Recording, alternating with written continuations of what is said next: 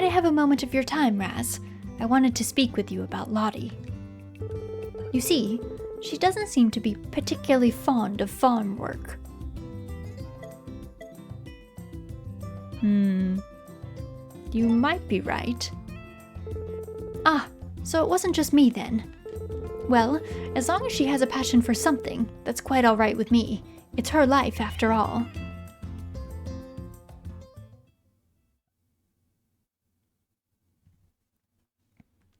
Oh, there she is, our daughter, several years later. Oh, she's growing. How about that? She's all grown up now. I wonder how it feels seeing your grandchild age through the years. The apple didn't fall too far from the tree, eh? She takes a lot after Raz.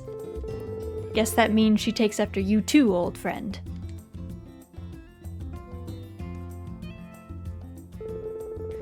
Lottie is a full-fledged adult now, grabbing life by the horns and chasing her dreams.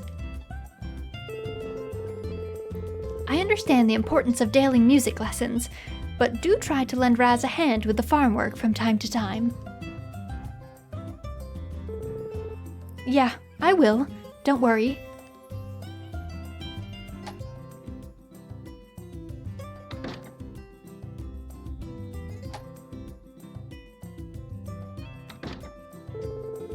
Watching kids grow up is a treat, sure, but it's real bittersweet when they finally become independent adults. Oh yeah, guess I should talk about the farm, too. I gotta say, your kid's an incredible farmer. Back when we were just starting out, I figured she just barely managed to scrape by, but she's really raking it in. Obviously, that means I'm still as busy as ever, but as long as this old body works, I'll keep on keeping on.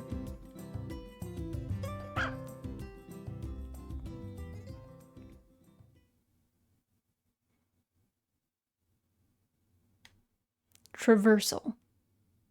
Oh, and I decreased some of my stamina. I see, my stamina went down because I'm getting older. Here's the 6-hour forecast. We've got a high-pressure system approaching, so the weather should be clear and pleasant. Greg's Fishing Diary. Local info. The Fish of Forgotten Valley, Part 2. Another beaut of a specimen you can fish up is a special kind of bass known as the bucket-mouth bass. It's common enough around here to be hooked quite often, but I'm told it shouldn't be eaten raw. Word is, it's so exhausting to try and chew that it makes you want to spit it out the moment you eat it. What a bummer. That's one way to say it. I think you just shouldn't eat freshwater fish raw. That's generally not a good idea. Your luck today is good. Drink coffee for some extra energy. The elderly might bring you some happiness. Well, let's look at ourselves in the mirror. If only my face was a bit smaller. I think our face is fine. I think our face is a fine size. Oh, we got up at 5.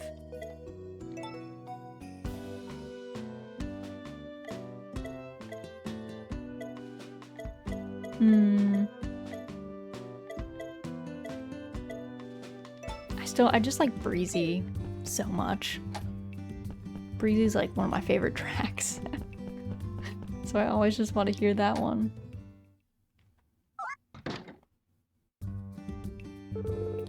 Good day to you, Raz. Mistress Romana will be holding a New Year's celebration at the villa today. I sought you out in order to extend an invitation. It would be our greatest pleasure to have you take part in the festivities. We will be receiving guests from 10 a.m. until 5 p.m., so please do come by.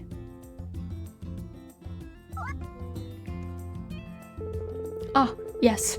Every year our guests bring their culinary creations to the party, a potluck, if you will. I recognize that it might be difficult for you to procure a suitable contribution on such short notice, but I do hope that you might exercise your culinary talents anyway. I am certain that Mistress Romana would be most pleased if you did.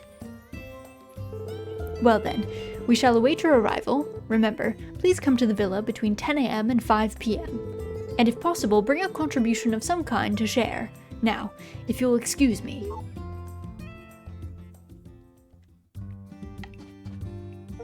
Hey, we found a family without worry, which means you reached Chapter 5, Traversal. You found 68 of the wonders so far. Awesome! Excellent news. Alright, let's let the birds out, 'cause it's gonna be a nice day. Birds out first. Then we will put the other animals out, and then make sure all of our birds actually make it into the field. Actually make it out.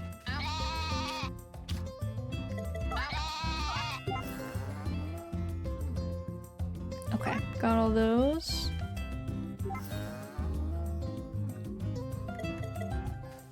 Now we gotta brush everybody.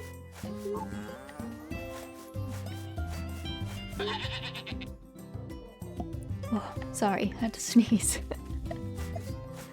I can never tell if my inline mute works though, so if you heard that at full volume, apologies.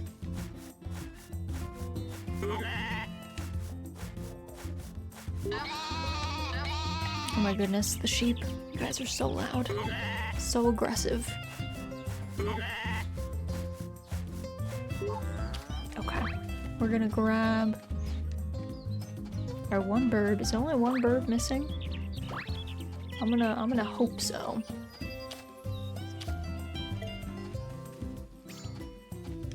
Let's see, let's fertilize these friends.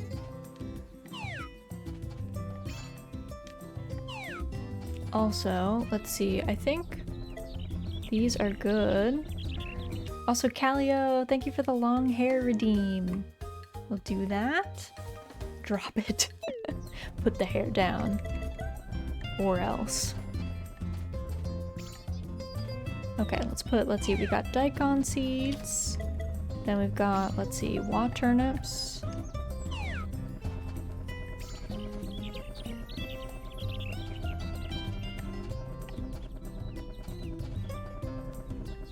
Okay. Awkward. There we go.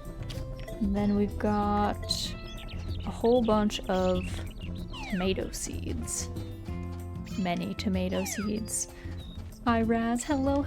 Hope you're doing well. Hopefully your Sunday is going well.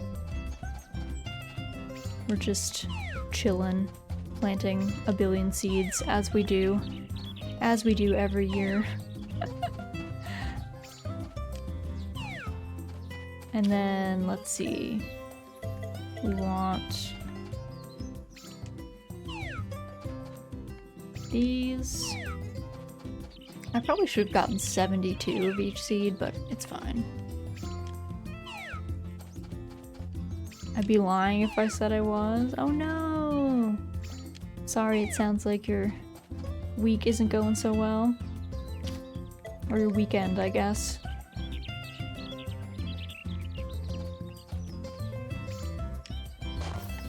Let's see, how many more do I have? I could just do this. There we go. Then we're just ready. Then we're just good. It's okay. Well, I'm sorry sounds like it's been rough. Hopefully this week is more chill. Hopefully you get time to just vibe.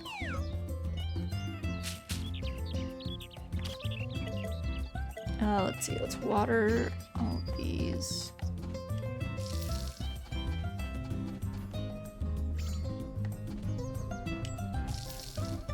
Also, I guess these were already S seeds. Forgot. Gore, that those were all good. Okay, those look all set. Our aminals look great. The farm looking fresh. Ideal. Okay, Poulter's looking good. Cute cow, right? Gertrude, our normal looking cow here. She was our first one. She's a good bean. Okay, let's go. Let's pick up our tasks. What quests do we have this time around? Hybrid field fruit, if you please. A good butler must always add to his cooking repertoire. If anyone has any spare hybrid field fruits, I would appreciate a sample. Hybrid fruit field from Sebastian. Goat butter A. I don't know if we have any of those. I'll have to think. I'll have to see. I don't know what counts as a hybrid field fruit. A cure for homesickness. Thinking about the hearty flavors of home has got me hungry. Would anyone want to cook me a baked picaro? From Lou. She'll give us apple seeds. A. We could probably do that. Trading. Used toolkit. Toolkit available. Trades only. No freebies. Used but good quality. Act now. From Daryl. For 3 hyper drinks. Okay. I think we can only buy 1 hyper drink, so it'll per time that Van shows up. So I think we'll have to wait on that one. I don't think it'll be available to us right away. I don't even know what the toolkit is though.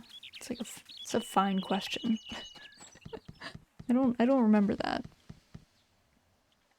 Let's see. I think they said 10 a.m. to 5 p.m. So let me take a drink, hang out for a second. Also, while I'm here,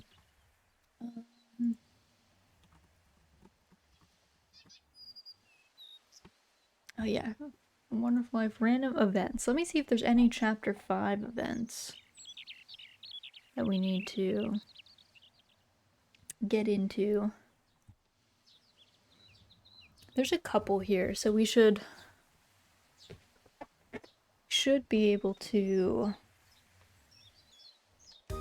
get that all figured out. I think we should be able to see all of them. I don't think there's any. Luckily, I don't think there's any with like Sully. There might have been Sully ones earlier, but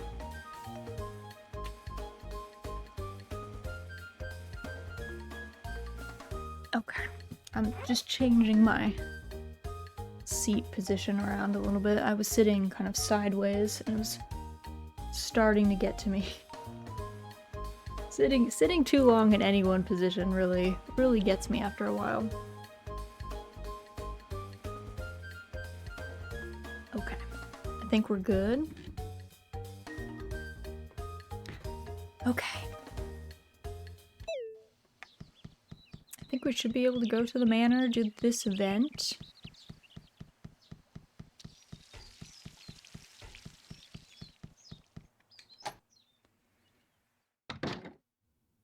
Yes, okay. Ah, Raz, it is a pleasure to see you. Let us celebrate the new year together. By the by, have you brought a culinary contribution to share with everyone? I sure have. Ah, you have my sincerest gratitude. I will take that from you and put it with the others then. Lumpy tart. My word. Thank you very much. I am certain everyone will enjoy this.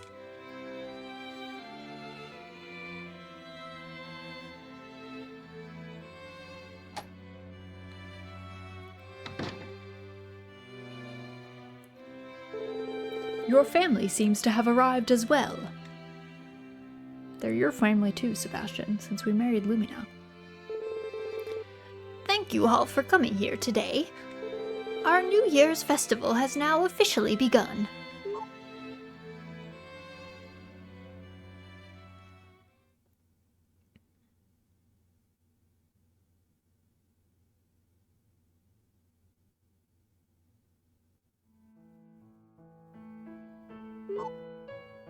Lumina, showing how good she is at piano. Our beautiful wife.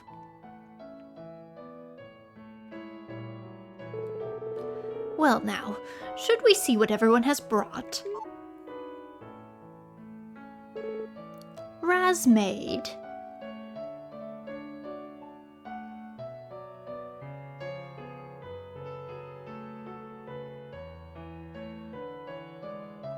She's taken a lot of bites, Ramada.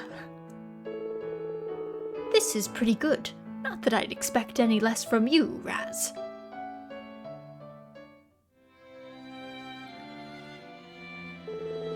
I think we've carried on long enough. Time to call it a day. Happy New Year, everyone. Cute. Cute, cute, cute. Alright, so that was the New Year's festival. We planted all of our seeds. Let's see, now we should just... We do need to give gifts. Let me see what counts as a hybrid seed, like a hybrid fruit from the field. I don't know if I know of any off the top of my head. Let me see what's in our storages though. Oh, I should also grab, these are all done. Can grab these, put these away. Let me see. Anything? Yeah, that's a vegetable, I think. This is a tree fruit. Let me see if I have any in my storage.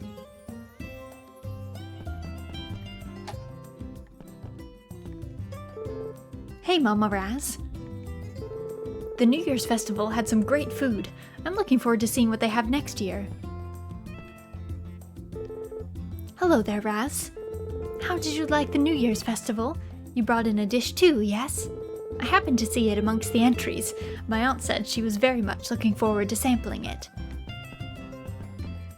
That is good, seeing as we are kind of her daughter-in-law, granddaughter-in-law. Oh, mellow sweet. That'll work.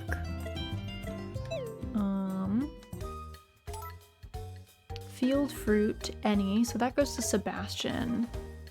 Oh yeah, Lou wants a baked Bacaro. I think it was in entrees? I think it was the okonomiyaki looking thing. Yeah. This, the only thing is it needs ginger. I don't know how many of those we have though. I don't even know if we have Bacaros actually. I'll have to check. Let's first... I guess let's first go to...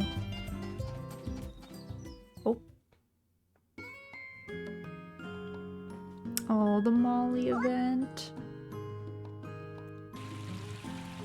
Oh, Molly. Oh, Raz. Mind lending an ear for a while? I could use a shoulder to cry on. Guess who got dumped again? Go on, guess. I learned my lesson from last time and started dating someone older. I felt so taken care of. It was wonderful. Perfect even. So perfect that I was starting to hear wedding bells. So one day, I brought up the topic of marriage. You know, just a what if. And my schnookums said, "Why rush? We've got a good thing going." Well, I thought we did, so I dropped it for a while. But one day, on a date mind you, we ran into one of my sweetie pie's friends. And do you know how I got introduced? As another friend. Not girlfriend. Not even girl-friend. So what was all that time we spent together? The romantic dinners and movies? Did they change the definition of dating while I wasn't looking? I guess I can't even say I got dumped. We were never really together in the first place, right? I was just nice to have around. That's all I ever am. I hate it. I am so done with dating. Molly. Gavin, what is it? Well, it's just every time you come back from the city, you seem like you're at your wit's end. I get worried. Oh, I'm perfectly fine. You sure? Yep, you know, seeing you has cheered me right up. Not sure what that's supposed to mean, but alright. It doesn't mean anything. Come on, let's go back. Thanks again, Raz. See you. Can she just get married to Gavin? I feel so bad. She has such a sad time. She has, like, such awful luck in love. Oh. Oh! Hello, Raz. It's wonderful to see you. Feel free to kick back and relax for as long as you'd like. Raz has got a family at home, remember? She's not going to be staying all that long. It's just like you to be a killjoy, Gavin. Come on now. Well, the least I can do is balance out your doom and gloom with an enthusiastic welcome for our dear friend. Now, give me just a moment. Uh-oh, this isn't good. It looks like we're all out of the ingredients to make your favorite drink, Raz. What to do? Maybe the layover inn will have some ingredients to spare. I'm going to drop by the inn real quick. Don't you dare leave before I come back, okay?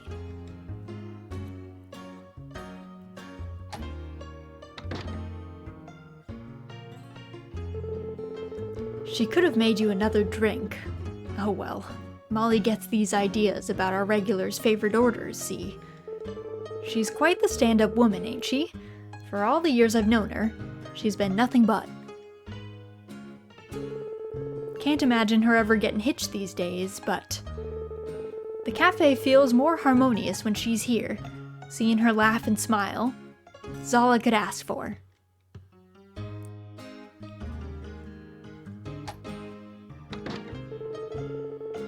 I'm such a silly goose. I forgot my wallet. It wouldn't do to simply take Tay and Lou's ingredients after all. Speak of the devil. We were talking about you just now. Nothing bad, I hope. No. Only about how you knew what Raz wanted to order. Oh, really? Maybe forgetting my wallet was a blessing in disguise. Oh, I love them. What good beans. Speaking of, hey Molly. What's up? Giving you our chat for today. Now I gotta go find Sebastian. Give him his hybrid field fruit. Hopefully.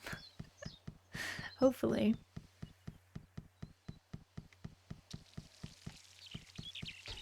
It does feel good that they give you a long time in case you hybridize and things turn out wrong. I do have some business with you, sir.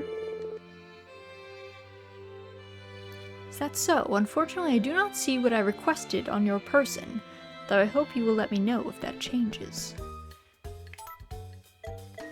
Okay. Maybe this doesn't count as a field fruit? Hybrid fruit field. I don't know what does count as a hybrid fruit. Field fruit. I mean, it's not the end of the world to not get the goat butter, but still kind of like, oof. Oof. Hey yo, Raz! Hello, Makina, welcome in. Hope you're doing well, hope your Sunday's going well. We just made it to year 5 in A Wonderful Life, so that's very exciting. I just got given a bunch of quests that I don't think I can do, though. So that's less exciting. Easy going, and you? Doing pretty well, honestly. Not bad. Not too bad. Let's see, I think she's outside. My first play. A large goddess statue watches over a church. The audience stares with bated breath as the doors open. The show begins. I'm somehow able to relax when I listen to the overture. The first line is, "Huh? That's not my usual voice. I wonder if something's wrong with me." Guide to tea leaves. First flush tea leaves are picked in spring. These leaves have a uniquely floral scent to them. They're a perfect complement to aromatic sweets. Celebrating family. Anniversary names. First, paper anniversary. 5th, wooden anniversary. 7th, copper anniversary. 10th, tin anniversary. 15th, crystal anniversary. 25th, silver anniversary. 50th, golden anniversary. 60th, diamond anniversary.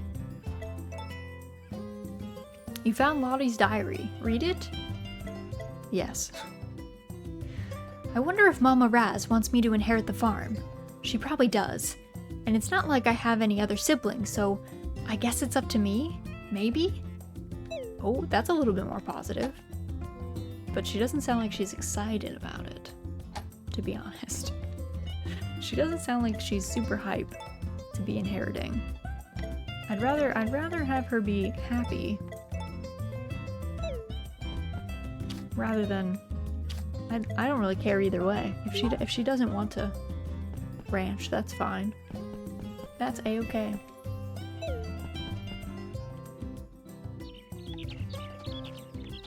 Okay, I think we'll sell our stuff today, but we won't, we'll sell our things today, but not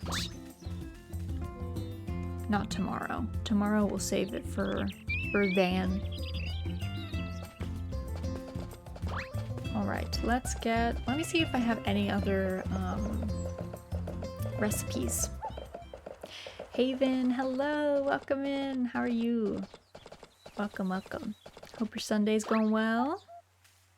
Also, did I give Rock? Did I give you this already today? Yo. I don't think I did. Okay, there you go, sir. Just waking up again, but doing good. Nice, glad to hear it. How about you? I am doing pretty well. I tried to film a new video today without using a full script. That didn't go so hot, but otherwise I'm doing well. Otherwise, doing great. Oh, it's so finicky to talk to these guys.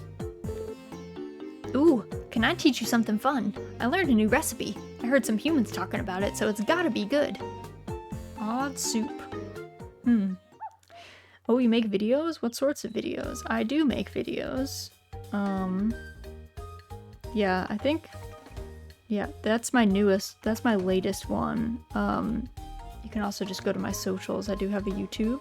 So I both upload stream VODs. So one, if you ever miss a stream, it's up there, or will it be up there soon. But I also make videos about farming sims. So I've done a couple breaking down like up and coming farming sims, but also talking about like my favorite mechanics in farming sims. And I'm in the process, I'm going to be filming a spoiler-free review of Harvestella, considering we finished that one.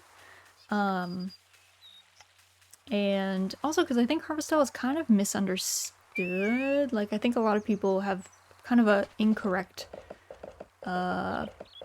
notion about what you actually do in Harvestella and like what the point of that game is and how it plays. So I'm going to be doing a completely spoiler-free, so you could watch it if you wanted to play the game blind, but still get some idea of the main mechanics in the game, so you can actually, you know, you can kind of tell if you feel like that's something you would like to play.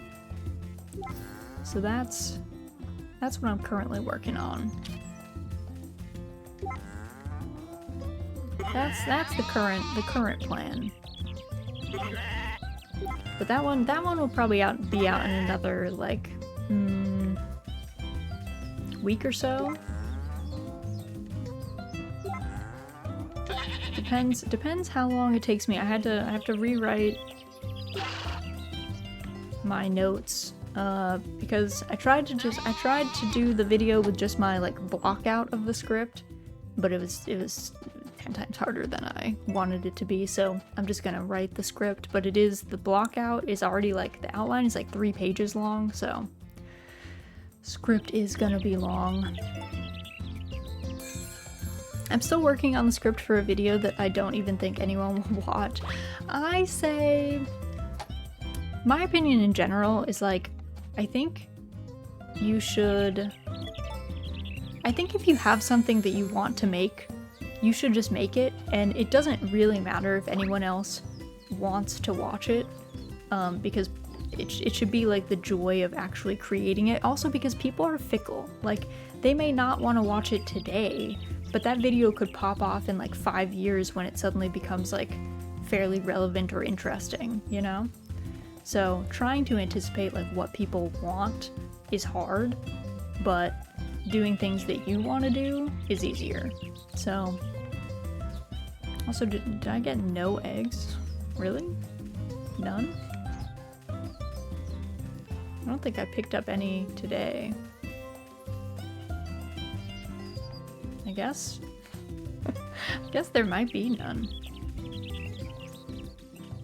Bold. Alright. The chickens are like, nah. We didn't appreciate the way we were treated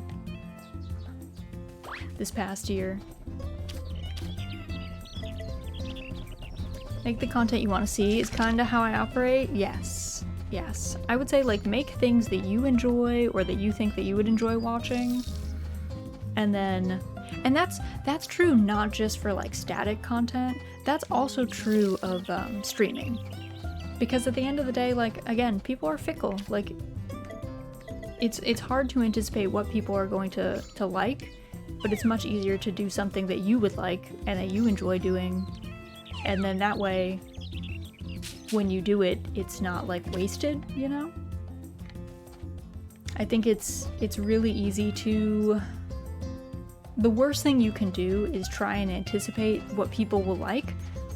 They end up not necessarily liking it because, you know, people are different. And then you didn't like making it in the first place, and so it ends up just being kind of like a waste all around, you know? I wish YouTubers would start uploading their videos to competitor sites, that way I could abandon YouTube without missing out on the content I enjoy.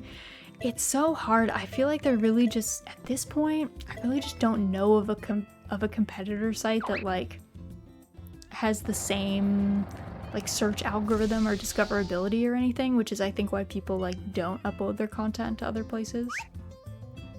So it's hard.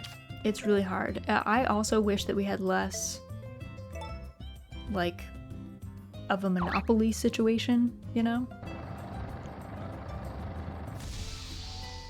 I won't lie, I have been thinking about potentially in the future moving towards streaming on YouTube, because honestly streaming on Twitch is like the 50-50 split is really brutal to me. Like honestly, it makes me feel really sad that you guys like pay for subs and I only see like half of that. And I do like that YouTube, I can set how much I want a membership to cost, so I could make it cheaper and like probably get more of the money back anyway. Because I just find it, the 50-50 is just brutal as it is. Having you pay $5 and then I only see half of that, and there's no way for me to like give you a cheaper option. I wonder how YouTube's stream discoverability is compared to Twitch's. I would say it's probably harder for people to find you live, but it is easier for them to find your content later. And the one positive is if they have you, if they look in their subscription feed, it will show like live videos first, but like random people, it's hard for them to like stumble across your stuff while you're live, is my perception of it.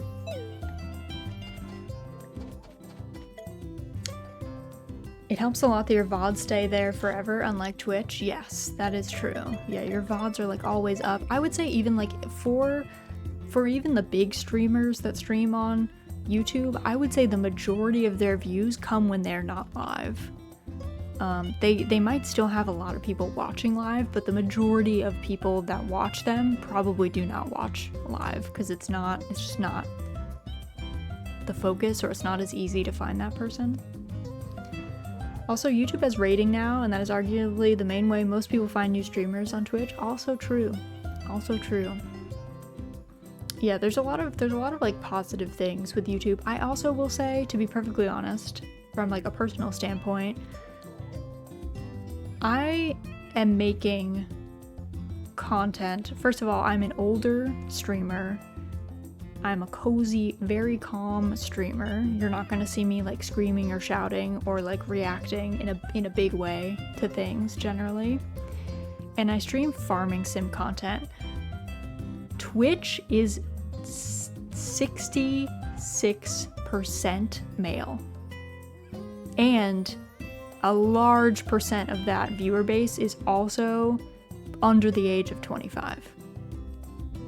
So Twitch is not my preferred demographic generally. Like the viewers on Twitch is not my preferred demographic. So like my content I think also doesn't do super well on Twitch. There's a variety of reasons for that, but part of it is there's just 2/3 of the population is looking at other things. Honestly, I feel like I have to force myself to be high energy on Twitch when in person I am absolutely not. I would say I would urge you not to force yourself to do it because like you don't have to, and if it makes the stream unenjoyable for you, it's not worth it, to be honest.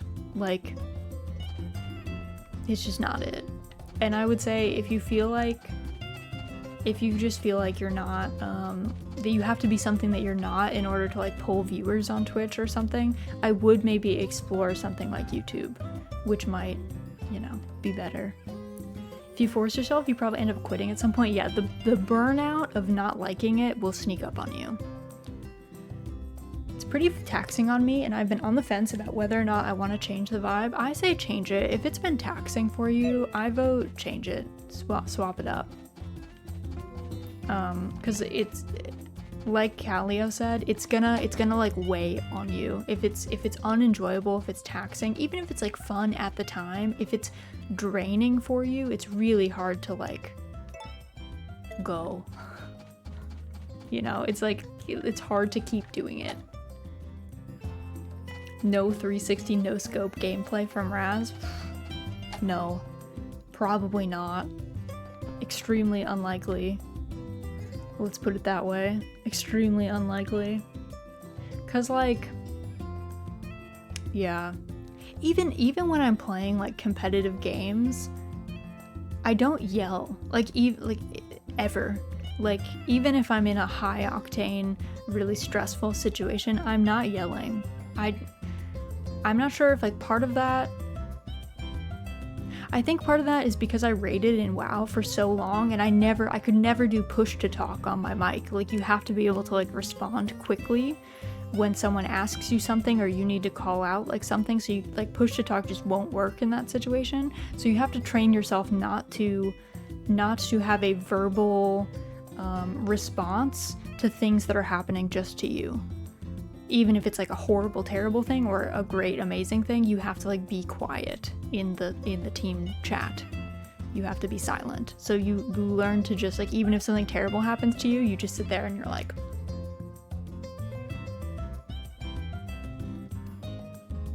and you don't say anything. I can only stream for like an hour and a half the most when I force energy, but I can go much longer when I'm not. Yeah. Turn that dial down. Turn that dial down. Now that Lottie is fully grown, the two of us can relax a bit more. I agree, girl. When it comes to competitive gaming, it takes a lot to get me to yell. Yeah, I think that's fair.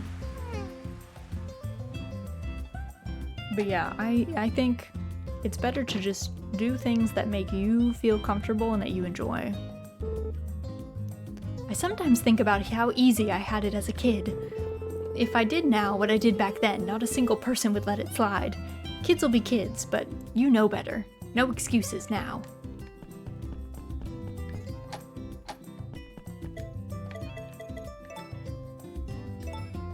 I think it's also important to, and this goes for like every facet of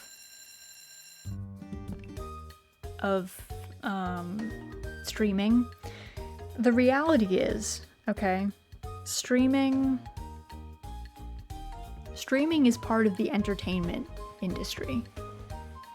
And the chances of you making it, and I mean really making it, there's a lot of people who quote unquote do this as a job, but many of those people work 80 hours a week to make minimum wage, which I personally do not consider making it. So yeah, you can live on that income, I guess, but you have no work-life balance. You don't have a lot of money. You're not thriving, in my opinion. So I don't think it is worth making yourself unhappy or making other people around you unhappy for the minuscule chance that you could do this for a couple years instead of working a normal job.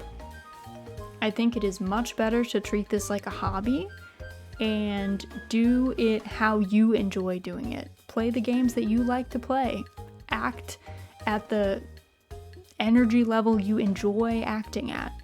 And cultivate within your stream chat only the people that you like. If you have people coming into your stream chat and they're bullying and they're rude and they always have like weird sus jokes and you hate that, cut that off. Tell them to stop and then start banning people. Because it's like, it's not worth the mental drain that it'll inevitably have on you.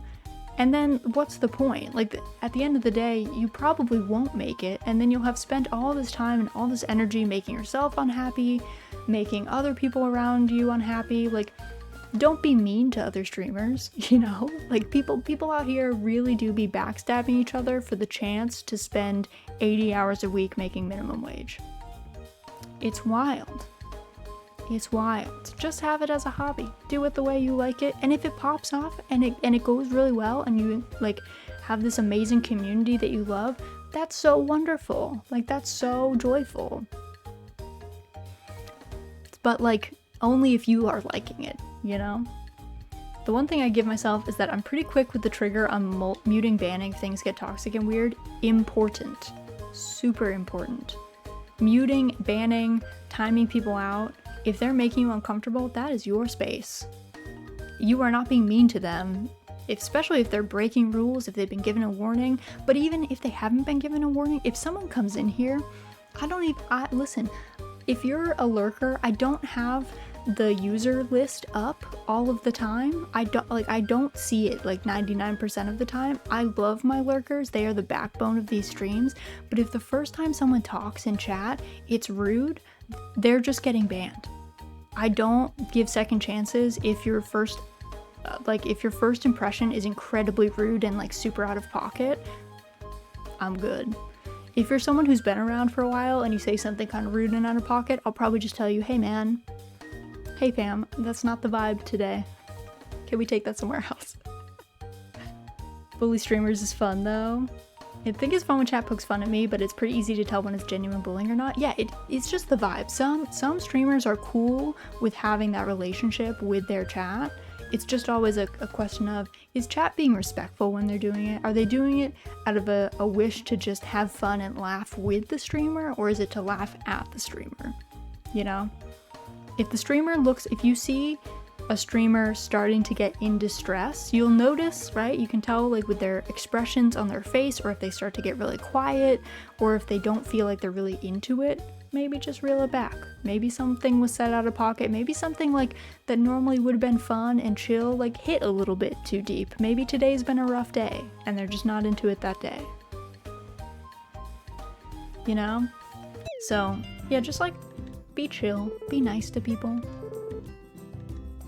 It doesn't have to be rocket science, but just be kind. It's an immediate nope if the first thing you say is crazy. Yeah, I don't give second chances for like really crazy out of pocket breaking the rules things. If you come in here and you're wildin', that's it. Sorry. Since I'm kind of sad seeing so many streamers using other streamers as stepping stones to get closer to their own next milestone. It is really sad. As a mod, I'm always on high alert when I see the first time chat flare. Sometimes it's the second or third message where they show their true colors. It's just like, just keep an eye on all people, you know? Just like make sure that they're like playing along, being nice, you know? That they feel like they're contributing positively to the vibe. And if they're not, then ban them. That's fine. There's like there are billions of people on the planet. You don't have to worry about banning a couple people. It's no big deal. And like that's the other thing too. Also, when it is unfortunate, but when you stream, you are gonna meet not nice people.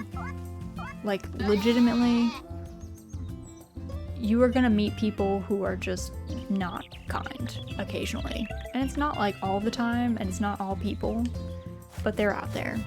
And sometimes you gotta just be like, well, time to not interact with that person. Time to not talk to them ever again. You know, you're gonna meet people who are really self-absorbed. I mean, the other problem is, to be quite honest, and it is unfortunate, the kinds of things that make you really good, at being a streamer, especially at a high level, are things like narcissism. Like, disorders that make you have an extreme level of high confidence in yourself do help at some point, and it helps you avoid, like, you don't care about weird haters, but it also kind of makes you not a great person to be around or interact with. And that's not to say that every streamer that you've ever known has narcissistic personality disorder, but like, when there's a tell-all and you see like, oh my god, this person was my favorite, and it turns out they're like actually really mean to everyone around them, unfortunately, it is a profession that has a high likelihood that the kinds of people that are not very nice, it gives them an edge, unfortunately. If you're super kind and you take it to heart everything that everyone says to you, the entertainment industry is really hard. It's really hard. So, I would just have like an air of caution with people. Not that you can't make friends with people. You absolutely can make friends with people, and you shouldn't be discouraged. But they're gonna be people who are just not nice. They're not nice, or they're not interested in making friends. That also doesn't make them not nice. There are some people who are doing this even if they're not at like a professional level to their streams. They do this like not to make friends. That isn't like their main purpose for streaming. To be honest, I personally do not stream to make friends. Can I make friends while streaming? Absolutely. Have I made friends with streaming? Yeah, for sure. But it was not like, I did not stream for any wish for friends or social interaction. I stream because I have a really big backlog of super long games that I want to play through, and streaming holds me accountable to show up at the time that I say I'm going to show up and do the thing that I said I was going to do. It is like a purely selfish need to have like accountability partners. I do not stream because I want friends. I have plenty of friends. I have maybe too many friends. I struggle to keep up with my friends because I'm very introverted. So sometimes I have seen people sometimes that get like really discouraged because they really want to make friends, and that's part of like, that's why they're streaming, and they get really sad when maybe they interact with someone and they're trying to be really genuine and friendly and like trying to make a buddy, but the person isn't being like reciprocal. And like the key is they might not be like a mean person, they might just not be here to make friends. They might be full of friends. They might not need any friends. They might be full. Their quota might be at its peak. So them not like pretending to be your friend is them actually like doing you a service, you know? Not that they shouldn't be nice to you, they should still be nice to you. They just, like, might not be interested in being, like, super buddy-buddy. Glad I could help by being your accountability partner. Yes, thank all of you for being my accountability partners. Also, Cardor, are you, like, not going to the dig site today? I guess he's not. I guess I'll check in on, like, the 4th. I don't really stream to make friends either. I'm never going to be unfriendly, but I really just do this to have fun and entertain the 3 people that watch, and I think that's fine. It doesn't have to be to make friends. That is perfectly reasonable. It's a chore to get me to hang out at this point. I feel like I'm not providing the illusion that friendship is on the table as positive. I agree.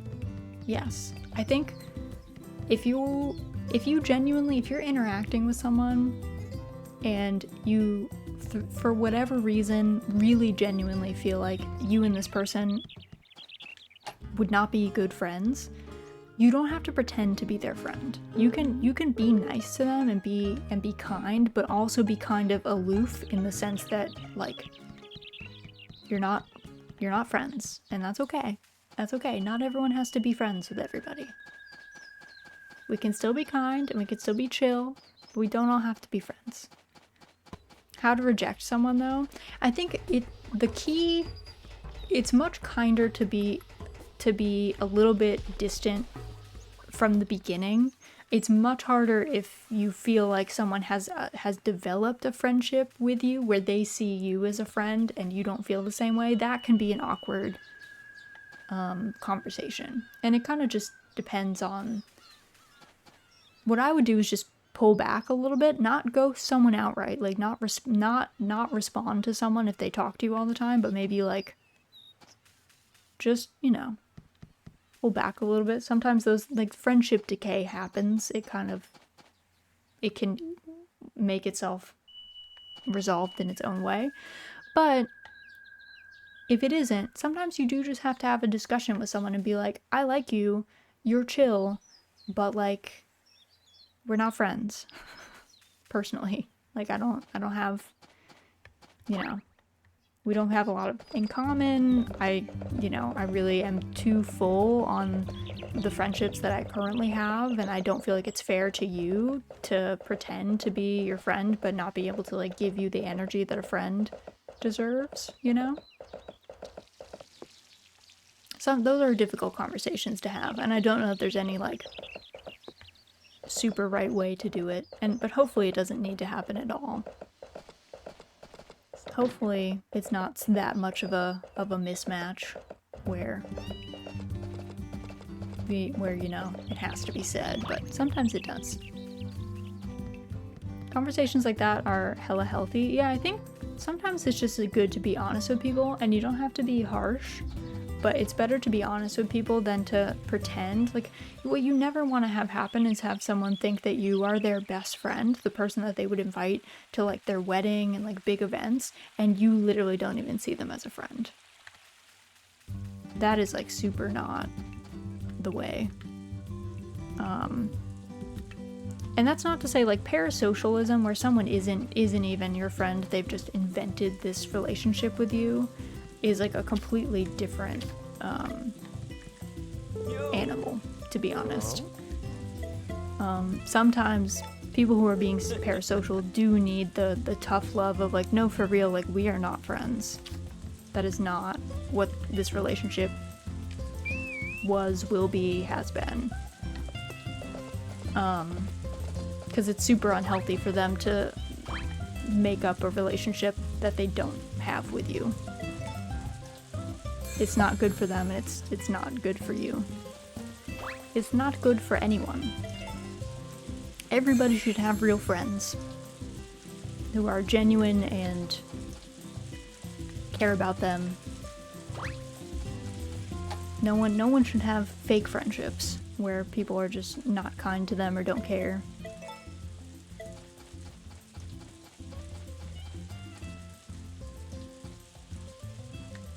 I just barely snuck that in. I don't know how that worked.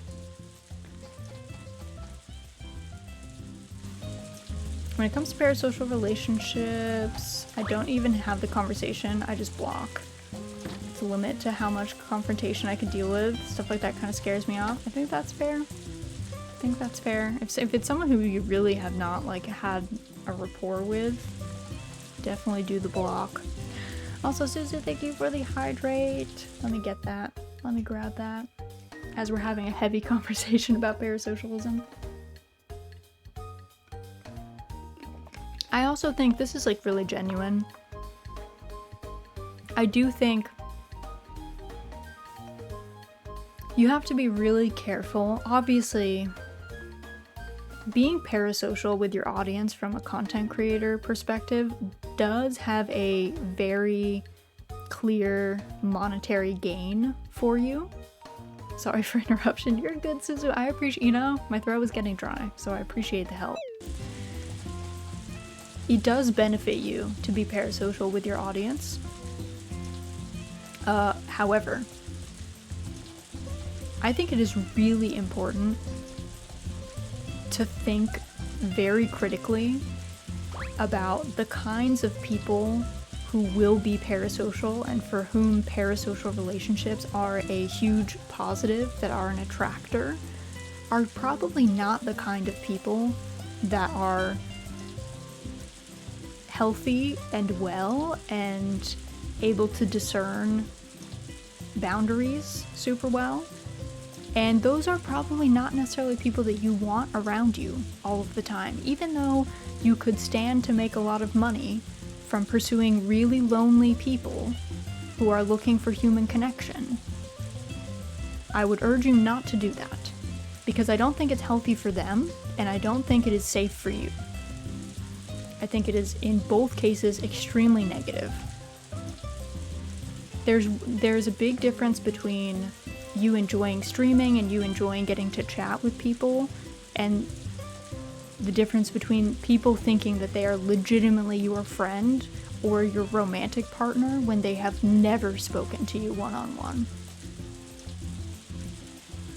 That is a very spooky line to cross, and I think people that cross it are not in a good headspace.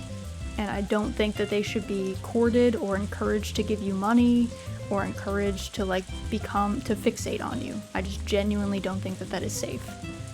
Unless you live in some gated community and you have bodyguards and, I don't know, you're very confident about your personal well-being all of the time, I just don't think that that is safe.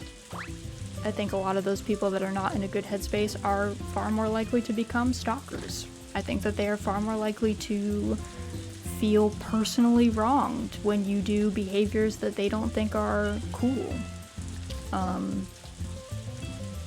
And those are not healthy ways to interact with people that you don't know on the internet. So, even though you stand to gain money from it, it's kind of a at what cost vibe. So I would always encourage people to not encourage parasocialism. Using for money don't sound that bad. It sounds bad when you think of like, you use people for money, but then how much money do you should you really shell out for like personal safety, if someone like came to your house, or how much, it is abusive, to be really honest. It's abusive to the people who are in a bad headspace. To take advantage of people who are at a really low point and are feeling awful about themselves and their social situation and their romantic prospects, and to use them for money is horrible. Morally, I find that super predatory and unwell. So I just caution people against pursuing interactions with their audience that fall into that category. Because it is taking advantage of unwell people. And even though they can be a risk to you as well, it's not great. It is abusive, but aren't you helping them realize that for you using them? I wish I could say, unfortunately, I feel like the level at which that the level at which they would have to give, like the vulnerable person, the like mentally not great, not well person, I think they really have to hit like a really rock bottom for them to like have that switch where they realize that it's like not okay and that the way that they were being treated was like predatory or abusive. And I think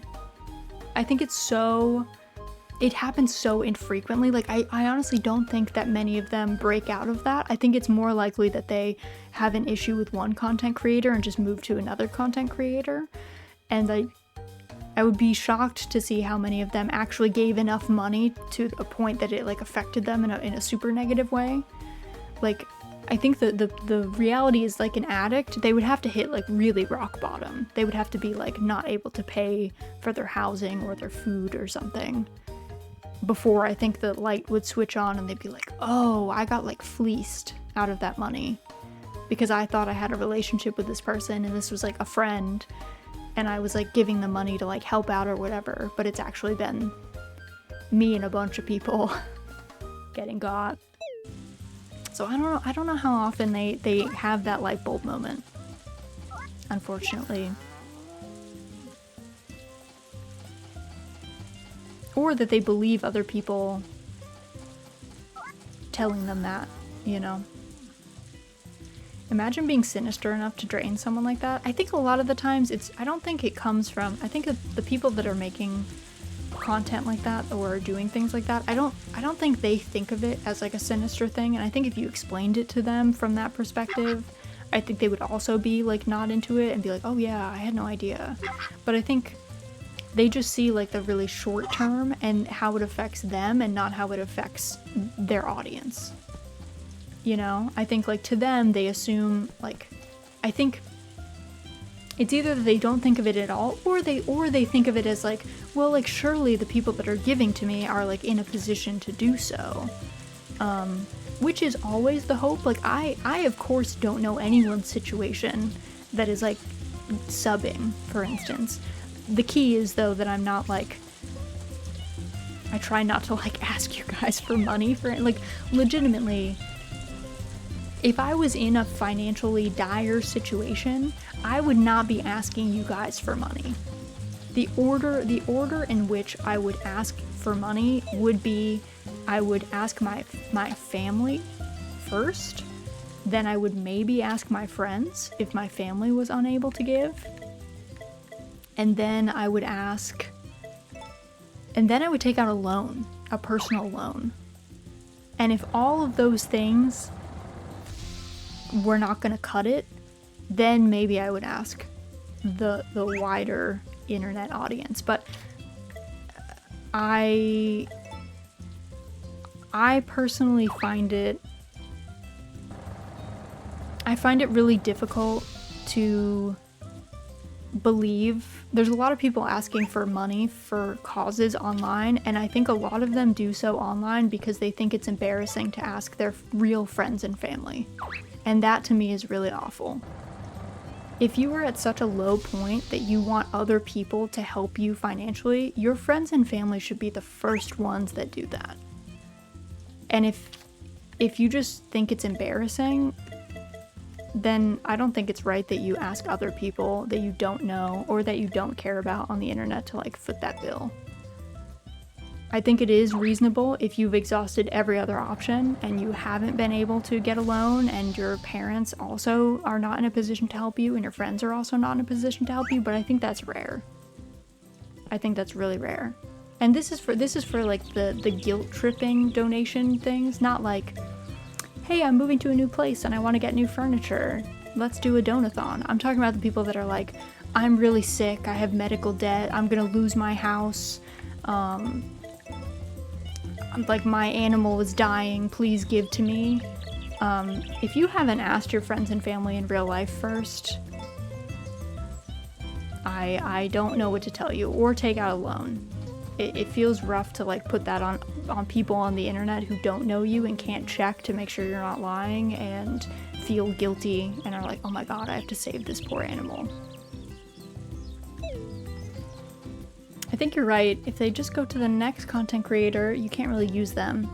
I don't think it's bad to use them for your benefit. At least it's not your fault If you get what I mean. I get what you mean, Saya. I don't think it's like criminal, I guess. I just think it's like maybe a little morally sketchy. Unfair to assume that someone is consciously being predatory. Exactly. Like, I wouldn't assume that anyone that does anything like that is like a bad person. I think that maybe they're doing something like morally sketchy, and that I wouldn't suggest that anyone do that, again, because I also just think it's kind of unhealthy for the viewer and the content creator. But I wouldn't attach malice to that. I would just be like, it's kind of sketch. I don't know about that. Also, I guess today's the 2nd. I should take all of these out. A lot of the time people straight up can't depend on family as well. Yeah, it's just like I said, then you should take out a loan. If you're gonna lose your house, or your car is totaled, then you need to take out a loan. That is like the normal adult way of dealing with things you can't pay for. And then if you can't take out a loan, which does happen, there's some people for whom their credit is so bad that that's not like cool, then yeah, ask for strangers. I mean, at that point, if you're at the end of your rope, you go for it. But I feel like a lot of people are putting the onus on strangers, and they do have friends and family that could give them money, and they just feel embarrassed asking them, and that's like a bad reason to like not ask people for things. If you're in a financial situation that's so bad that you need help, then you should be asking the people who like know you to help you first. Or going the adult route and just taking on the debt that, you know, comes with whatever this thing is. Does it suck? Yeah, for sure. It absolutely does. But I don't think we should be putting the onus on strangers on the internet, especially vulnerable ones. Like we said, vulnerable people who feel really lonely or are really worried about you even though they don't know you, and they are really scared that you're actually going to be homeless, and that like this is, you know, this is it. Like they gotta like save your life here, when really maybe it's not that bad. Maybe you're gonna collect on this every month. I have seen content creators who do subathons every month for their living expenses, which to me is wild. It's one thing to have content creation be your full-time job if you are already comfortably, without having to ask for funds additionally, making it. If you are not comfortably making enough money without having to ask, without having to fundraise every month to pay your living expenses, then you cannot do this as a full-time job. Then you gotta figure out something else to pay your bills. Because it's not fair to like go to your audience and be like, give me the money or I'm gonna be homeless. I'm putting it on you. This is one hell of a serious combo. We went from egg collection to this. We've gone places today.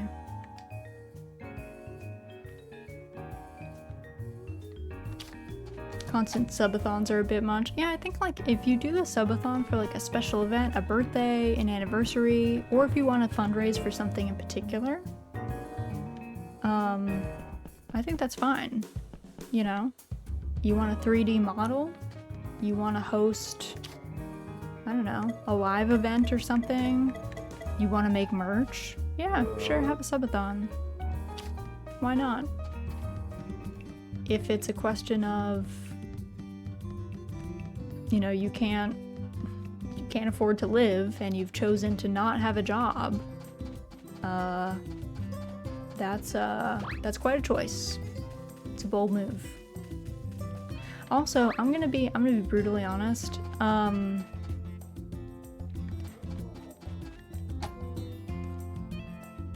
If you are actually at the poverty level,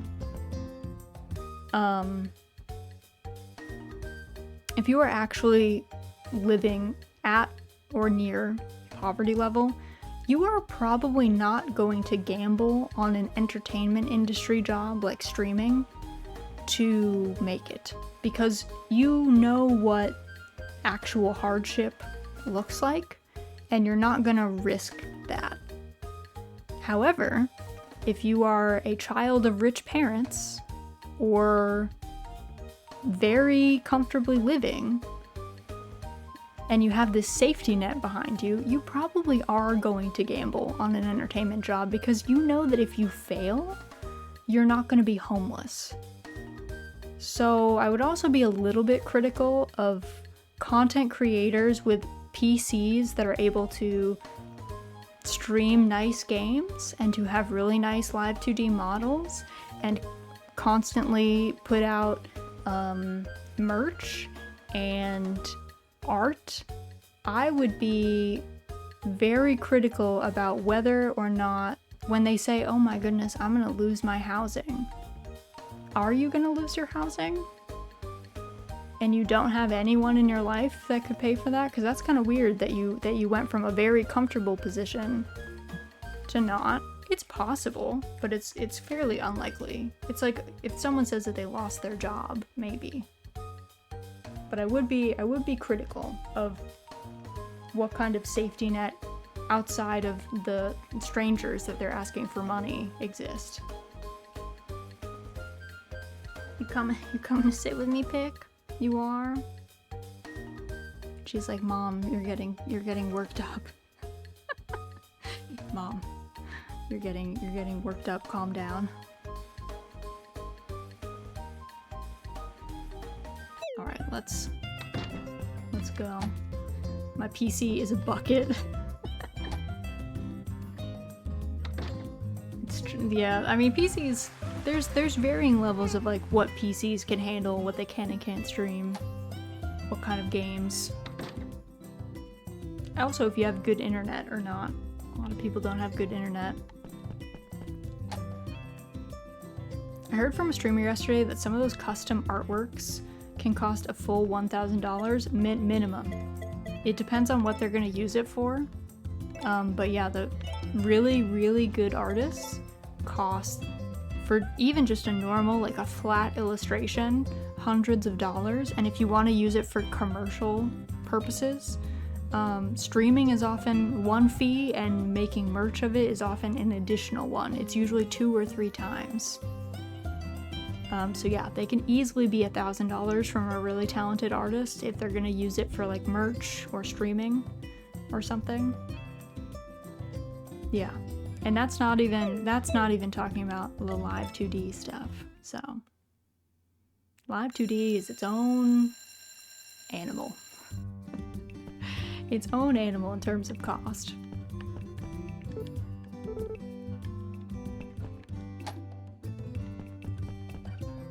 So yeah, I would be, if someone is putting out artworks that you think are like $1,000 and they're not an artist, they're like commissioning other people, and then one day they're like, I'm super in debt and I need money immediately. Are you super in debt? Is that really, are you really in an emergency situation, or did you spend your rent money on artwork? In which case, I don't know that anyone should help you with that. I think you should take out a loan. Or you should ask your parents. I have a suspicion that a lot of folks out there feel really embarrassed because they don't want to tell their parents that the several $1,000 stipend they get from them to live every month was spent on other stuff. I feel like a lot of people are being bankrolled by their parents, and they don't want to admit to their parents that they have spent it on anime girl art and not the food or the rent or anything else that they were supposed to be spending it on, and now they suddenly really need a subathon. They really need a donathon. Here's a GoFundMe, please. Please help me out, I'm in really dire straits.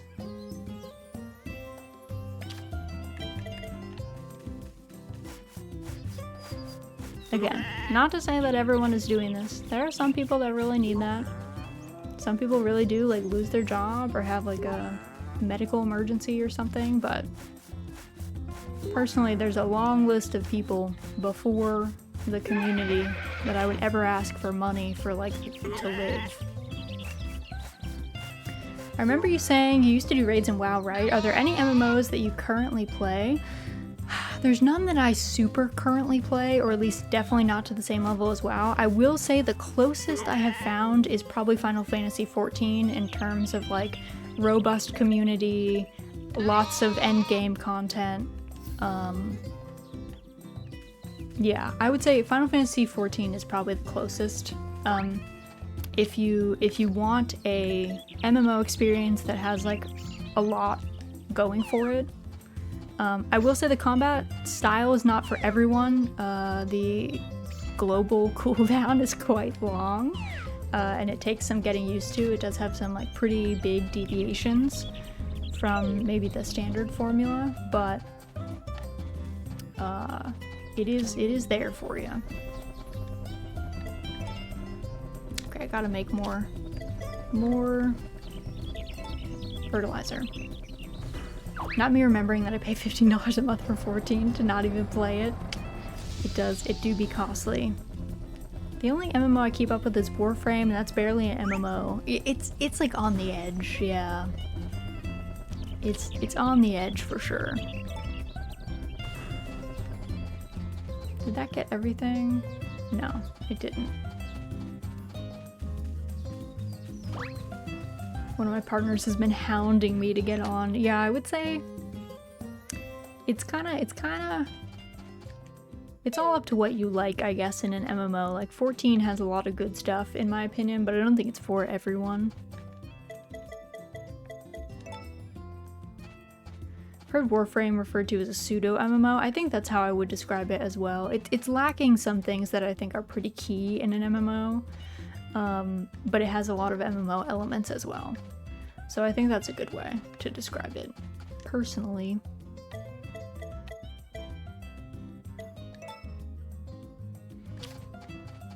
I like 14, it's super pretty. I just don't have the time to commit to it. It does take a lot of time to get everything going in there. It's a lot to learn. I used to play BDO a lot and I loved it so much. I also played a lot of BDO. I loved BDO for a lot of things, but the pay to win mechanics were really rough in BDO. Like, really rough.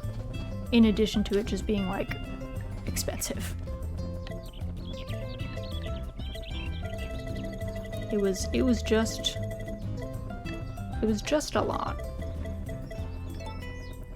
The game was so gorgeous. It was. Yeah, the game is incredibly gorgeous. BDO is maybe one of the prettiest MMOs out there, to be honest. And the combat was fun. It was just, unfortunately, the pay to win was like, oof. Oof, oof, oof. But otherwise, it was a nice game. I liked a lot of parts about it. I liked the NPC life in it. Like, I liked that you could do fantasy trucking and you could just have a wagon and truck goods from city to city. That was one of my favorite activities.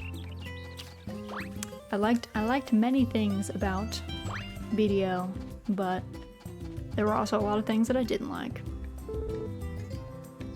I also played a lot of Terra as well.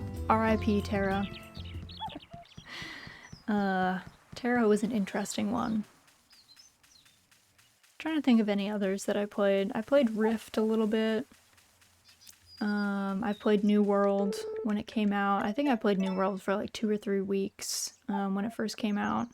Some parts about it were fun, but it was missing a lot. What else? Were you one of the people who jumped back into Terra on the day it was closing down? I did not. I think I barely remembered my login, so I was like, you know what? Because I had Terra before it was on like the Steam launcher. So I was like, I don't know how to get back into this place.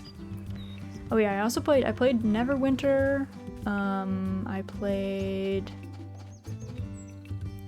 played Elder Scrolls Online in, I think I beta tested it, and then I also played a little bit. I just didn't like the art, and I don't know. I didn't like Elder Scrolls Online, and I think it was purely an aesthetic thing for me. It was really crunchy in an ugly way for me. So it was just not a good mix. But it's not a bad game per se, it just wasn't for me. I used to play ESO on PS4 so much, even though the game sucked. It's ugly. It doesn't look the best.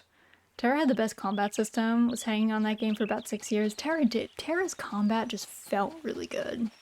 It was really easy to get like really enamored with it. Tried a bunch of MMOs. I didn't really enjoy any of them. Eventually I gave up on it. I don't think MMOs are for everyone. And it really just depends if you like a lot of the elements in it. And yeah, they're not for everyone. They're not everyone's ideal way of playing or interacting with content either. So if you don't like it, don't push yourself. That's what I always say. There's no point in being like, I'm really gonna like go all out on this thing that I hate. Yeah, the grind it's a lot of time to put into something if you don't like it. Looking at Ashes of Creation, another pretty looking game. But yeah, they're not for everyone. Also, I think at this point in my life, I'm not willing to like put in the time I think that it would take for a lot of MMOs. I also, at the tail end of my MMO time, I was not interested in playing with new people or meeting new people in MMOs. So like I had like old guildies from WoW, and those are the people that I play MMOs with, and I don't really like, I'm not looking to like join new guilds or meet new people. Like I'm not interested in that anymore. So like a lot of the social thing is like I just don't even care about it because I've got my people and I'm gonna just play with them.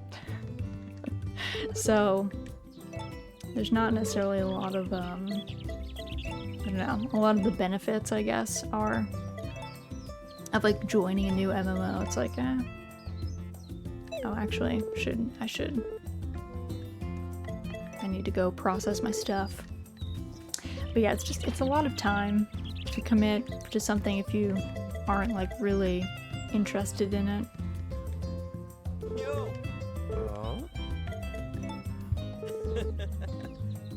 I have too much going on IRL to commit to an MMO. I'm gonna have even more going on next year when I go back to college. Yes, classes do take up time. And since you're paying for them, you might as well attend them and pay attention. When they cost money, you might as well care a little bit, you know? So, focus on your studies first. Then you can do fun stuff. But MMOs are not they're not a good... I played MMOs in college, but I don't think it was like a great decision. I did fine. My grades were great, however. It was it was very difficult. Where I'm from, we get paid to take classes. That is nice. That is a nice change. Half of me wants to be a housewife, but the other half of me wants to be completely self-sufficient forever. I think there's no harm in like having skills, and then if you like having skills that are applicable in like a quote-unquote traditional corporate sphere, job world, whatever, capitalist society, and then choosing to like do the housewife thing is chill. I just think it's important for everyone to like have options in case, I don't know, maybe you do housewife stuff for like 3 years and then you hate it. You should have some backup. And a degree usually helps with that. Usually gives you at least some level of like, hop in. I want to be a house husband. Listen, everyone wants to be a house person, I think, like deep down. Because who wouldn't want to just like vibe at home, cook, if you like cooking, clean, is like, I don't think, most people don't love cleaning, but if you do it every day, it's like not that bad. I'm like, vibe? Like, that sounds great. As an introvert, that sounds ideal.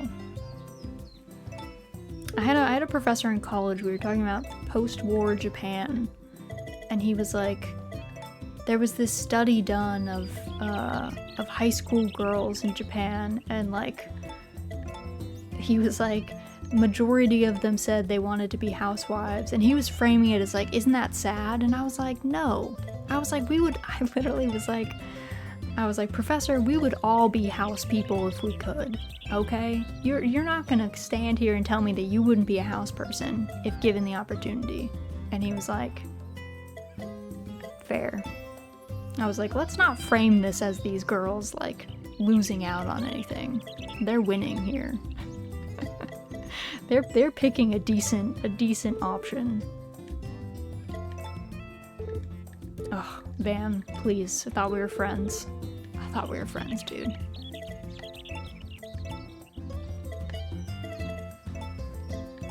Honestly, I think very few people would choose to work a 9 to 5 if they didn't have to. Yes, I think so. I think most people, if given the option, would choose to work with their hands in some way. Ideally, if they didn't have to work outside. I don't know that people like working outside in all weather, but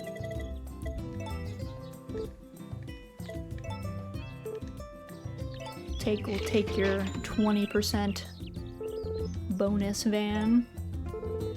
But yeah, I don't think it's not a negative thing to like want to do the housewife, house husband thing. I just think everyone should probably have a degree in something, just so that way, if anything comes up, you could work a job, you know, in the normal job world if you had to. I want to work in trade, to be honest. Being any kind of trade worker other than plumber sounds dope. It depends, I guess, on the trade. A lot of the problem with a lot of trades are amazing, don't get me wrong. Trades are great, but I also know a lot of tradespeople, and in their older age, like 40s, 50s, 60s, their body is pretty broken down in a lot of them. And so it is kind of tough. Even the ones that you would think of as like not being that bad, a lot of them, they just have to work in like really kind of rough conditions. You have to work outside for a lot of them in like half-done houses. It's really physically taxing. But I think it's also really satisfying to work with your hands and like have a product, something that you like made that is like physically there. And to be honest with you, I'd rather live in the Stone Age than this age. I'm not saying I would survive it, but I'd prefer it to this. I think, I don't think many of us would survive long in the Stone Age, but I get the vibe. I used to do plumbing, it was so bad. Rough plumbing specifically, yeah, that sounds tough. That sounds tough. I think, I'd like to be like a sewist or something. A knitter, a sewist, a tailor, something like that. I think that'd be fun. I mean, it wouldn't be in some ways, because I did that all through college. I worked in a costume shop sewing costumes for like big theater productions, and it was fun, but it was also like when you're doing it when you're getting paid and you're on like a very particular timeline, it's stressful and it's long hours of like just being hunched over a sewing machine or like hand sewing stuff. But it was fun. It was very enjoyable. Laying pipe and digging trenches, yeah, see, that's tough. Tough on the body. Not the worst thing, just, you know. I love watching people craft their cosplays. It's always fun, right? It's cool to see like what they do. And they're always coming up with like interesting ways. I used to do competitive cosplay back in the day, which was also pretty fun. And I don't know, it was always a fun challenge to like draft your own patterns or alter patterns. I always found that really enjoyable. So, and I feel like cosplay has also come a long way. I think I would probably be more stressed today trying to be in a costume competition, because I think everyone's skills have just like collectively gone up. You have an assassin's outfit? I do have an assassin's outfit. I do. It's a long running joke in the stream that the coziness is actually a front. I'll refund you, Suzu, because Calio beat you to it. I also have a knife, actually. I also have a knife that I could, you know, carry around in case anyone is wilding. Yeah, run, exactly. Yeah, be careful. Cozy. Also, hello, Remy. Welcome in. Hope you're doing well. But yes, this is my assassin outfit. Yeah, it's a long running joke in the community that the coziness is just a front for me being the guild leader of an assassin's guild, and that the cottage is like a base of operations for poisoning people and nefarious activities. So, oh my god. I think Nami pushed this boy in again. She has to be stopped. She keeps pushing the turtle into the pond. But yeah, so this is the assassin outfit. You go into the cottage and never come out. Exactly. You have tea, and that's the last thing you'll ever drink. I come to say hi to Razzie. She pulls out a knife. I know, it's scary. It's scary. I have more like, I don't use them very often. I think, what are these? My upsetty spaghetti toggles? Yeah, my like creepy, not actually yandere because that's kind of spooky, but my spooky, scary toggles. But I don't pull them out that often. Only once in a great while. So you gotta watch out. Be careful. You know, abide by the rules in here, or else it gets dangerous. But yeah, I was planning on getting a second outfit from my art mama, and then that kind of became a running joke, and so I was like, you know what? Let's do that. That sounds funny. I want a third outfit, but it do be expensive. It do be well over $1,000 each time, so I think I have some house things in the real life cottage that probably need to get worked on before I get another outfit. Because every new outfit has to be like re-rigged, so it's a whole to-do. It does cost quite a bit. So if any of your faves have like a billion outfits, they really shelled out for that. Art mama and whatnot. Yeah. I don't really know where the mama and papa thing started, with mama being your artist, or it used to be your artist, and papa used to be rigger, but there's plenty of people that have also asked that their gender matches their actual gender in real life, so they have chosen to, like, if they're like a rigger who's a woman, they have asked to be called mama instead of papa. Gotta care for your real life before your virtual one? You do. Yeah, very important. Please take care of your real life, your real friends, your real people, your real places before your virtual fun. My artist is Art Dad in my server. Yes. Perfect. I've never seen someone speak of their parents with a different gender than their real one. It's happened. I've seen it occasionally. Like, I have seen female riggers be called Papa, at least on people's, like, credits and stuff. But I think that's falling out of fashion. Because it used to be that you wouldn't say, like, art. You would just say, like, mama, and then person's name, and then papa, and person's name, and mama meant the artist, and papa meant the rigger. But people have changed. They just say, like, this is my art. They just put a little art icon, and then a little, like, cog or gear or something icon. Or rigger. seen people go, I have 2 mamas because both our artist and rigger were women. Yeah. That's like much more common now, I think. People just say that. I got 2 mamas, I got 2 papas. Yeah, we got lots of progressive families in the VTuber sphere. I've got a single mom. My mama is my papa, so thriving. Something deep inside me commands me not to say papa.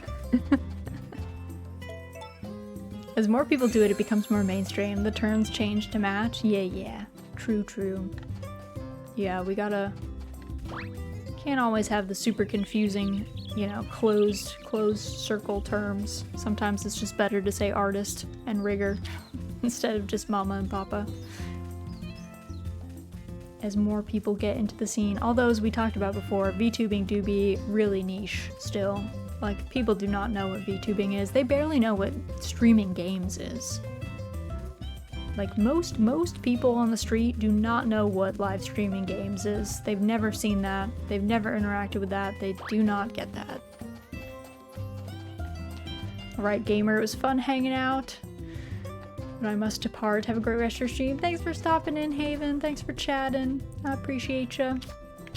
Hope the rest of your Sunday goes well.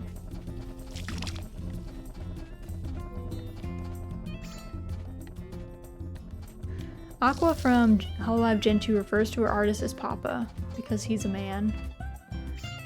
I mean, that's good. I mean, some of them, I think some of them it's by preference too. I think some of them have always been like, hey, can you just call me Papa? That's if you ask the boomers? No, that's if you ask people, like, I have asked people, okay, here's like a frame of reference. Most people, the average person, and I'm talking 20 and 30-year-old people, have never seen a Ghibli movie, ever, that includes Spirited Away and Howl's Moving Castle and stuff. They have never seen that. And they have never seen a live stream of anyone playing a game, and they super don't know what a VTuber is. Like, I work with mainly people in their 20s and 30s, and they have seen none of those things. They don't know what any of those things are. Like, this is all, like, there are billions of people on the planet. This is, like, extremely niche. It's there are more people who believe that the Earth is flat than know what VTubers are. 100%. And that's a pretty niche group. Also, Suzu, thank you for the hair updo. My friends wouldn't know VTubers were a thing if I didn't tell them about it. Yeah, that's common. That's common. Yeah, lots of people that it's just not in their sphere. It's just like, it's in your sphere if you like went to anime conventions or you know what anime is, but beyond that, it's really not. Now Raz is in full business mode, true. Gotta put your hair up. I guess technically my assassin outfit came with short hair. I'll do it just quick. I will return to long hair. This is technically the assassin outfit comes with short hair because it's hard to assassinate people with long hair. You're more likely to leave evidence. Your short hairs are less likely to get in the way. But I also have the updo in case, you know, in case I gotta just like throw it up in a bun really quick. So someone on my street is like honking. I don't know why. Like, are you guys good? I was on Friday. I work from home on Fridays, so I was working in my office, and I think I had just gotten off of a call, or I had just been like talking with someone about something. My neighbors were having an extremely loud argument, and it got to the point where I actually had to leave my house to stand on my back deck to check because someone was yelling so loud and so aggressively. I legitimately thought that someone was being harmed. I was very concerned. I had to like go check, and they were not. They were just having a very aggressive argument, I guess. No one was being harmed. But I was like, guys, please. There are other people here. Flat Earth. Did you ever meet someone who had that mindset? I've met some weird people. I have not met a flat earther, but I have met like weird conspiracy theory people who I met someone who like believed that he was being like tracked by the government, and like he was a super normal dude, you know? He like literally thought that there was like an FBI agent like following him, and he was not being hyperbolic. Like he was not like, it was not irony. It was not like goofy. It was like he believed that, which is a pretty wild thing to think. Like for anyone to think that they're interesting enough that a paid government employee is like really checking up on them all the time. That's a lot. That's a lot. Truly wild. Yeah, it's an interesting perspective, for sure. So, I have met one of those. Unfortunately, I worked with one of those. He was someone I worked with. He's a coworker. Let's see, we are... What day of the year are we at? Oh, we're at almost 500,000, actually. Not doing too bad. Oh yeah, we have these hybrid field fruit, which I found out. I guess we tried a mellow sweet. I guess the mellow sweet, because it uses sweet potatoes, does not count as a field fruit, I guess, but blue fruits do count. So let me see if I have any blue fruits available to me. Okay, it's spring 4. I also did not get that hyper drink, I don't think. I spaced out before that point. Yeah, I don't think... I wonder if a Greetoma works. I'll take a Greetoma with me. We'll see. Oh, Melotoma might work. That might be okay. I don't know if there's anything else that's like more plentiful that counts as a field fruit as opposed to a tree fruit. It can't be any of the tree fruits. Yeah, I think this will be fine. We'll try this. Here's the 6-hour forecast. We've got a low pressure system coming in. Expect mostly cloudy skies in your region. Alright, Mysterious Wonders. Oh, the Endless Stairs one is creepy. We saw that one before. Your luck today is not great. Eat a good meal, then get some rest. The elderly might bring you some happiness. I think we were going to dig today because we needed to... I think it said it was gonna be cloudy. It may be later, but hopefully it doesn't rain. It's fine. If it does, we'll just bring everybody back in. Not the end of the world.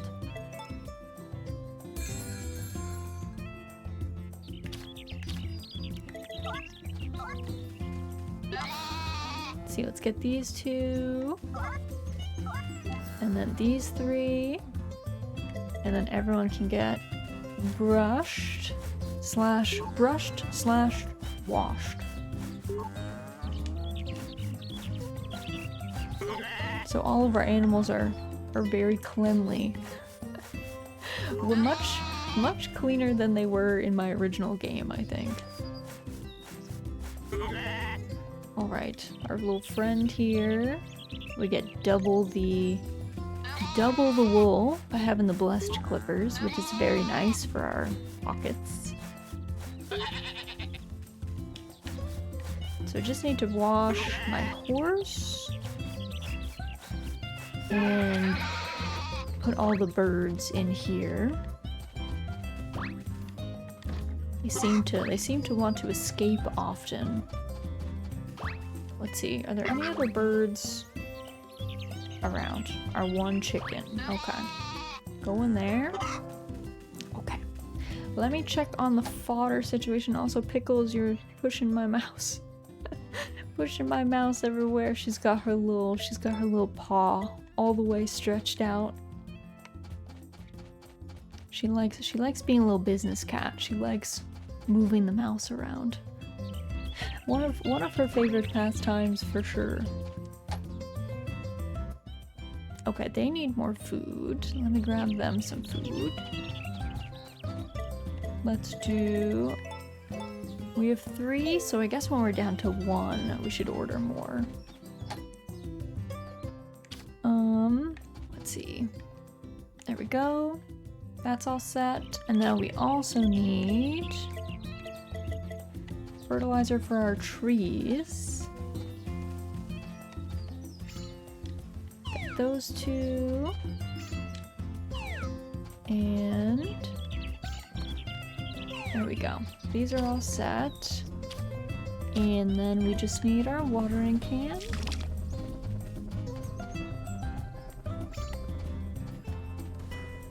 Alright, this set is good. There we go.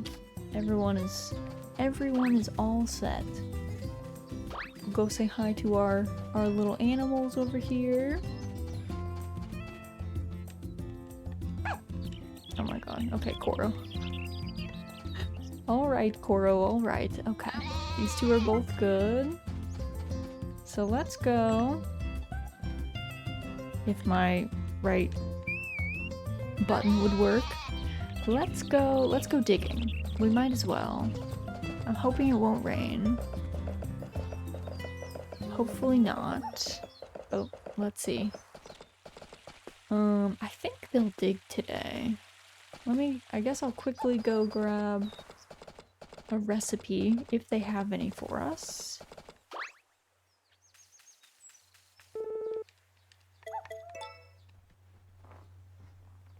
Mushroom munching, and then let's see, do you guys have any recipes for me? No. They're like, why don't you grow more rare crops and then we'll talk. Try that.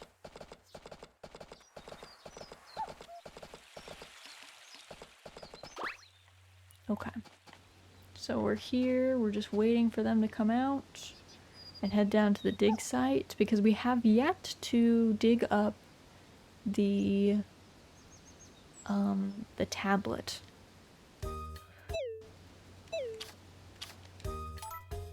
And my pockets are... I think I have space.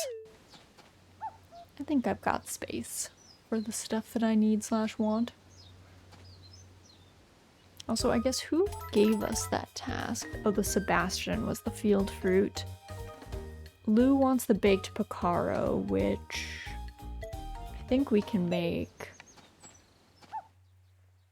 I think. Perhaps.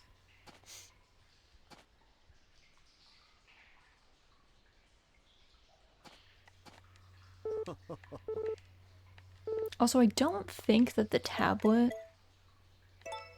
I do not think that the tablet shows on the indicator, weirdly enough. Like, I don't think it ever has anything on the ground, so I think you just dig on empty spaces. So we'll give a cursory dig to each of the empty spots, just in case, because we do want that tablet. We've gotten all the other ones, so we might as well. We might as well give it a go.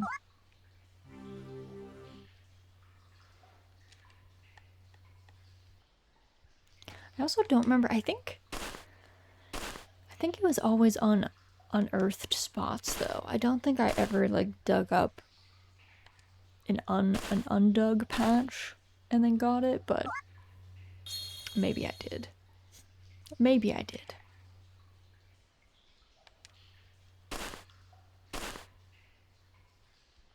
I also forget if I can hear, I guess I'll just watch the weather indicator. I was like, I feel like I can hear rain from in here, but I always forget if it's that loud, considering there's also like water noises that are ambient to this place.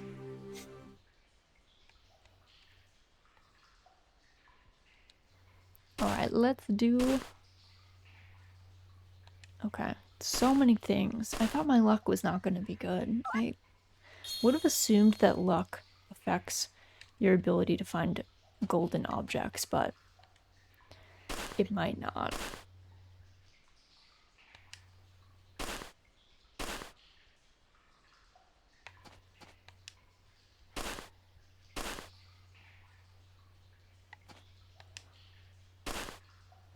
Yeah, I don't remember.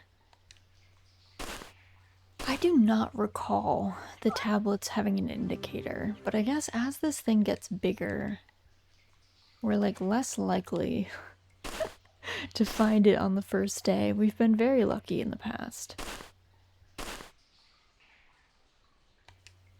But that might be not possible. Usually I like go pretty hard with the digging until we find the tablet, and then it's just only if we like need to be there. But I don't know.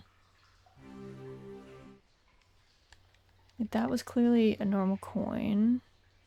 That's gonna be a golden object. We'll get the golden objects just because, you know, money. It's free. It's free. We might as well snag it while we can. We need as much money as we possibly can to get the teddy bear.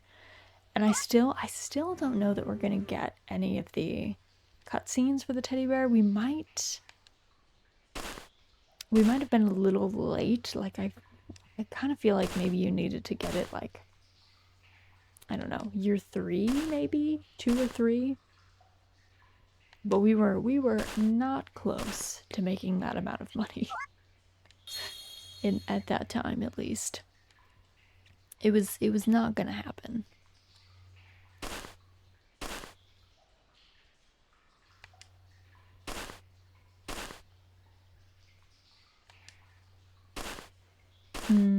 Let's see. Oh my god.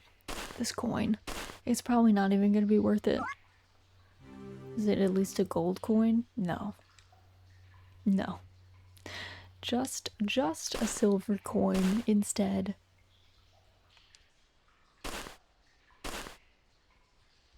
Because I think, let's see, who are we befriending right now? We are befriending the twins. We have twins and Rock.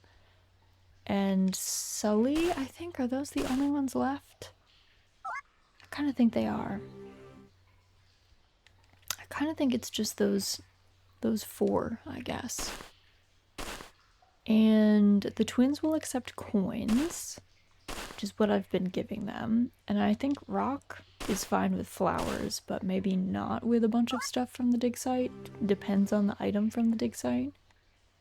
And Sully, I have no idea, but Sully is like my least favorite character, so I don't think we're gonna try and befriend him until like,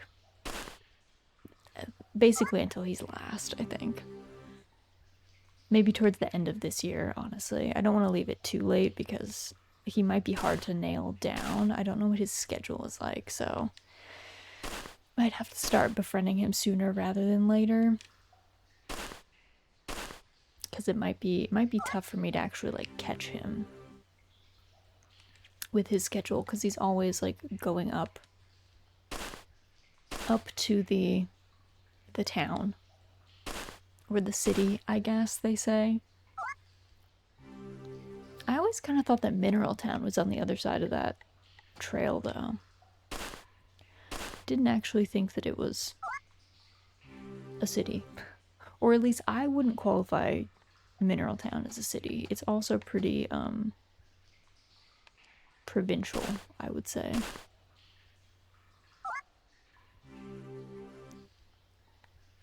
Alright, there's that. I don't think we need... There's some coins over there, but I'm trying to get the tablet.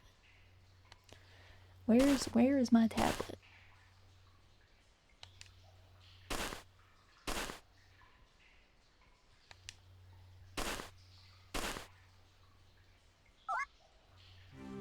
I also don't know. I don't genuinely know how the tablets work.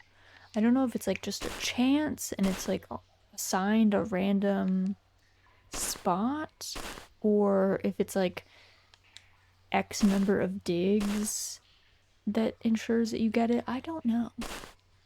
I'm not positive.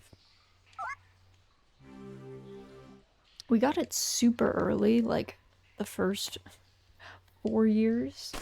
Like, I think we got it within our first dig. First or second dig, I guess.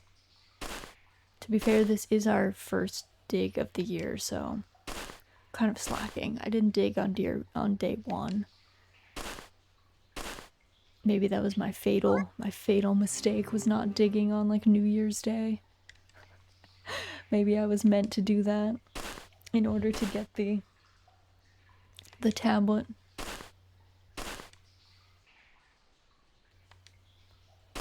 I'll start digging on like, I guess I only have like, I don't know, 15 minutes left before Carter kicks me out.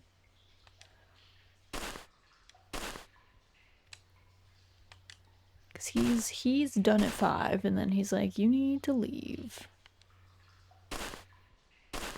He's looking.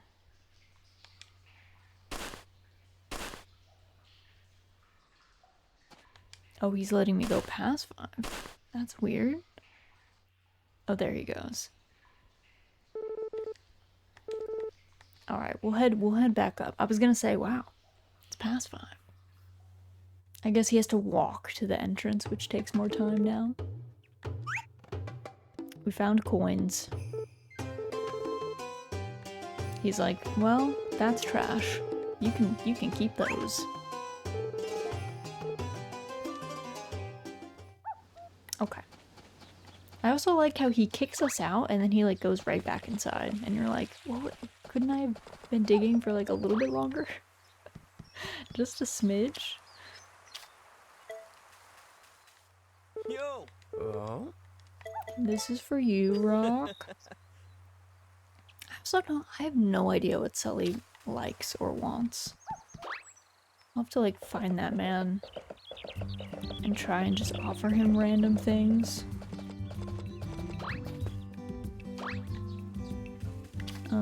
Also...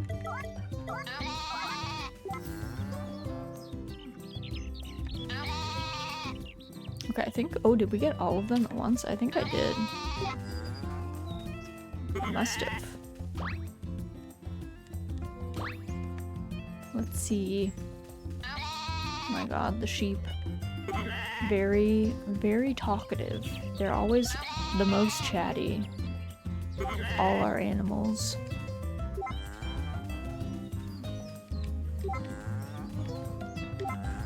Okay. I think that's everyone. Let's put everyone inside. Then we'll do our egg hunt. And then fertilizing. Oh my god.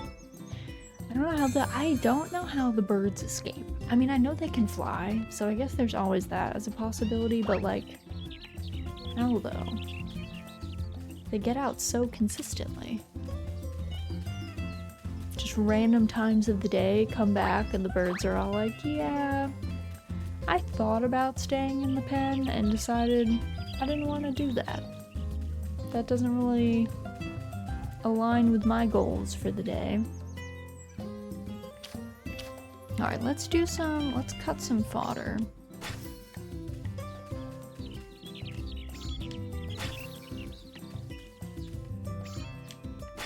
There we go. Let's do a little bit of that, see if that'll grow back. And then that way we have plenty of fodder for turning into more fertilizer. I think I have a lot of fertilizer in there though. Like, I'm pretty sure we're pretty set, I thought.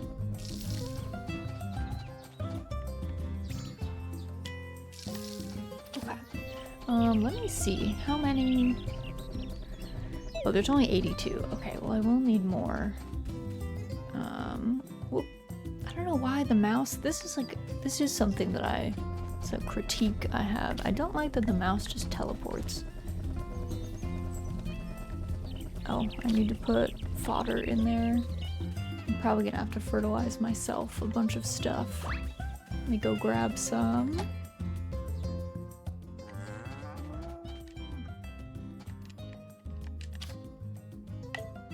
Let's see, let me grab like 90.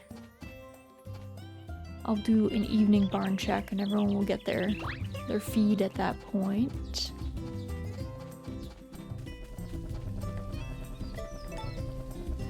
In the meantime, though, time to make a whole bunch of fertilizer. A whole bunch.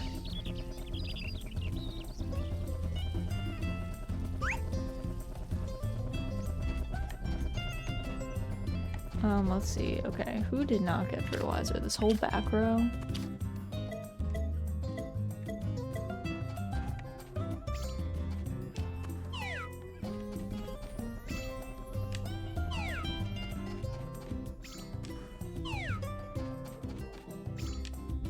I'll get these.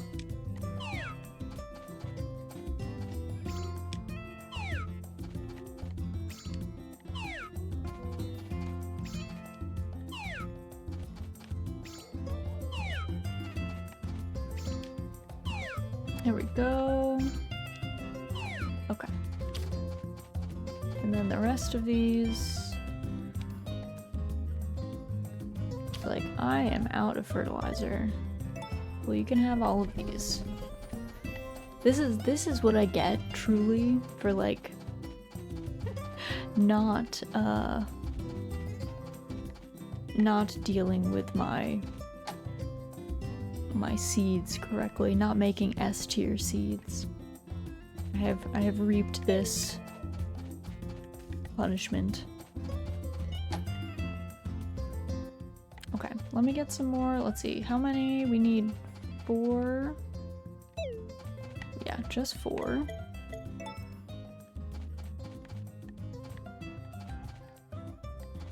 Put these away. And then let me grab 50 so I can make some more fertilizer for myself. And then we gotta process all of our products. All of our milks and stuff. So let's see, marble milk. We're making a cheese. We're gonna make it to S star cheese, actually. Very fancy.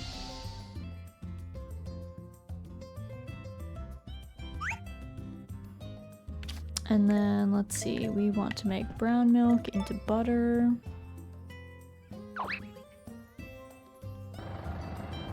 I probably need to save some butter at some point, but we have so much going out every day. I don't really feel the need to like keep any in my fridge. I can always just go grab some from the back. Also, let's see, did my sheep stop producing milk? Or my goat, I mean? No, she still got some. I don't know when. I feel like maybe she's gonna stop producing at the end of this season, because I think the goats only produce for 1 year, if I'm remembering correctly.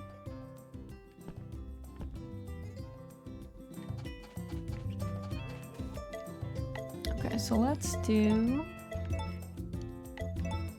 all of these. Also going to sell my wool and the egg.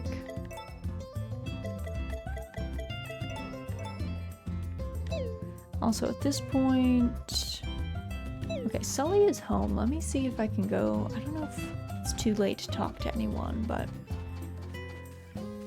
let's see if Sully is around. Poor Hugh is still out here running, even though it's super late. Let me see if I can go inside. I can, okay.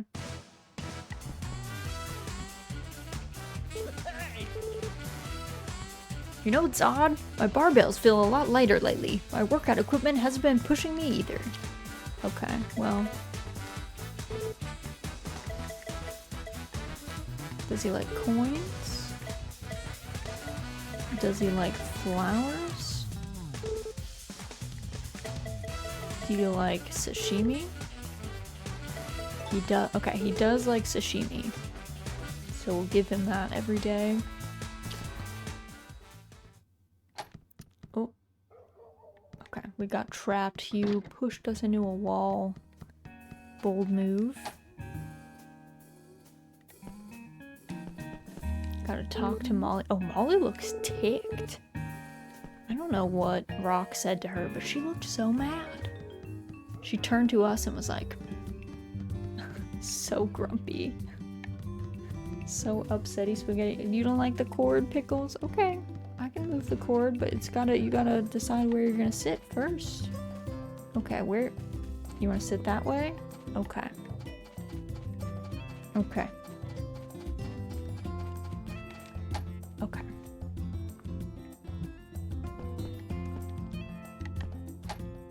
Let's do, I think I probably also need to eat some food, and my energy has been bad, so I probably do need to get a coffee at some point from the Bluebird Cafe, because I don't think I can make coffee.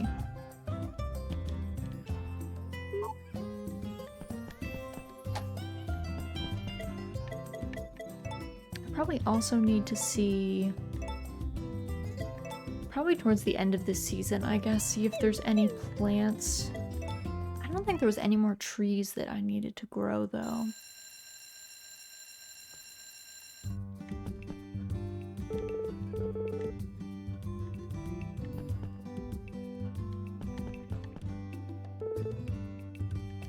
What's up, Lottie? I wonder what it means to be free. I don't know. I guess that's kind of up to the individual. Looks like gloomy skies won't last too long, folks, as we'll get a bit of sunshine poking through later on. Your luck today is good. Drink coffee for some extra energy. Your smile will bring good fortune. Our smile does seem to bring good fortune pretty often. Which is, I guess, handy for us because it's our smile. So easy to see. All we have to do is look in the mirror.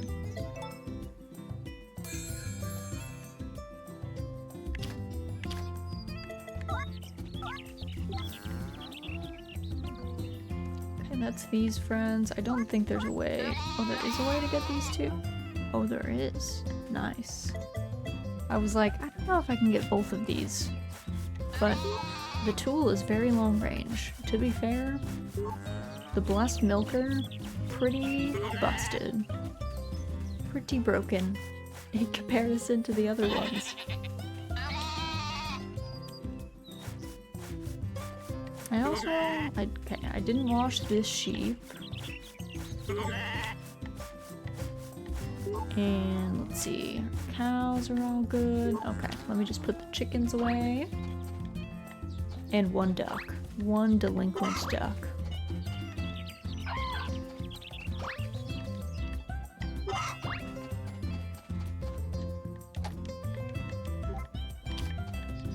Okay, grabbed all these. There we go.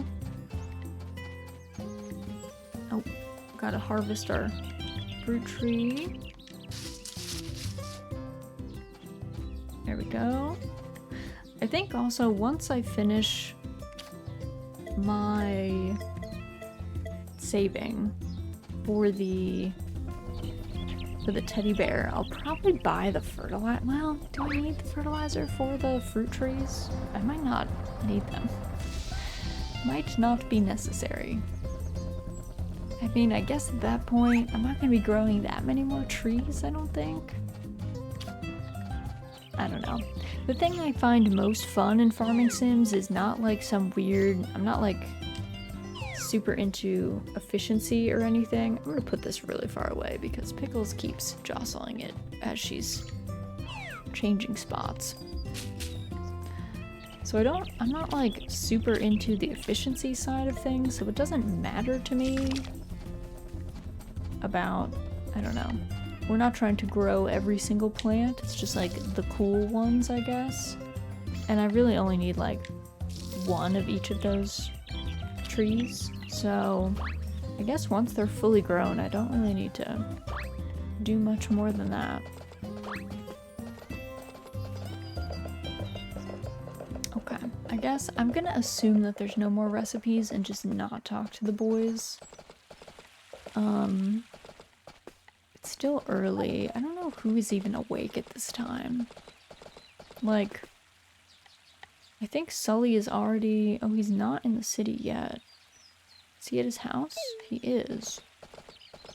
thought he went super early. I thought he would already be up there by now. I guess we can go do our quests. We can go chat with, Sebastian. And let's see, let's grab, what did he like? He likes sashimi. Okay. It's all yours, sir. I don't think that Rock gets up until like, I don't know, 2 p.m. or something? Like late. 1 p.m. Somewhere around there. Afternoon time. He's a bit of a layabout, if I'm gonna be super honest. Like, it's been many years. He's still just kind of chilling at home, not helping out a whole lot from what I can tell. Alright, let me see. Is Sebastian in the kitchen? He's not. Is he in his room? No answer. Is he upstairs? He is. Hello, Sebastian. I'm here about your request. Here's a Greetoma.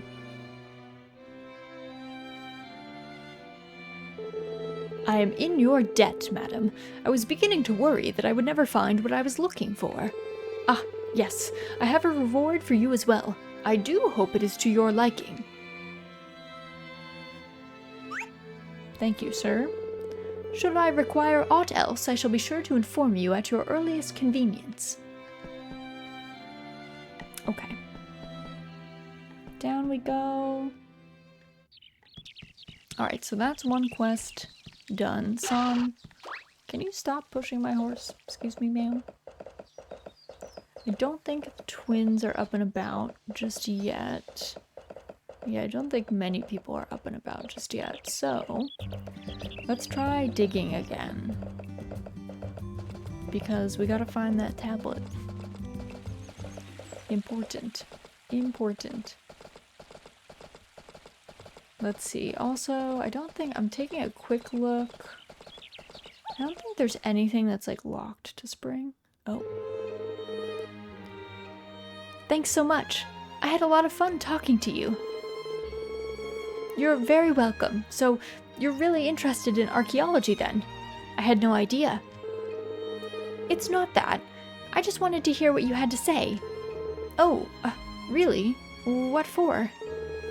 Well, you came to Forgotten Valley a while ago, right? Don't you ever think of going back to the city? Like, are you okay with living your life without romance or fashion or anything? I guess it really has been a while now. I hadn't realized time passed so quickly. Come to think of it, I was about your age when I came here. I don't see why I couldn't have a romance or dabble with fashion here too, though. That's not what how do I put this? You're always off digging in the dirt.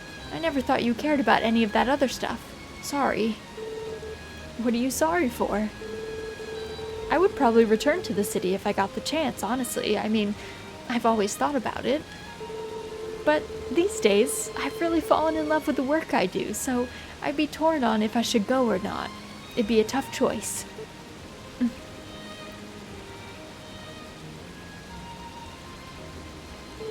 Thanks, Flora. Oh, is that all you needed? Yeah, I appreciate the insight, though. It gave me a lot to think about. Alright, well, see you.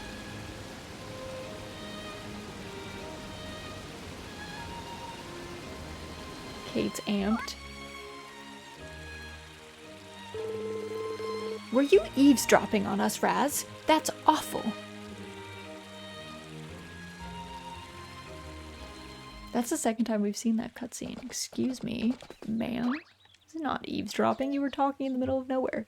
Also, Z, welcome in. Looking cozy here. How many knives are you hiding under that blanket? I don't... Wait. I don't... Oh, you can see it.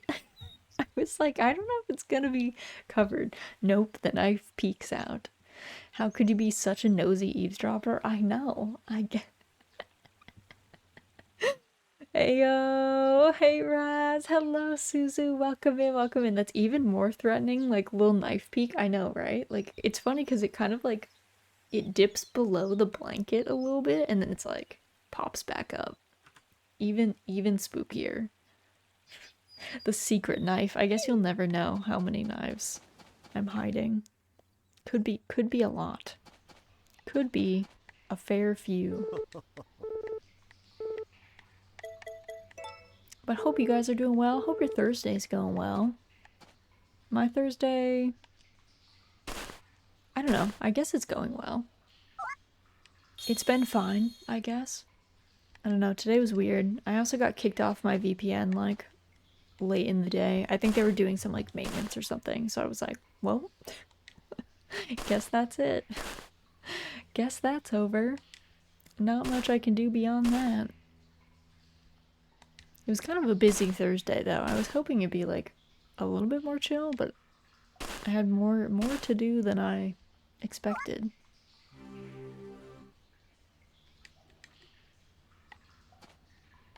I don't know. I don't know if we're gonna get this tablet. I'm already doubting, which is like not a good sign. I'm feeling overwhelmed with the size of the dig site now. I'm worried. It's got so many spots to dig. And I think there was at least 5 or 6 tablets too. Like I don't think it was just 4. So I'm pretty sure we have one to dig for. I'll have to be diligent in my archaeology until I find it. I was saying before, I don't remember, I think with the other tablets, like I did not remember it showing an indicator of anything being there. I remember kind of digging on empty looking dirt and then getting it, so I don't know if it's actually a detriment for me to be digging on dirt that has an indicator. Or like definitely has particular things on it. I mean, because I think it won't give it to me if something is like there. So maybe I'm better off just going to other stuff, other spots. Digging on blank ones. Seeing what there is to see.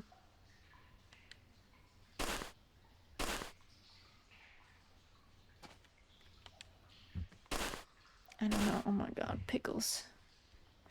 Pick. You're grumpy because I'm moving around. I'm sorry. I'm digging. I'm trying to dig up history. Doing important archaeological work. You'll have to... She's like, I don't care. Stop moving around. I took a picture of Pickles recently. She was giving me the most aggressive, absolutely like bombastic side eye. She was not enthused. I don't remember like what caused that, but she was so grumpy. She was like very angry with me. And I managed to capture it. It's a look I often see from her, but I do not often see captured on camera. She's very anti-paparazzi. If she's doing something silly and she sees you with your phone pointed towards her, she's like stops what she's doing. She's very, very grumpy about photos, which I feel like I'm not someone that was like constantly putting weird things on her head or something, or like filming her. I don't know where the dislike of cameras came from, but she's pretty adamant about it. She's pretty clearly doesn't like it, so. But I need so many pictures of her. I need to remember all her little goofy moments. I feel like I'm gonna dig up this whole dig site. What is this? Oh, I finally got it. Found a stone tablet with glyphs on it. Thank God. Okay, I don't have to be worried. That took so much longer. It was like 2 days worth of digging. Okay, now I can just go dig up all the coins I think I was getting at. I think I can just do that. I don't think there's any other... There's no other gold items, which I normally would dig up for the money. But none of those yet.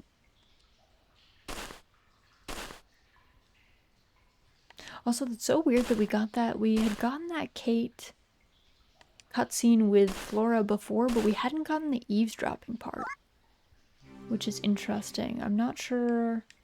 I might have been in the wrong spot for it, and then it just wanted to show me the eavesdropping bit, so we rewatched the whole cutscene.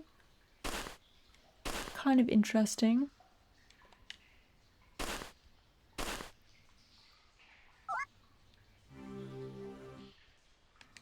Now I'm just gonna dig up. I need coins because I need them for the twins, who, I don't know, they're harder to get, just because there's two of them and they don't come down from their house that often.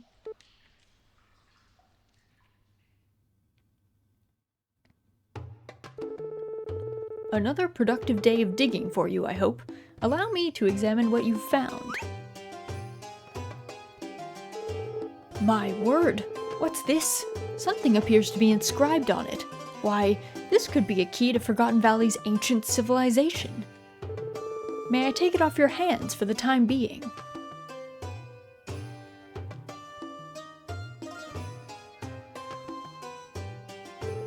There appears to be nothing else of archaeological value here, so please feel free to keep the rest of your findings. That is all for today. I hope we can count on your continued assistance. Ah, by the way, there was something I wanted to mention to you. Do you recall the tablet you dug up before? Flora and I have begun to decipher the words written on it. The words, "Our people must protect it at all costs," were etched upon the tablet in the ancient tongue. But what is it? The finer details still elude me, but I can hardly resist the allure of a challenge. In any case, I apologize for keeping you. I hope we can count on your continued assistance. I see. I see. Oh ho ho, so that's what it was all along.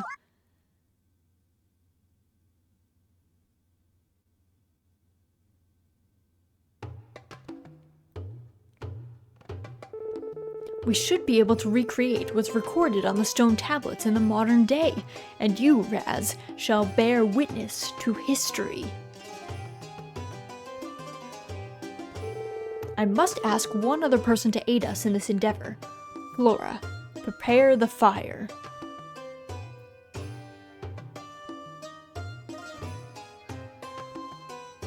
Flora looks confused.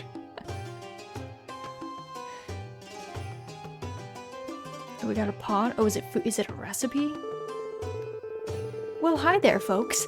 Carter was nearly jumping out of his britches when he came to the inn to ask me for help, so here I am.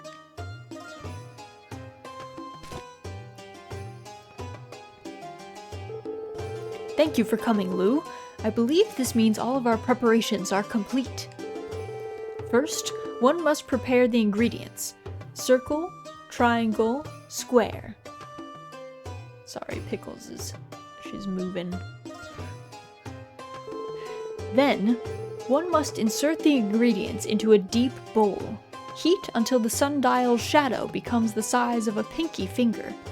30 minutes then.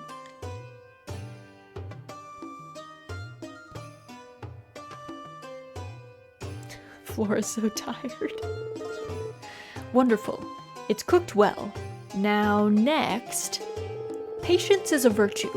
Wait until the center has cooled. I suppose all we can do now is wait.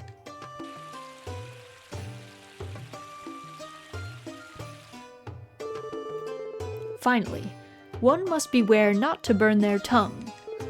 This is our traditional recipe, passed down from generation to generation. The secret of its flavor shall not be shared. Our people must protect it at all costs.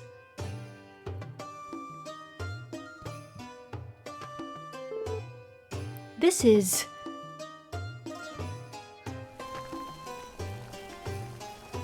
It looks rad. Oh, it's curry? Oh, she made so much curry. Just plain old curry, ain't it? Carter was spouting some nonsense about this being a monumental discovery when he found me. I wondered what it could be, but, this is it? Why, cooking is the foundation of all civilizations. As the eras pass and people change, so too do our recipes. Even in the present day, various regions have their specialties, dishes that most deliciously utilize local ingredients. Indeed, food can be a proverbial door to the ancient world. We can discover what climates were required for ancient cooking, for example. We may also glimpse at a civilization's religious practices, even their culture as a whole. It's all quite enlightening, I say. As the tablet states, this recipe was passed down from generation to generation. Based on what's written, we can assume that... Professor, I think the curry's getting cold. Oh, her little Megane. A little Megane moment. Ah, yes. An impeccable observation, Flora. We should enjoy this meal at once.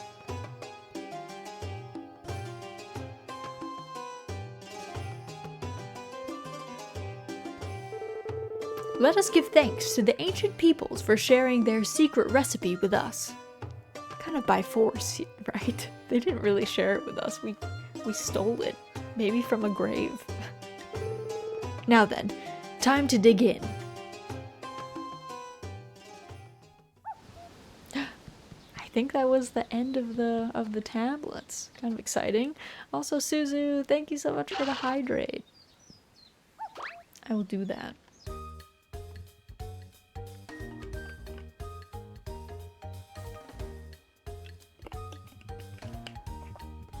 Alright, nice. I should probably change. The drink that I'm drinking has caffeine in it, which feels like maybe not the best choice, but I'm doing it anyway for now. Yo. Oh. This is for you, Rock. Slowly trying to befriend everybody. Munch this mushroom. I wanna see if the sprites will give me if it is a different curry recipe. Nope. No recipes to be had. Tragic. Alright. I guess at this point we can head back to our farm, do all of our farm chores. Let's check. I didn't check anyone's fodder situation. Oh, only 2.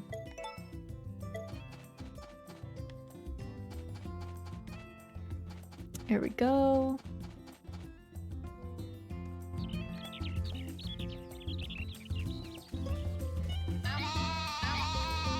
Can talk to everybody.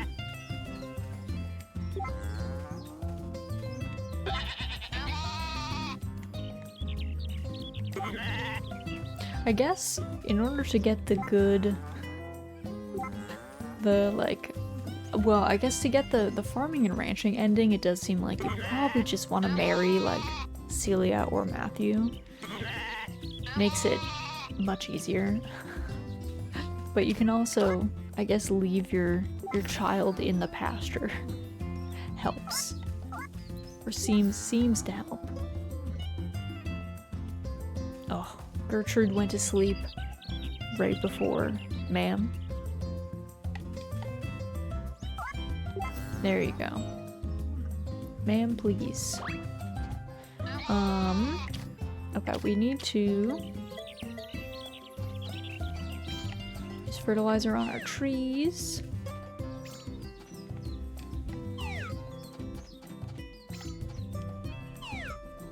There we go. And then water all of our crops. I don't even remember what we're growing. I think we're growing watermelons and tomatoes, maybe? That's kind of what it looks like. And then, let's see, let's put all of our animals away.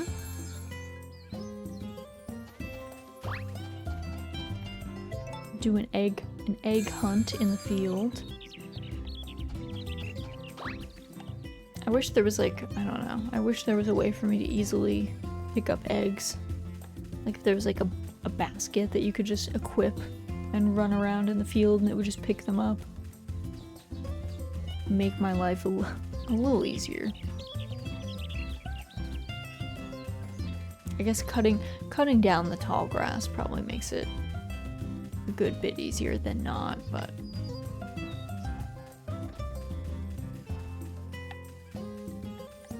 it would be just my luck that there would be like one egg hiding in that grass.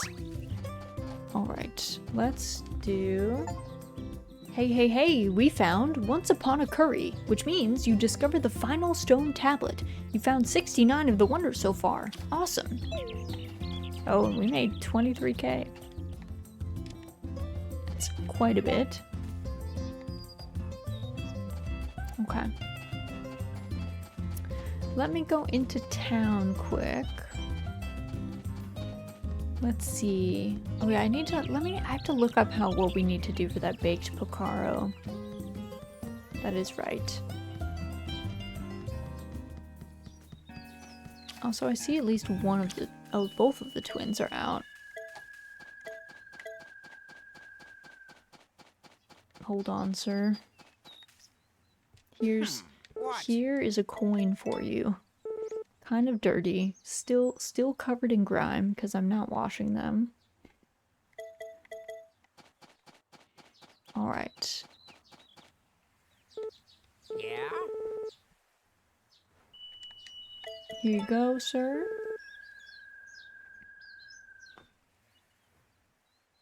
I don't know if that mouse teleporting issue is a me thing or the game thing. I don't know which. Also, ma'am, what are you doing in the bar? Excuse me. Lottie. I sometimes think about how easy I had it as a kid. If I did now what I did back then, not a single person would let it slide. Kids will be kids, but you know better. No excuses now. Well, yes. I hope you're not like planning on doing something that like a 5-year-old would do. I'm not really sure what Lottie is trying to get up to. Kind of mischief. She's like, it's not fair. Not fair that I'm not allowed to paint on walls that aren't mine or throw food or something. It's like, well, you can do those things, but then you have to like clean up. Which most people don't want to do. Okay, now we need to process all of our stuff.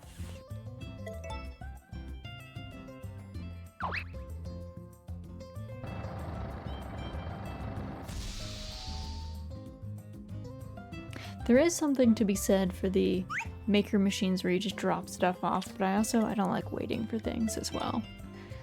I don't like maker machines at all. I'd almost rather cook the cheese too, like if it was like a cooked item that I could make in bulk, I'd be into that.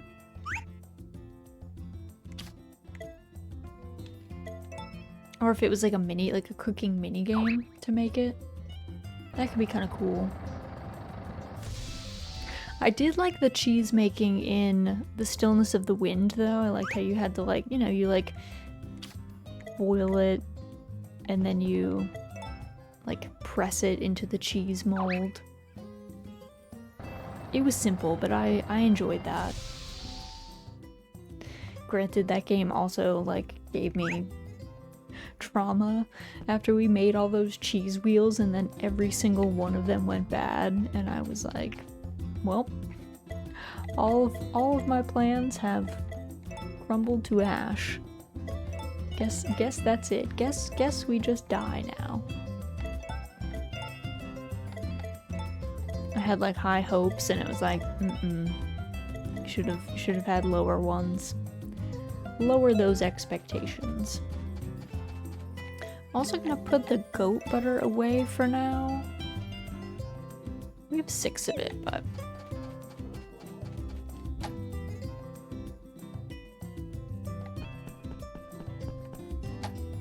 I don't recommend putting things in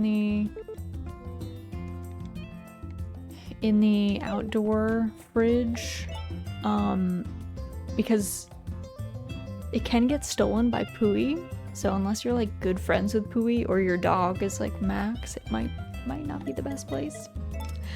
Also, Vogon, hello, welcome in, happy Thursday. Hope you're doing well.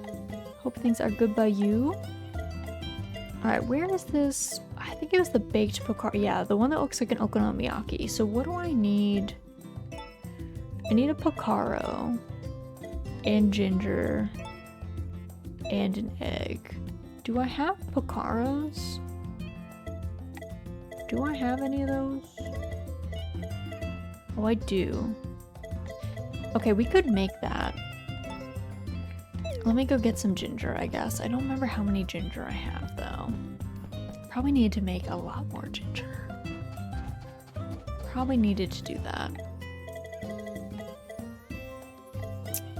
Okay, we'll take a red ginger. God. It's stressing me out. Also, we're gonna take Poulter inside. Also, what's my relationship with Poulter? Poulter, are we? Oh, we're besties with Poulter. It took years, but we are now besties with Poulter. We're pretty close, you know, we're pretty close with Cole. I'm not gonna lie. We're getting there. Slowly but surely. Okay. Let me make this baked picaro.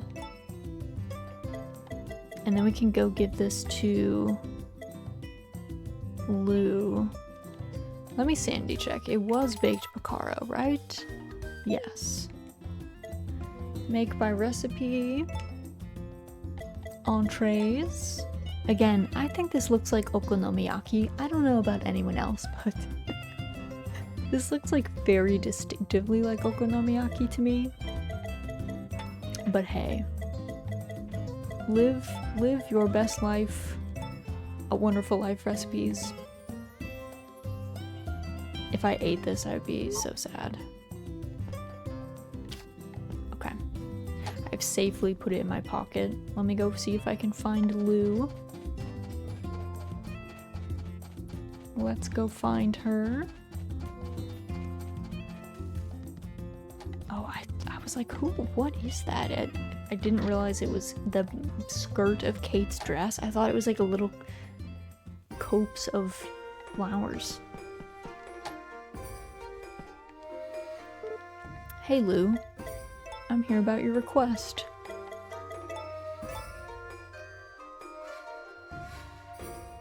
There you go, ma'am. Much obliged, Raz. I've had my hands full running the inn lately. Here's your reward, don't be shy now. Thanks for the apple seeds. You're a real stand-up farmer. I'll keep you posted if I write up more requests on the bulletin board. Alright. Success. What was not a success was forgetting to buy the drink we needed for... I think it's for Daryl. Yeah, for Daryl. 3 hyper drinks. We can buy one per season, I think, so, or 2 per season. So it's gonna be a bit. We'll finish it at the end of summer, I think. Okay. Everyone's good, I think. I think everyone's like health is full. Yeah, I think everyone's in a good spot. Okay. To bed.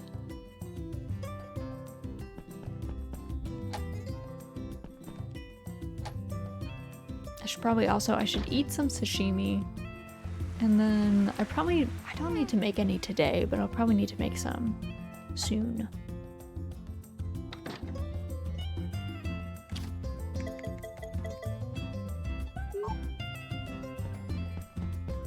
And then tomorrow will be the 6th.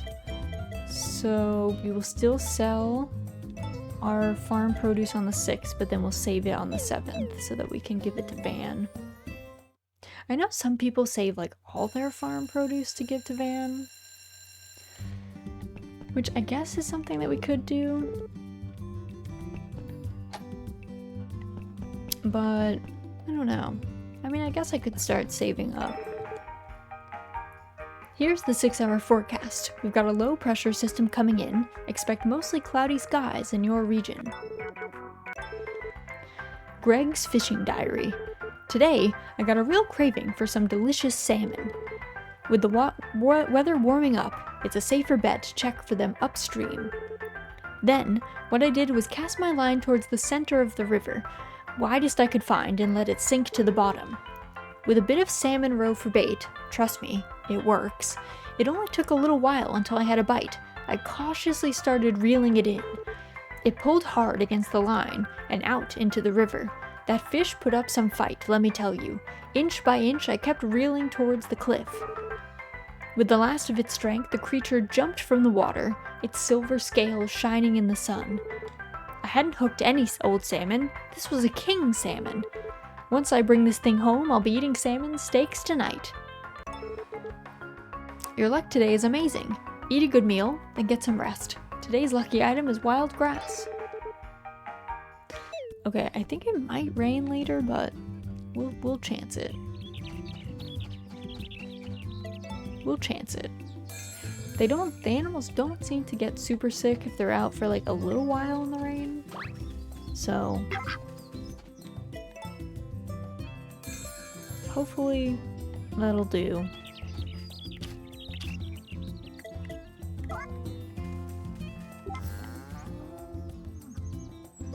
Okay, we got these guys.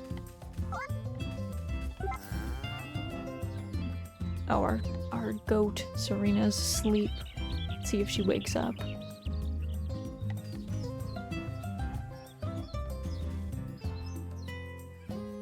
She's like, I'm sleeping. Please leave me alone. I guess we'll do the brushing.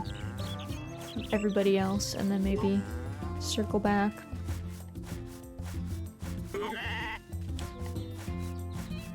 I feel like sheep are pretty busted in this game. I don't remember if they were busted in the original, but they give you a lot of money for like very little work. Are you winning, son? I think so. I would say so. But welcome in, Tataru. Hope you're doing well. This TV series was sponsored by Rizaldia Company. Get your own personal assassin's marionette. I don't know that there's that many of us assassin marionettes, though. I guess marionettes would like maybe be pretty ideal.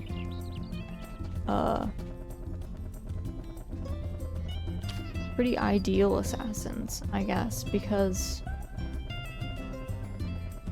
you can change your faceplate and stuff, I think, as a marionette. You can change out parts. So, easy way to hide. Feel like, oh, that hand got blood on it? Take it off, throw it away, burn it. Now, no more evidence.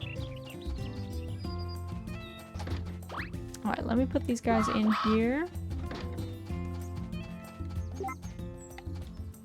Koro's thriving.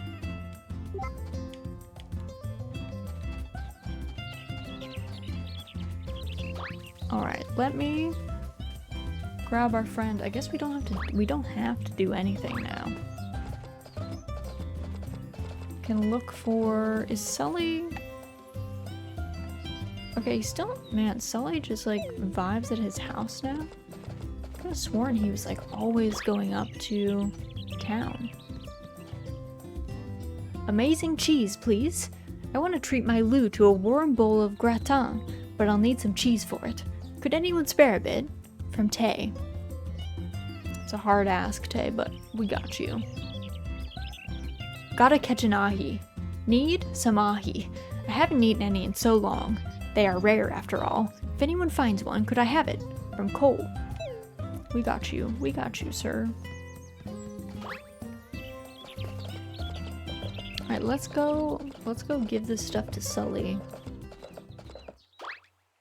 The sashimi, and then maybe we'll fish. Hey! This is all yours, sir. It still weirds me out that he like permanently has stars in his eyes. He's like way too ganky. He needs to be less everything. And he needs to be kinder to his child, to be honest. Alright, let's do some fishing. Because we need an ahi anyway, so we might as well. We might as well casually fish. And I want some lobsters for that, like, lobster delight. Because I think that's what I'm gonna bring to, like, the final New Year's at Romano's in year 6. I think that's my plan. So, unless I get some, like, really nuts recipe, I guess, before that point. But that'll probably be the way.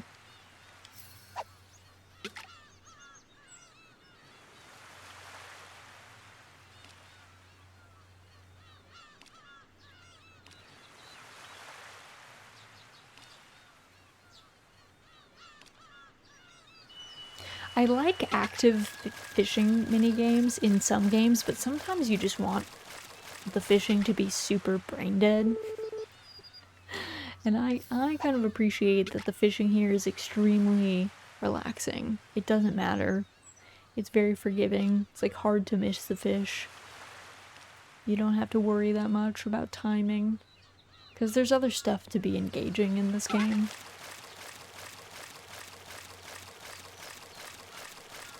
There's other things to worry about.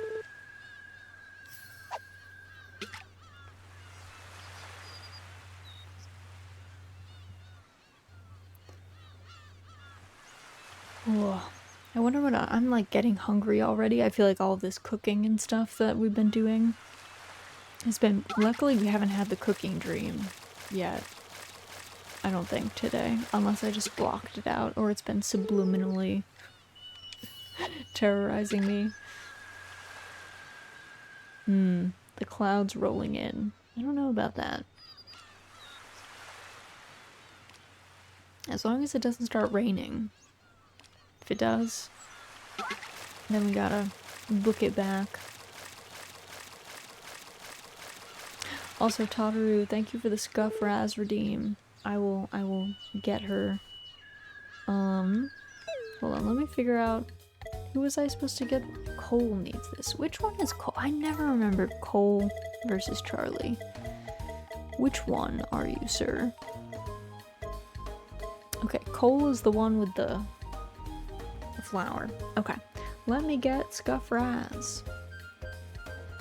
Let's grab her.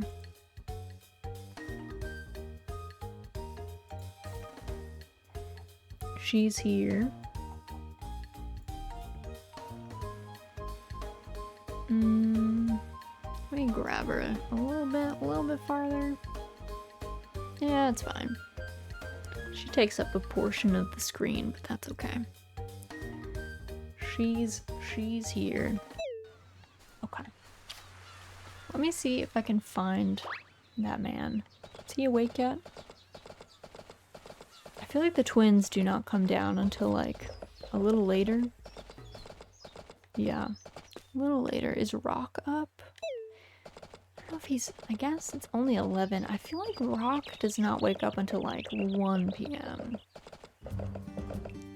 Which was kind of fine, I guess, when he was like a 20-year-old partying, but like... We have like an 18-year-old kid, I think, so he's probably got to be like 40s. Maybe late 30s. Yeah, he's still asleep.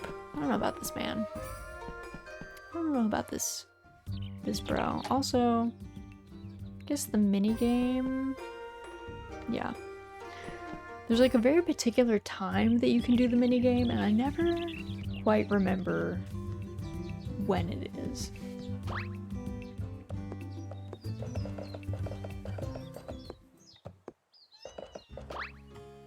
I guess I should also... What's my energy level at? Pretty bad. Pretty bad.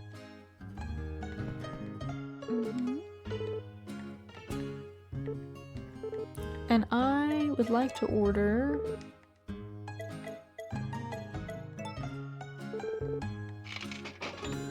Drink the coffee, which I think...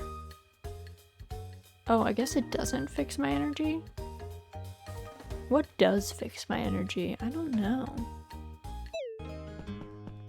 I struggle to understand what energy versus stamina means. I haven't quite figured it out. I'm not sure.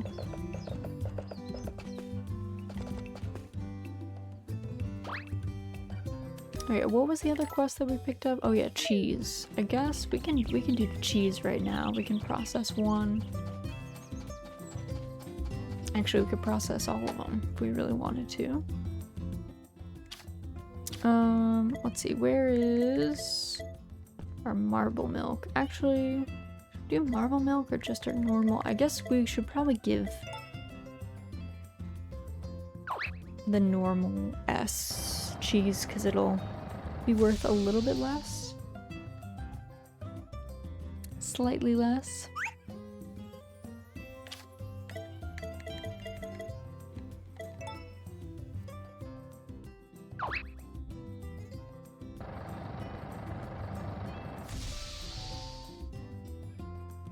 Okay. I don't usually like to process my stuff until like the end of the day because then it takes up space in my inventory, but I should also probably talk to Vinny so he doesn't get sad. I'm here to chat, sir.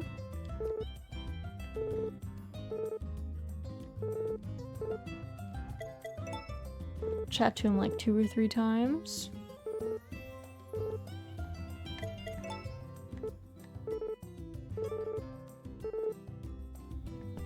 Okay. That way he doesn't degrade too far. Our friendship doesn't get totally ruined.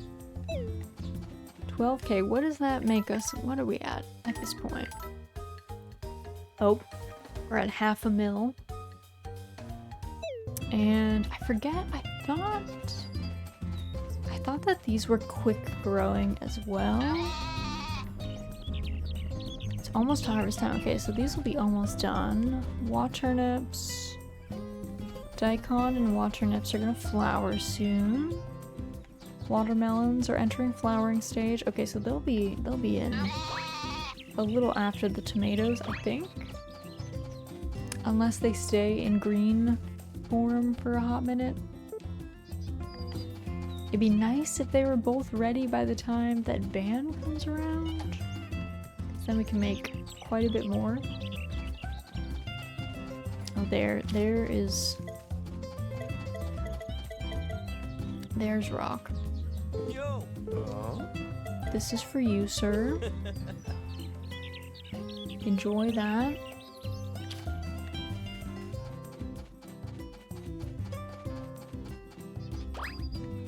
I think, is Tay at the inn right now?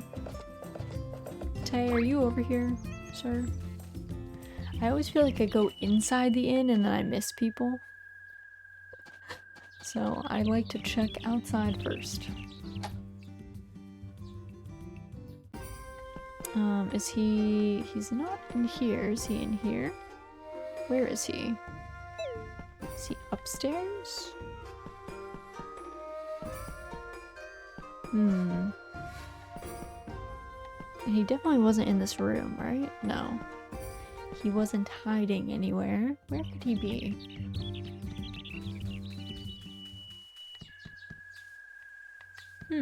Oh, is he over here? No. Because he also does work in this, like, community garden. I don't know where he went, though. He might be, I guess he could be in Rock's room where I can't go into. Maybe. Maybe the case. Townhomes are empty. The twins, are you guys out here? Is this your new model? Looks good. This is Scuffraz. She is she's not super new. But she's been around. She makes an appearance once in a while. She's a redeem. Sometimes I use her sometimes if I'm playing games that are really graphically intensive, because my like actual live 2D model is beefy. Let's say. It is hard for my computer to run my normal model with some games, so she's a nice alternative. Also, she has a very, I don't know, she's got a way about her. She's a force. Alright, let me see if Molly... Chat with Molly, she's chilling. You have very thin arms? I have very thin arms. Very thin arms. Forever T-posing. Maybe eat a bit more. Might be a good idea. Alright, this man wanted a little ahi. Or he wanted an ahi of any size, so he got that. Aha! I've been looking forward to this. Thanks a bundle. Here you go. It ain't much, but you deserve a reward. Ah, thanks. The common herb. Very, not super impressive. Yeah? He's like, hey, I got you to fish up this, kind of intensive fish, but here's some herb that just grows everywhere. What? Back in a bit. Sounds good, Suzu. Enjoy whatever you're up to. Alright, those two boys have gotten their gifts today. I still have no idea where Tay is. Is he coming out of the... Oh, gotta put the animals away. It's raining. Quick, quick, quick. Time to go back.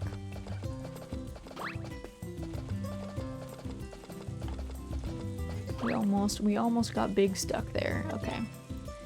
Animals inside. I gotta check everyone's fodder too, in case anyone tries to munch.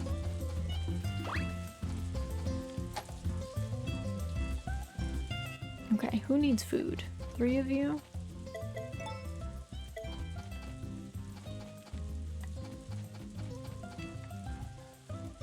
There we go. Okay. Everyone is set. Everyone's good in there. Let's take a quick look for eggs. I don't think I really ever get 3 eggs, if I'm gonna be honest. That, oh, almost never happens to me, so good on them. Also, where's Poulter? Poulter, come here. You gotta go inside.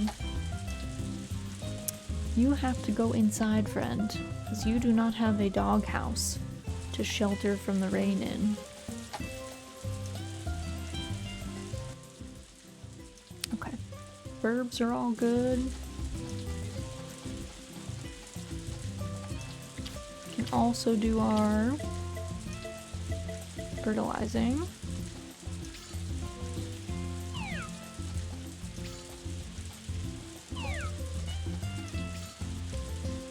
Okay, those are all good. These are looking good. Now, evening chores time. And then I should make a big batch of sashimi, I think, with like all the stuff I've got in my stores.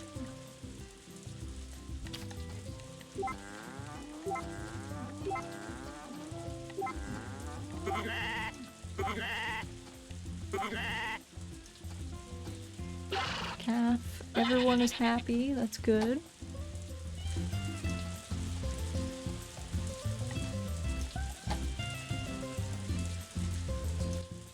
Okay, time to process.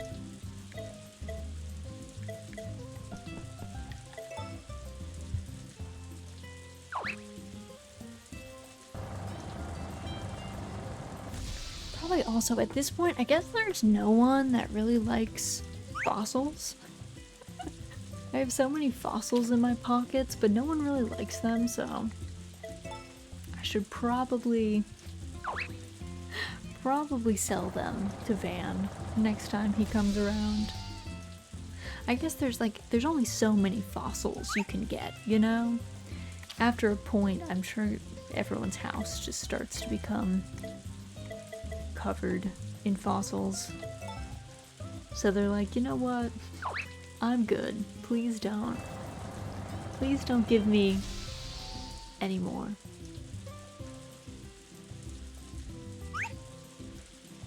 Please, please no. And I get it. I mean, I don't accept gifts from people in my real life anymore, so I do not accept material goods, so I guess I can understand being like, that's it. I'm at capacity for gifts. Alright, let's go find... Where is Tay? Says he's at the inn. Where, though?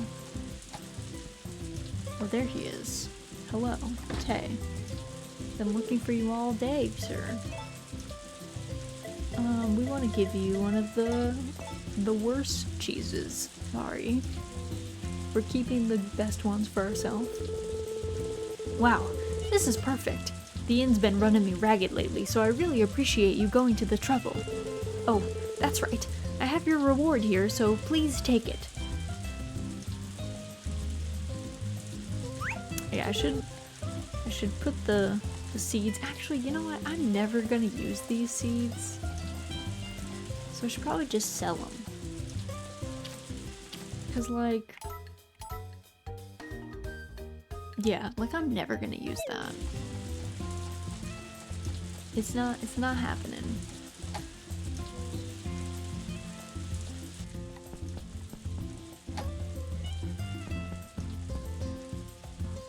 Okay, I need to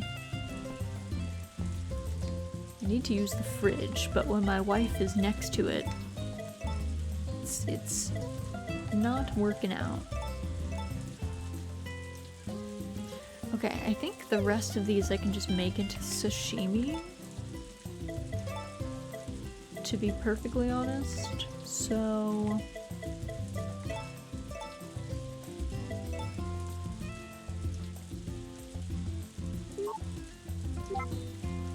you feel more confident in cooking now.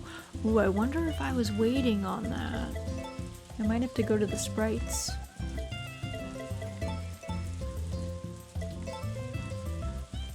Who would have thought it would be sashimi that would give us the boost?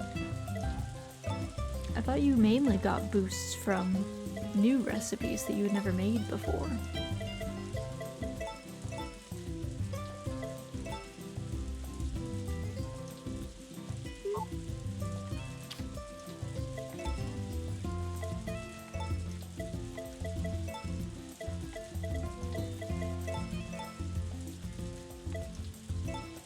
Alright.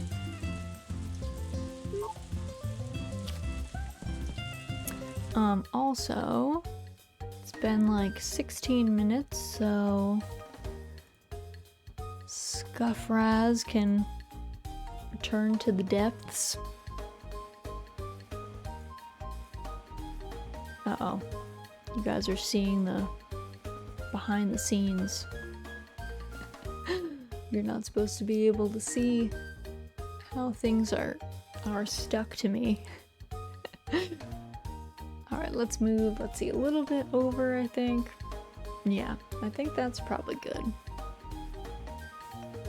Yeah, okay. And yeah, I think that's like my normal size. I think that's around my normal spot. Alright. Let's go. Let me go quick chat with the sprites and see if they will give me more recipes.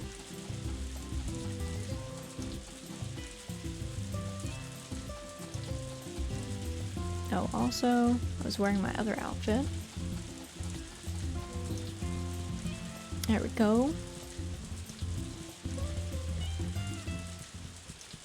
Daryl on his way to be super creepy. Hopefully Gordy tells him to stop. Like, hey dude, maybe don't be that weird. Thanks.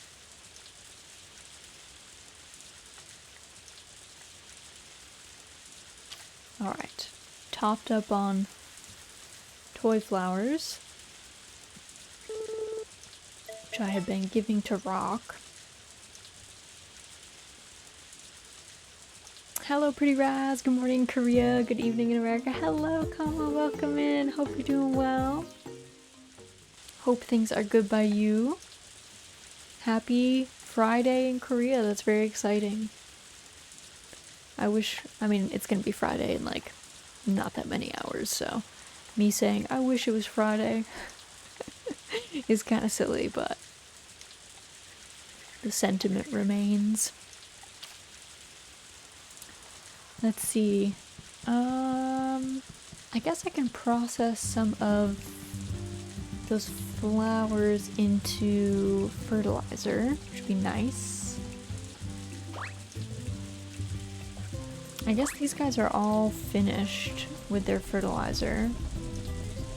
Yeah, there's a bunch. I'll process all of these, like put this other stuff into the fertilizer, I guess for prep for next season maybe.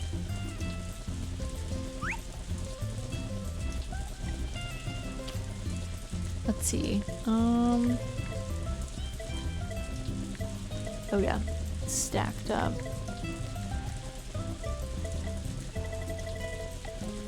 I could put like 250 in there easily. I don't need that much fertilizer every day.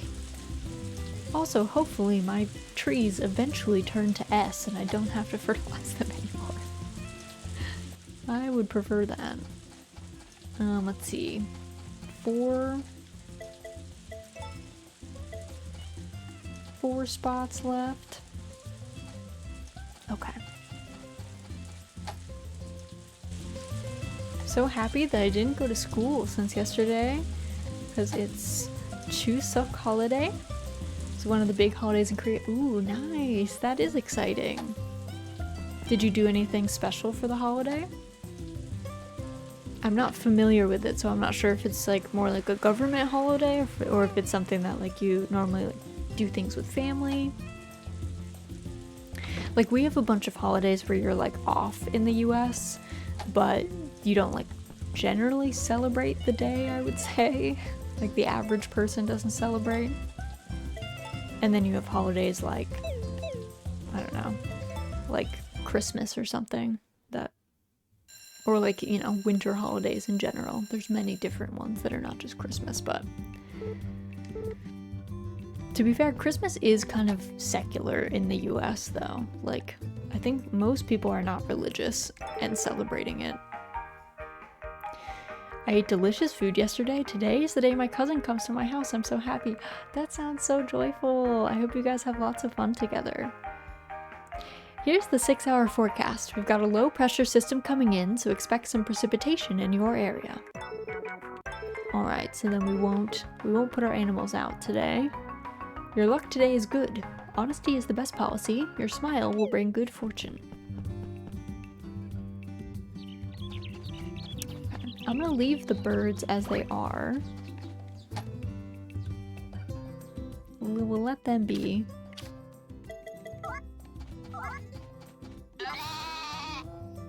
Lucky day. I know. I haven't, the luck, it's weird. The luck seems to correlate with like the size fish you can catch, but it doesn't seem to affect digging, which is weird. Like you would expect that like you would get more like golden items, but it doesn't seem to be the case.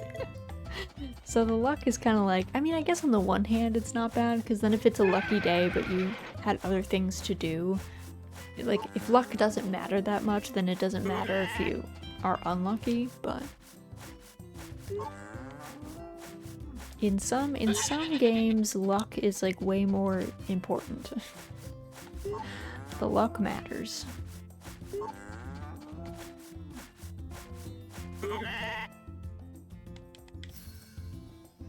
All right, we got everybody settled. Now we just gotta do our chores over here. Fertilizer.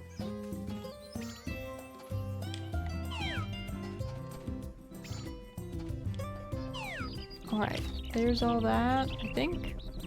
These guys are done. I guess I'll just pick these, because then I don't have to water as many.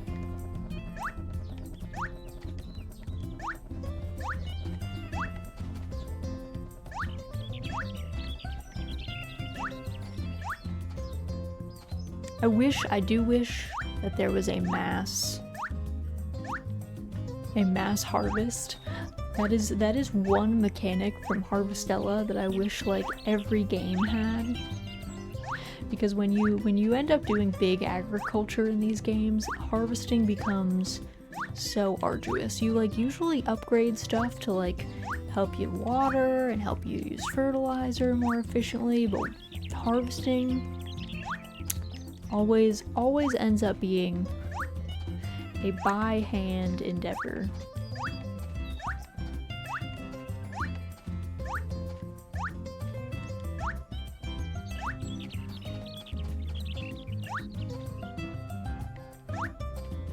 Alright, at least they're all S though. We're gonna save these. We're not gonna sell these today. We're gonna save them so that we can get more money from Ban when he comes to visit tomorrow.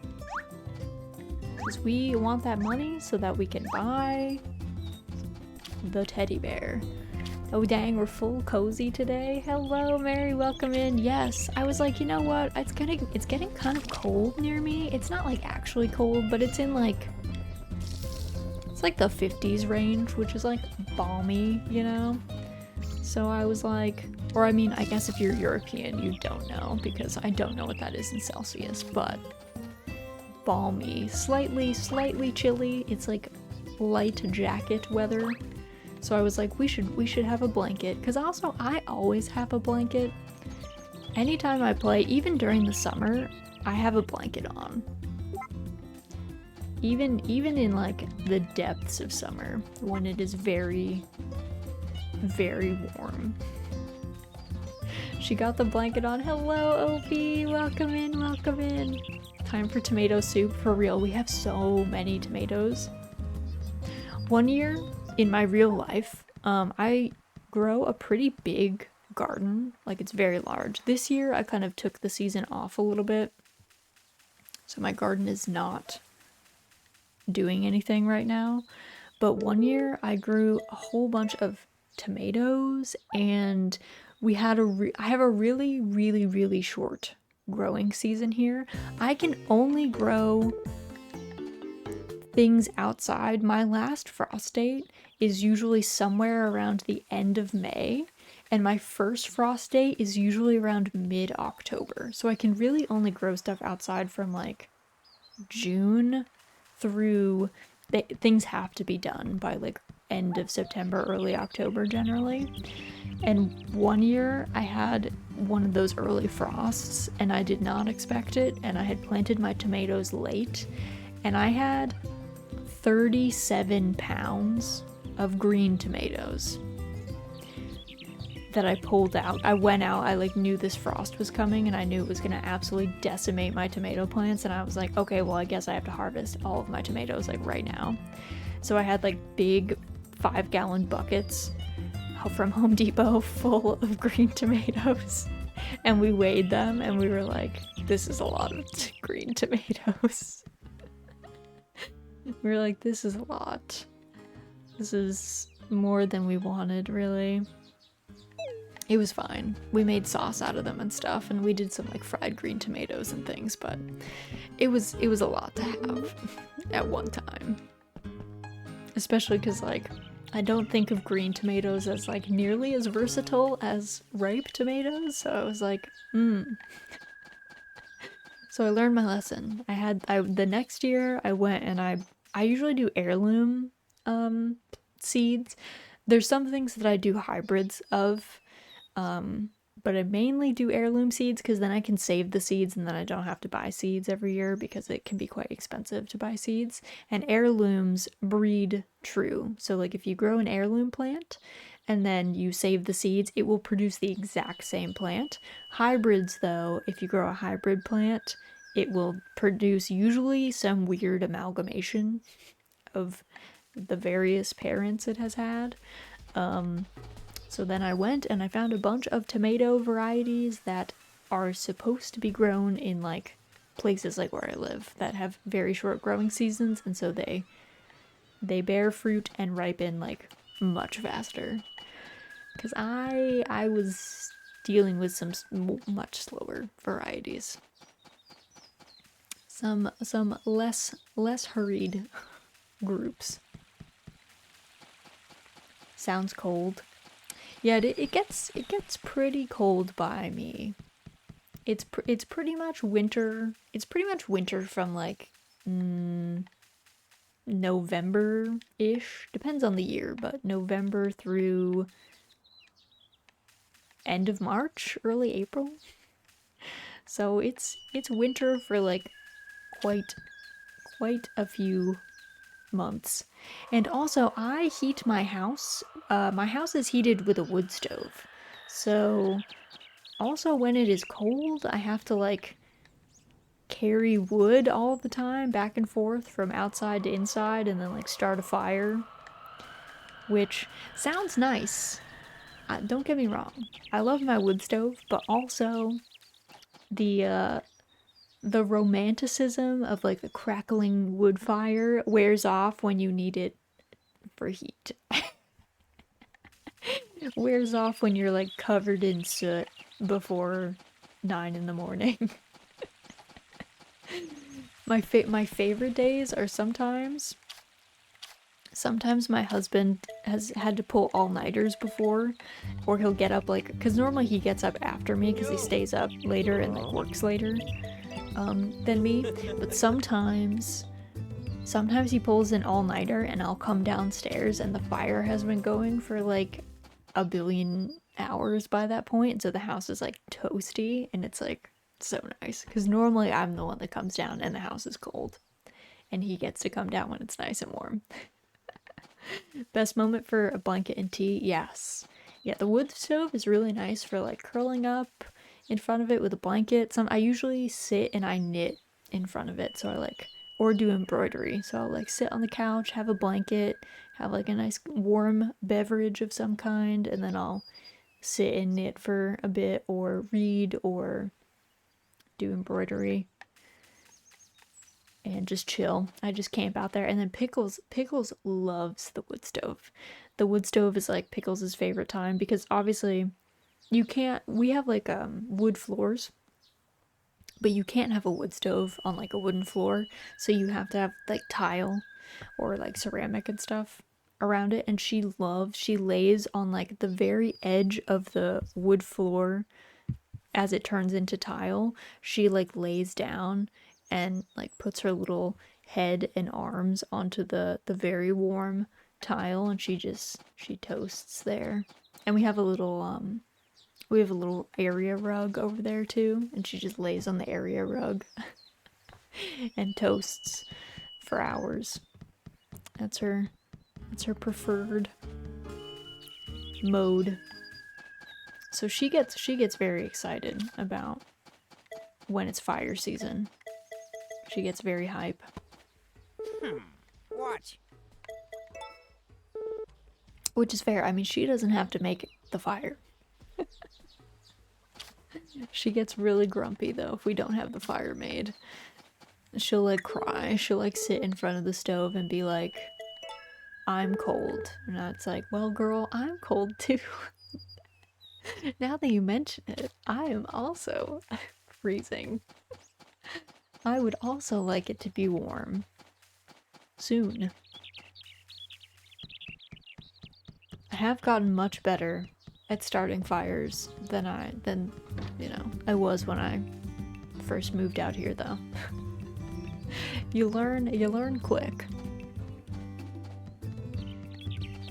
You kind of have to.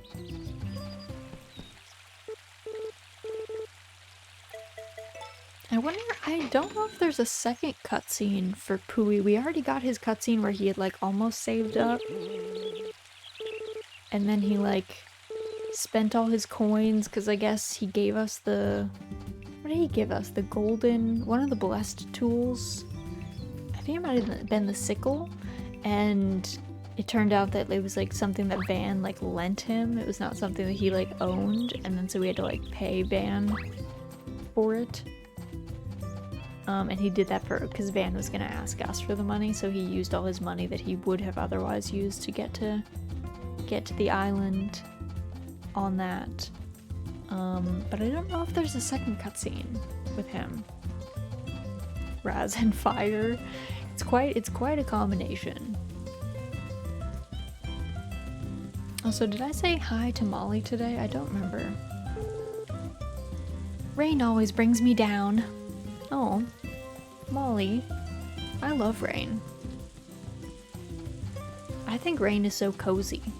I like being at home under a blanket. So I don't mind the rain at all. And I super don't mind the rain in Farming Sims because it means that I don't have to water. Also, hello Alex, welcome in, welcome in. Hope you're doing well. Hope things are good by you.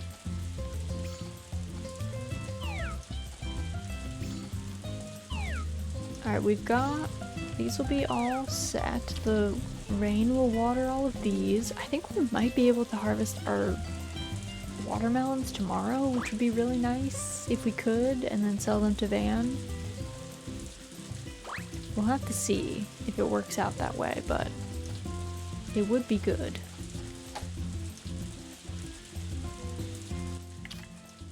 Okay, let's do...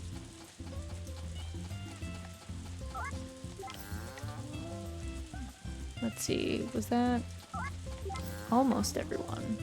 Okay. We have a bunch of fodder. 1, 2, 3, 4, 5. Okay, 9.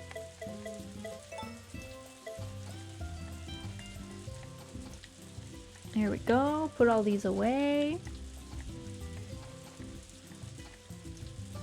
Okay. Everyone is fed for now. I'm sure they'll munch shortly.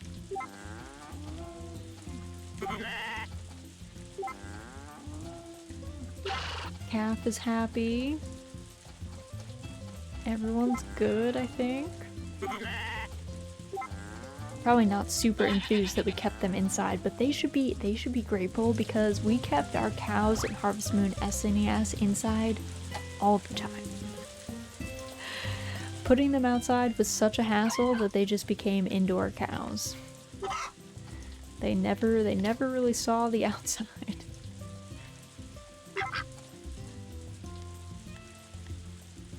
Alright, all of these friends.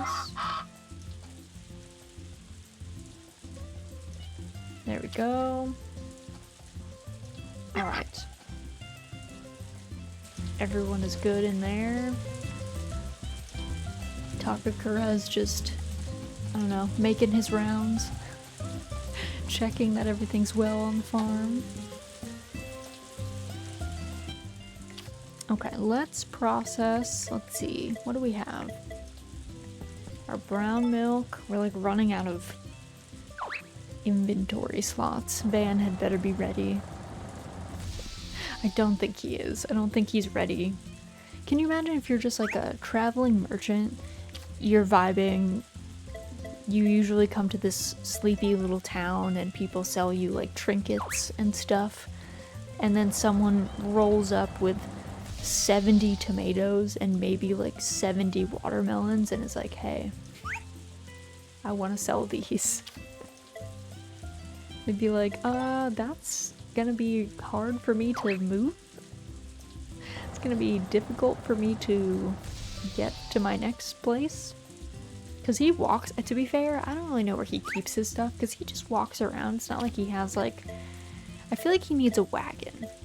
I feel like Van should arrive in a wagon, pulled by like an ox or something. I feel like that would be for the best. But I don't know, he keeps everything in his pockets, I guess. Men's pockets, really, they're our next level. Van would need more than one ox. Ox are pretty big. They're like pretty strong. But yeah, maybe he would need to. If we kept selling him like 70 watermelons, I guess maybe that's true. Maybe he would need more in that case. Also, where is Sully? Where is this man? Is he no.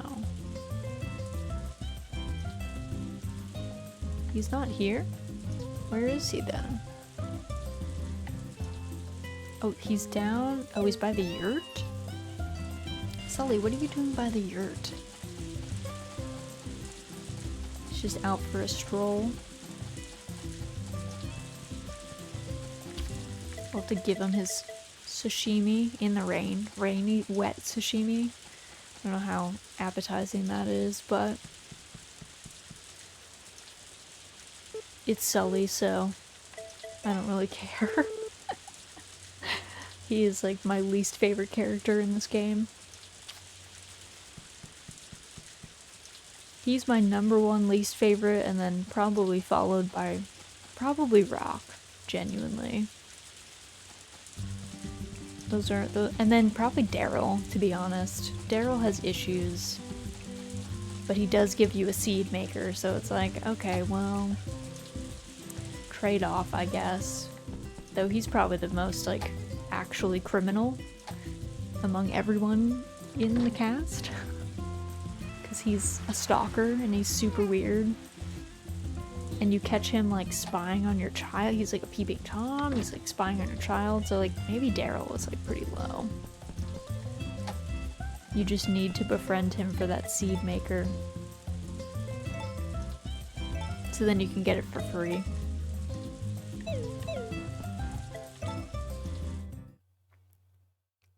Oh, the Sebastian dream. I missed that dream. I love that dream.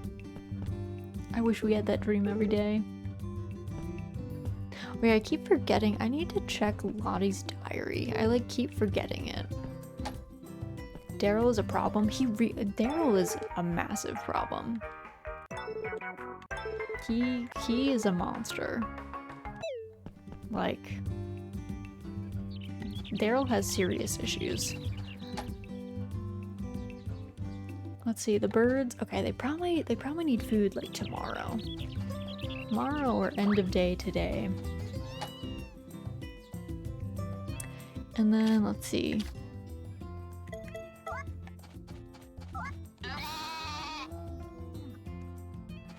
Oh nice, we got all that. And then, who needs food? We've got 1, 2, 3, 4, 6, okay.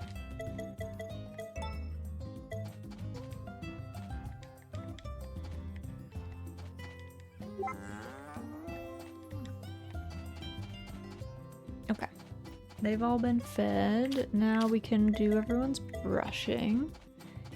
Because hygiene is important. Animals should be kept clean. And then, I don't know, I guess we'll see if our watermelons are ready. If they're not, I think we have until like 5 p.m. I think? Before Van packs up. If to try and harvest them, so we could also see if they're not ready now.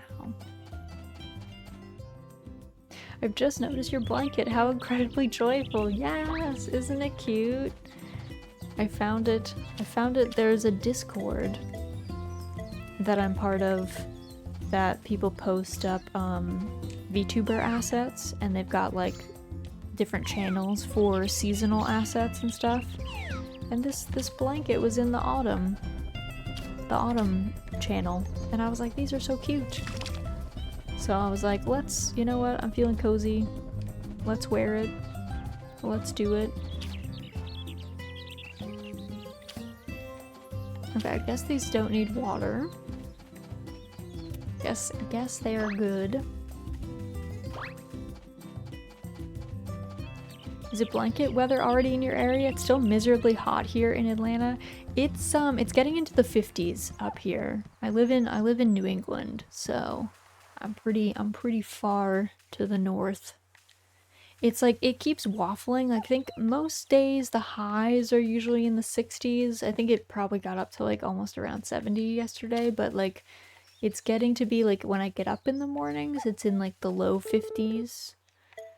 And the lows have been in the 50s still. Maybe like high 40s, but so we're not quite at frost time, though it does normally, I usually get my first frost somewhere around mid-October, so it's coming. Though that's just like first frost, it isn't normally sustained cold until like November-ish, I guess. Maybe late October. It can be pretty cold on Halloween. Which I always remember as a kid, I would be like, I loved Halloween as a kid. I was like really into dressing up in costume, and I always remember my mom would be like, you need to wear long sleeves, or being like, you need to wear tights. And I would always be like, no, it's gonna ruin the aesthetic of my outfit, but then I would be freezing if I didn't, so there's something to be said for not being like absolutely miserable while you're trying to collect candy from people. No. There's something good about being comfortable and just vibing.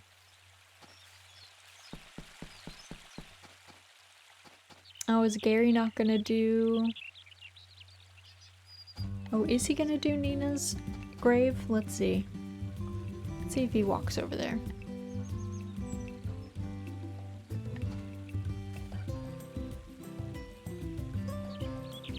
Also, I don't know that I've ever seen Van. I don't feel like I remember Van being on the beach that early, but maybe he always is on the beach that early. It's a rite of passage to ignore a parent's pleas to dress warmer. It really is. It really is. You're like, no, Mom, this is really ruining my life. And then, you know, and then you're actually cold and you're like, oof.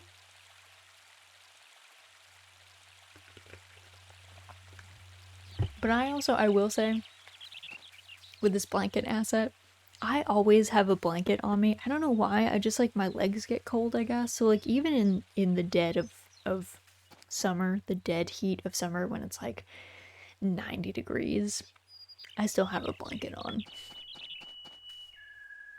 Which baffles people around me to no end, but I've always been like that. So anyone that knows me well enough is like, ah, that's just Raz and her blanket. That's just the way. Oh. If you're feeling up to it, could you help me clean Nina's grave? It's the least I can do. Oh-ho, glad to hear it. I'll leave it to you then. Know how to clean a grave? Hey, I'll give you a quick lesson. Timing is key here. Go round the grave once and try to scrub it till it shines. Well, what are you waiting for? Start scrubbing.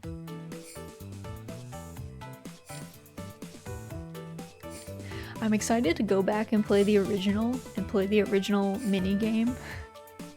Because I remember that mini game like kind of bodying me as a child a couple times.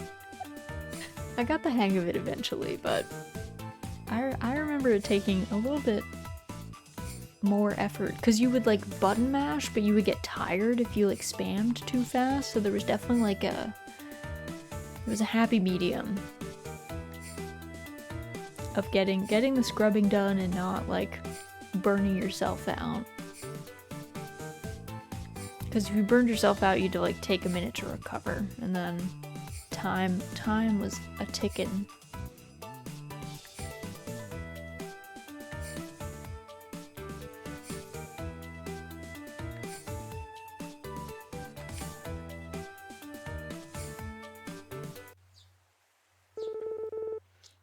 Alright, let's call her there. Oh, this is wonderful, dearie. Shines like a new diamond, it does. And it's all thanks to you. Oh, even Nina's impressed by your hard work. I'm real glad we could do this for her. Thank you kindly for your help. Honest work like that deserves a reward. Here, this is for you. It's the least I can do.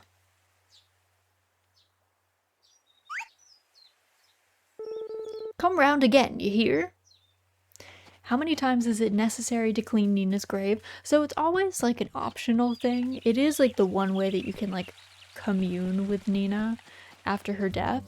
Also in year 2, or like chapter 2, I guess. I don't remember.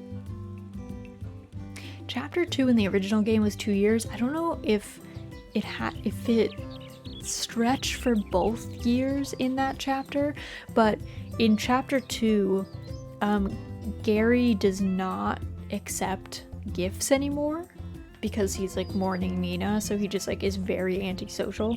But you cleaning Nina's grave does give you like some tiny boost of friendship. Though in the original he used to clean the grave every morning, so you could clean it like every day if you wanted. In this one you can only I've only managed to catch him on van days. I don't know if he has other times when he'll clean her grave, but it's really I've only been able to snag him at like 11:30 on van days. Yes, come peruse my wares at your leisure. I am certain I have all that you need. Alright, Van, I will. I have a lot of things to sell you. Actually, let me check on my watermelons. Have they ripened? The big question. Oh, they might have. They look lighter green to me. Are you guys ready? You are? Oh my god. Perfect. Perfect. Just what we wanted. Because we have to sell all this stuff to Van.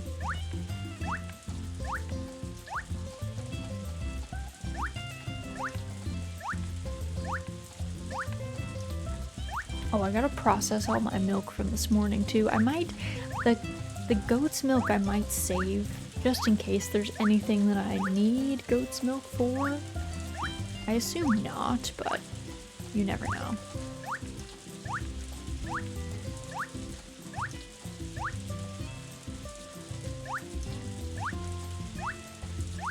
But we are kind of cutting it close.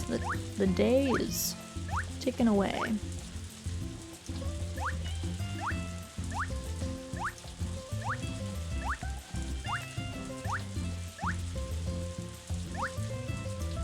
Grab all these. Oh my god, we're rolling up with so much stuff. The van is gonna be like, selling here was a mistake. This girl is cleaning me out. She's got so much stuff to sell and forcing me to give her the better deal. Which we for sure are. We are definitely here to just make money from that man. He's got that right. Let's see. We also need marble milk in our cheese maker. And then I think I'm just gonna put the Gertrude's normal milk in the cheesemaker as well. Here. There we go. And then we'll go to Van, sell all this stuff, see how much he'll give us for it. Alright. Away we go.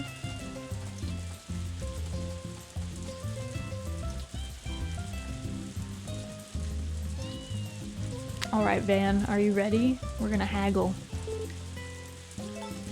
We are gonna haggle, my dude. All these cheeses to sell you.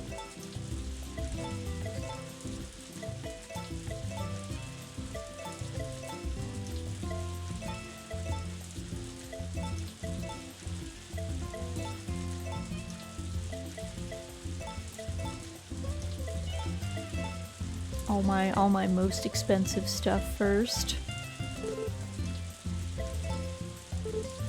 Oh, he's like, nope. Nope.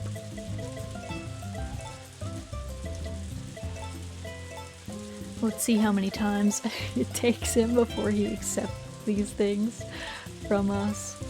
I don't know. He's being stingy about it.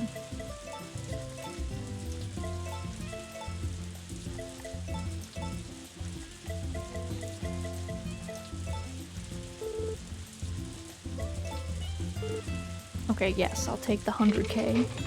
I always hated the haggling in A Wonderful Life. Welcome in, Perky. Hope you're doing well. I really do like Van's signs with his face on them. I would legit have that in my home as a goof. It's ridiculous. It's pretty funny. Van's quite a character.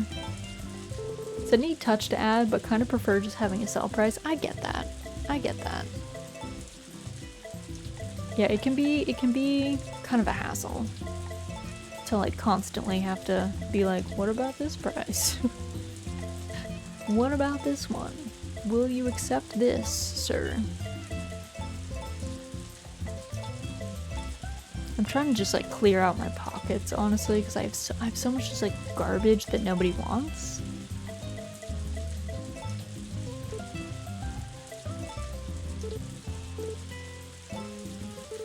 AOL Wonderful Life was kind of a grab bag of, I'm glad they tried this, but I don't like it mechanics. Yeah, I think it depends. It depends on the person, I would say. Some people, like, A Wonderful Life is like one of my favorite farming sims of all time, so I like wasn't bothered by most things. But I mean, you know, this gameplay loop, maybe not the best. Of like constantly having to be like, what about this? What about this one, sir? But yeah, it really just depended on like what you wanted out of the game or liked in your gameplay. But it did try a lot of things, which was kind of the big thing with the game. It was like willing to go on a limb and do something like pretty different. Of course he gives it to me on the first try for this tiny group of stuff. Okay, so we need a hyper drink. Yeah, we need the hyper drink. Because Daryl needs 3 of these. So. And I don't think... Oh, I can just buy all 3. I didn't know I could buy multiple.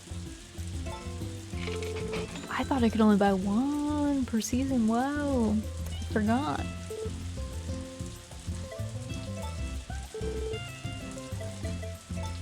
So I think he wants 3 of them. Sick. Nice. Let me see. I don't think there's anything else that I like care about right now. Oh, I guess there's a male goat.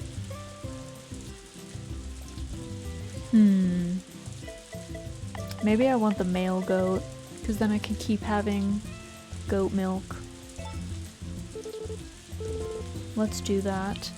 Ah, you have an impeccable eye for quality. The goats I sell are of the highest pedigree. Would you like to purchase one for 20,000 gold? Mind taking a bit off? Can I go lower than that? He's like, no. No. I'll only offer you the discount once. Alright, sir.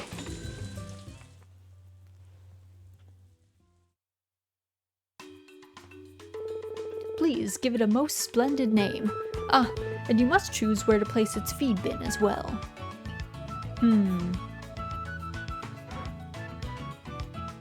Let's see. What should our goat be named? Cute goat. It is a cute goat.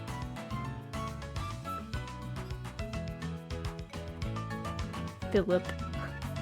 Like Black Philip, even though he's not a devilish black goat. I just think of all goats as being Philips at this point. Mortimer's a pretty good name though too. I always just think of Mortimer as we're gonna put his feed bin here so that he can face his partner. I feel like that would be nice. I always think of Mortimer as the tortoise in Animal Crossing. The mayor. Oh, how grand. It seems to like you. His name is Tortimer, not Mortimer, but that's always, every time I hear Mortimer, I'm like, it's the mayor. With my job done, I shall be taking my leave. Have a pleasant day. Tortimer, yes, I see your point. Yeah. Tortimer kind of cornered that name market.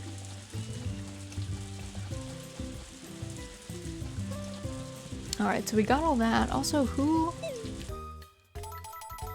It was Daryl, right? And we have 3 of them. Where is Daryl? Is he in his house? I think he is. He should be awake at this point, though. Daryl, are you inside?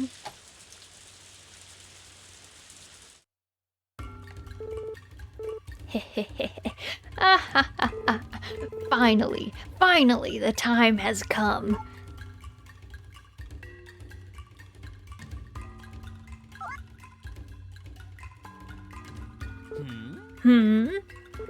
Oh, it's you.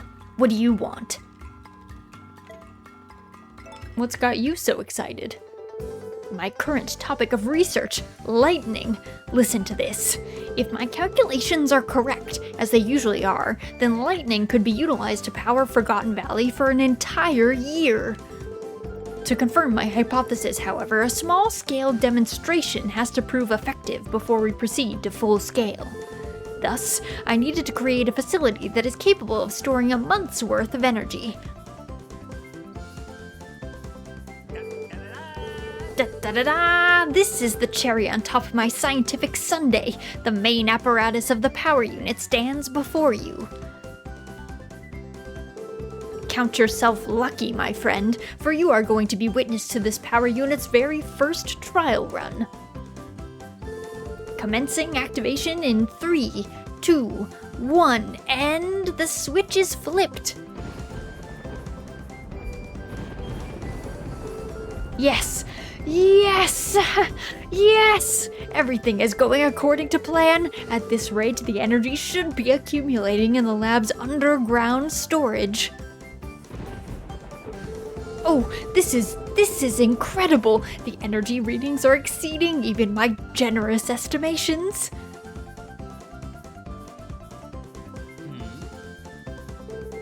What's this? Something's not right.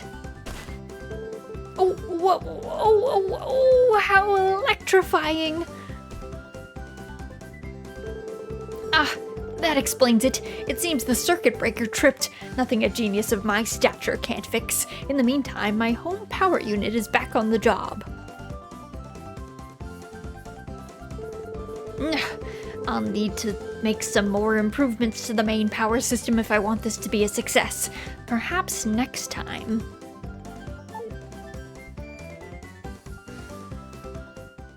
Daryl.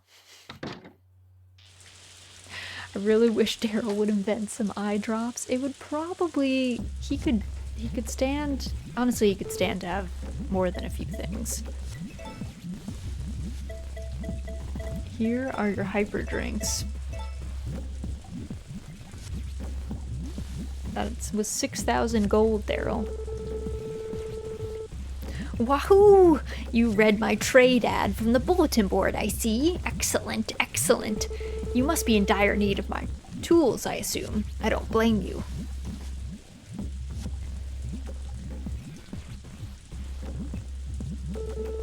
I used to use these tools for my experiments, but I'm sure you can at least use them to fix leaky ceilings, or whatever it is you do. Now then, a genius's work is never done. I must return to my research. Thanks again for your assistance.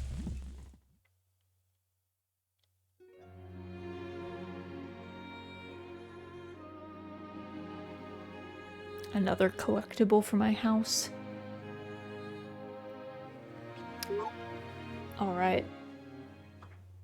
We just leave them outside to rust. That's it. That's all they're good for. Alright, it's a shame. I think these are gonna grow in tomorrow. Probably tomorrow. I don't know if there was anything else that needed doing. I guess we could see all of our people. Yeah, we need to find Rock. I think I haven't seen him yet today. Don't think I've gifted Sully anything. Or the twins. So where is everyone? Sully's at his house. Twins are out and about. Somewhere. Rock is, I don't know where, is Rock? Oh, Rock's out and about. Okay. Did they expand the field size for farming in this version? It seems larger than I remember. I feel like the backfield might be bigger. I don't really remember the sizes. Probably because I really didn't make use of them super well. So like, I feel like I probably wouldn't recognize, but I did feel like the backfield was bigger. It's very creepy stalker that you just know where everything is. It really is, yeah, that we know like everyone's whereabouts at all times. We could just look at our map and be like, ah, there they are. Charlie and Daryl are buddies, eh? Yeah, that's a friendship I don't think anyone should be nurturing, but you know, to each their own, I guess. Also, I just realized that it is well past 8. So, let me check. 3:47 p.m. Let's go back to the title super quick. I need to feed Miss Pickles. She's napping right now, but she needs her dinner. So I'm gonna put you guys on a really quick break screen. It'll be about 5 minutes or so feel free to get up, stretch, get a snack, any of that good stuff. And then we'll be back in like 5 minutes, get back into some more farming. So I'll see you guys in a few.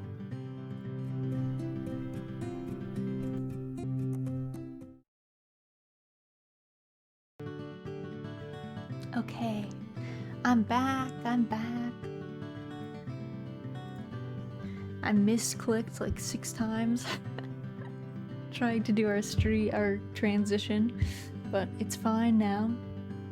All is well. Alright, welcome back. Thank you.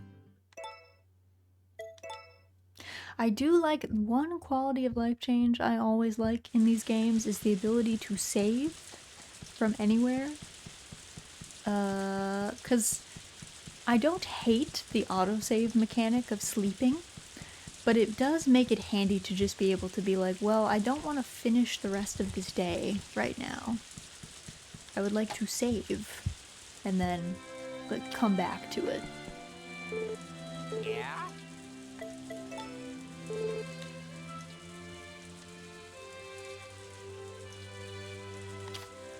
Was that picture always the same?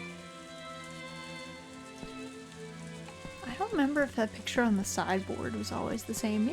Maybe it was. Maybe I just don't remember it well. I do not know. The little one, I was just like, oh, that's like way more colorful than I remember. Gordy's out there punching his statues in the rain, as he does. He's doing art in all weathers.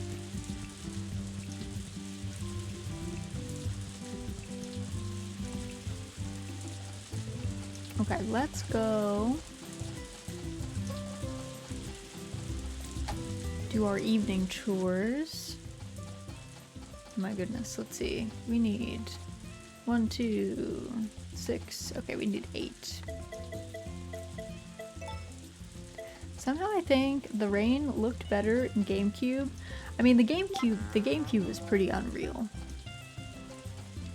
The GameCube looked pretty good.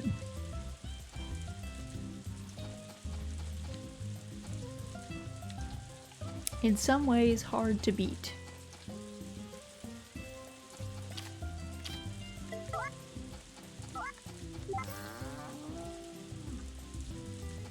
Alright, we got all these.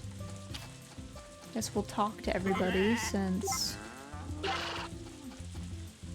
cows are doing their own thing. Okay. There we go.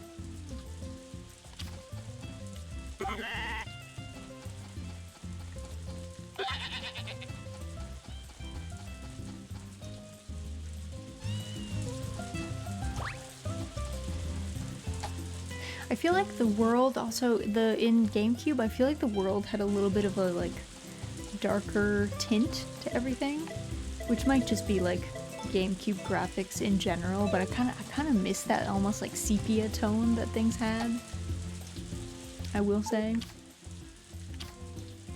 Okay, calm down, birds. Calm down.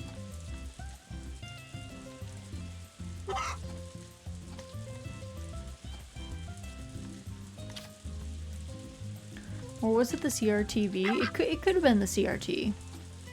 That's always possible. But either way, whether it was the console or CRT, the combo resulted in a color scheme that I'm fond of. I will say. I miss it.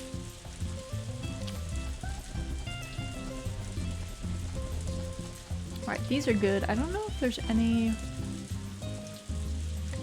plants that I need to hybridize. Not sure. Guess I should check my seeds. What have I got? Let's see. Spring to autumn. We could make tornadoes. We could grow... Oh yeah, these are only winter. So we'll do our garlic seeds in summer.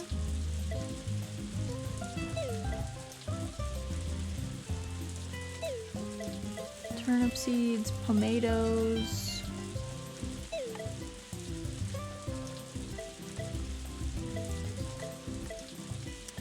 Tricaros, only autumn. Are these? These are summer too. Okay, so we need our gingers for sure. Okay, so we're gonna do the gingers and the garlic. And then maybe some like termelons and stuff. Why not? We'll see what we can like cobble together. And then the rest will keep.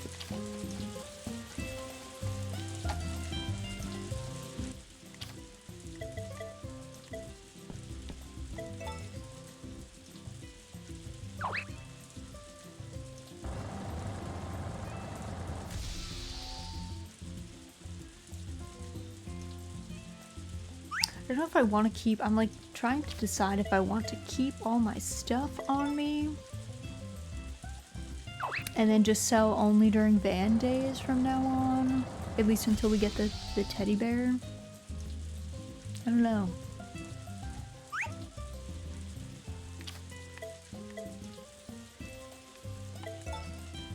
I guess that wouldn't be too bad.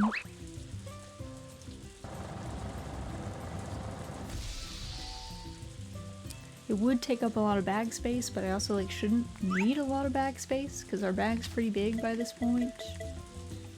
So it might be the better way.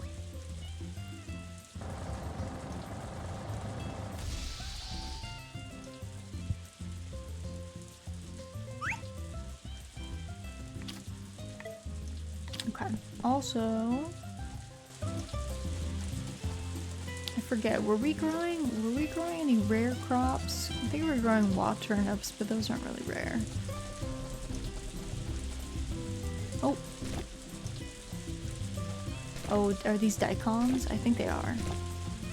Daikons. They are daikons. Okay, I think I'm gonna turn all of my daikons into a seed crop. So we've got 6 of them. So we can grow more in our final year. Those will all go. I can also turn all of our flowers into more fertilizer because we'll need more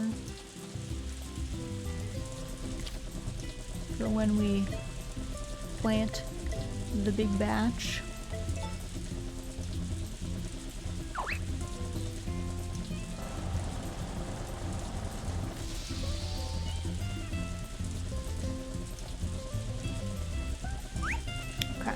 There we go. I think we're pretty good on fodder right now, so I'll let that do its own thing.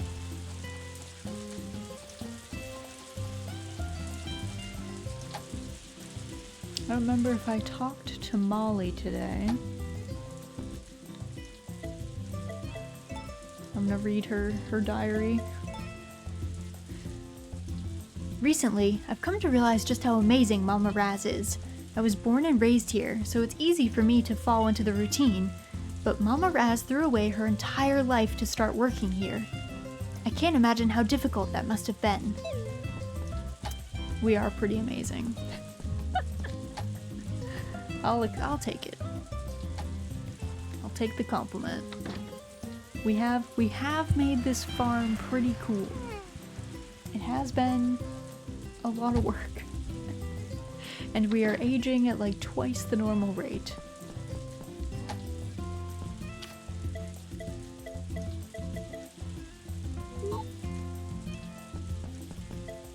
Alright, time to journal it up.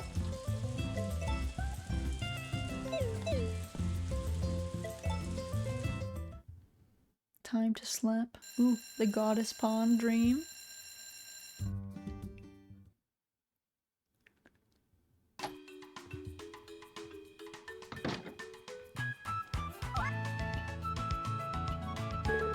Huh? When did we get those? Hey, is it okay if I borrow these tools for a bit? What am I gonna do? I'm not telling. You'll just have to wait and see. Okay. Bye, Lottie. Okay. Later. Wow, I can't believe you've been playing for 5 years already. Seems like this game only came out a few months ago. Hello, Lore. Welcome in. Hope you're doing well. I know, isn't it crazy? Time flies. Time flies.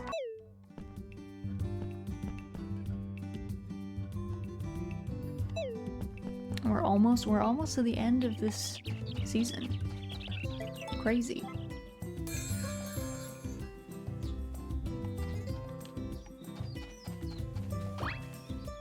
Wow, only one duck made it out to the field. Just one.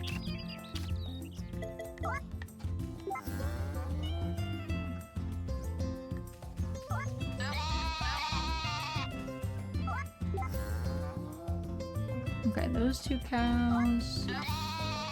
Everyone's very spread out today. Everyone wants their own space.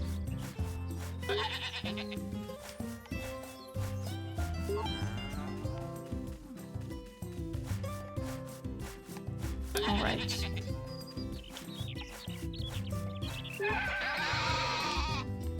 Our sheep.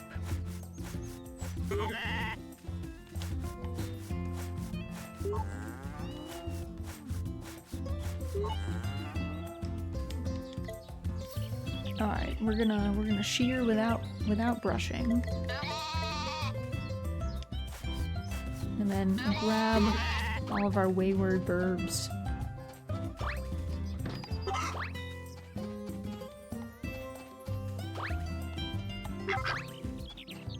Oh my god, they're trying to escape. They're like trying to run. It's just like real life. They see me grabbing their compatriots and they're like, I gotta go. I gotta get out of here.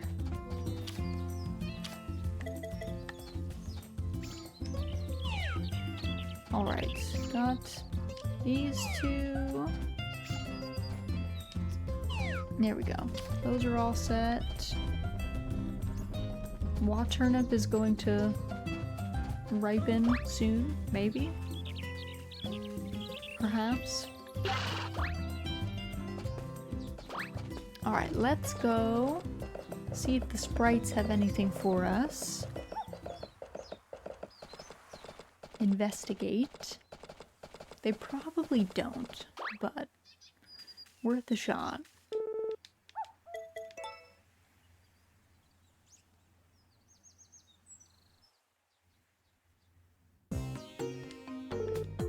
Nope.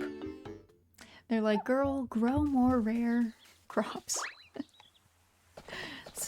Stop coming here with this nonsense. Okay, Carter is just, I don't know, doing his own thing.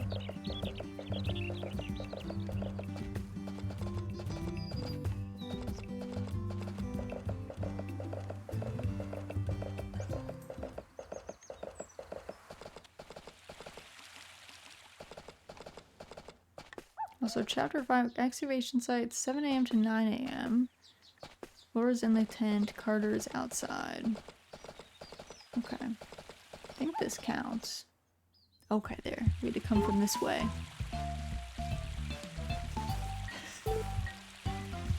What is that camera? Flora. Yes, Professor? You needn't say any more. What? I will never doubt the depths of your devotion to me. Please, show me that you reciprocate in kind. Come, jump into my arms. Okay. I apologize that it has taken me this long to come to this realization, my dear. Come, jump into my arms. Into your arms? Well, if you insist. Ugh! Flora, help! He's getting swept down the river.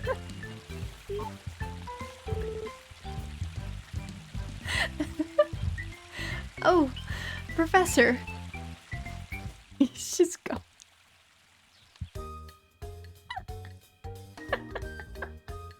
She glommed him. She really did. She really did. The camera work was so good in that. That was unreal. That was unreal. And he's just gone. He's just swept down the river. Never to be seen from or heard from again. Guess that's it. The man's done. What a time. This game, what a rush. I can't believe. Hey! I also didn't know, I didn't really know if they were a couple. I kind of assumed that Flora wasn't super into him. So hopefully she's not being sexually harassed at work. I don't know. She seemed like confused, but like fine with it. She was just like, why are we doing this? But wasn't like, you know? But I don't know. Sometimes people don't feel comfortable saying you know, even if that's how they feel. So who knows? Maybe Flora's life is kind of a tragedy. Oh my god, he got swept all the way out to sea.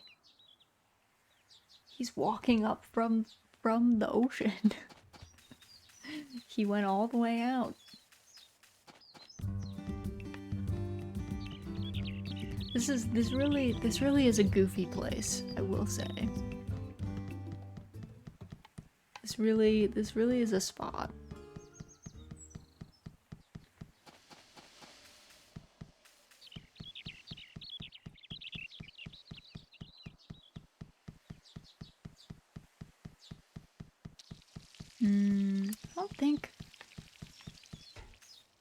I don't think you ever get into this locked shed. I do like all of their fermentation pots outside though. I bet they're making some amazing like kimchi or pickled veg. Oh! Or they could be making soy sauce. You know, you remind me of my late husband. I haven't thought about this in a while, but many years ago he and I went on a sea voyage. It was supposed to be a joyful thing. We never expected such a sturdy ship to capsize in the middle of the journey. My husband, he didn't make it. Romana's like, unfortunately, we were on the Titanic and he died. What do you think of painting, madam? It is one of my fondest hobbies, but I would like to hear your honest thoughts. I think it's a great hobby. Aha, so you agree. Well, even if you are simply speaking out of politeness, I am nevertheless heartened to hear it. Oh my god, San is pushing that cat. Leave that cat alone, San.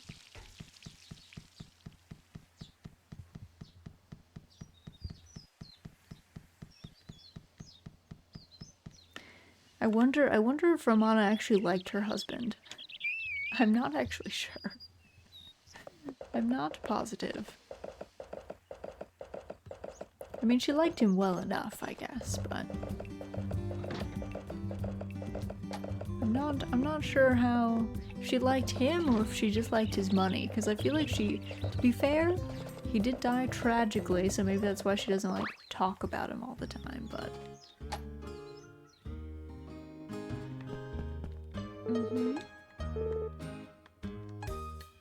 let's see. What's everyone's levels at? Rock is getting up there. Sully's slowly making his way. Cole is pretty close. Vinny is slowly dropping. Vinny's slowly not super into hanging out with us.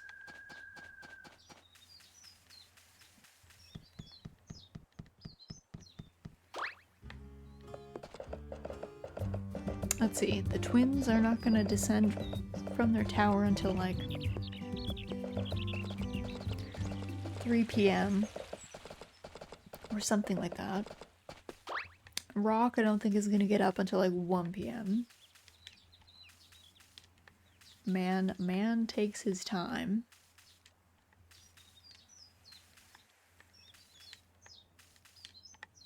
Alright, there's that. Let's see, I'm grabbing as many flowers as I can. Just cause. Also, Alex, thank you so much for the biddies. Thank you, thank you. Thank you, thank you. Very, very generous. The biddy gifting.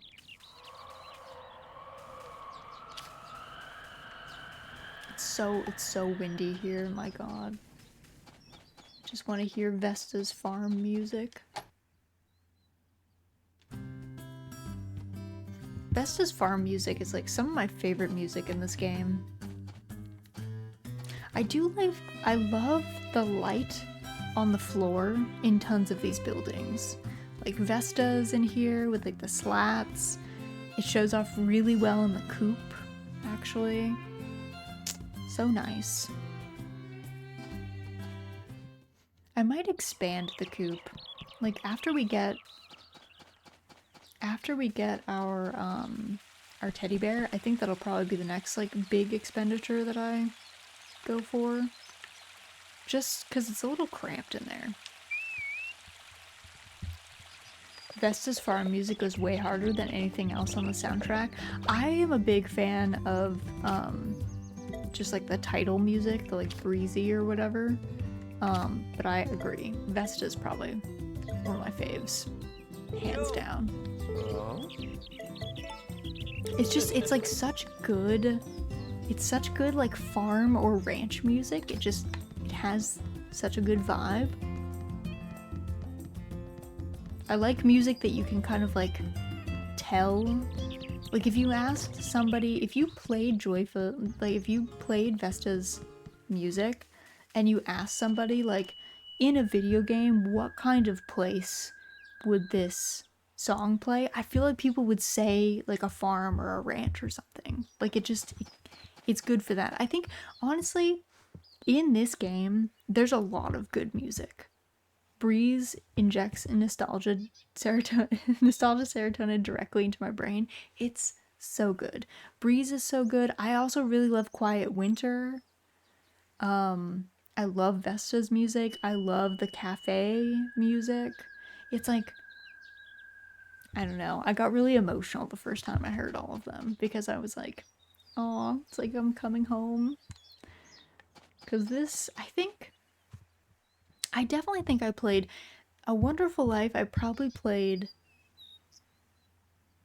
I don't know. It's hard to say if I played more A Wonderful Life or Friends of Mineral Town, because the thing is Friends of Mineral Town because it was on a Game Boy Advanced and it was mobile, I could play it a lot more, but A Wonderful Life was also extremely long, so I played a lot of it. Does Gustafa ever play guitar in this version? He does, yeah. If you walk by, after we gift the boys their coins, we can go looking for him. He will be just like strumming away. And then it's like a proximity song, so if you're close to him it'll be like fairly loud. And then if you walk away it gets quieter. Where's your brother? There he is.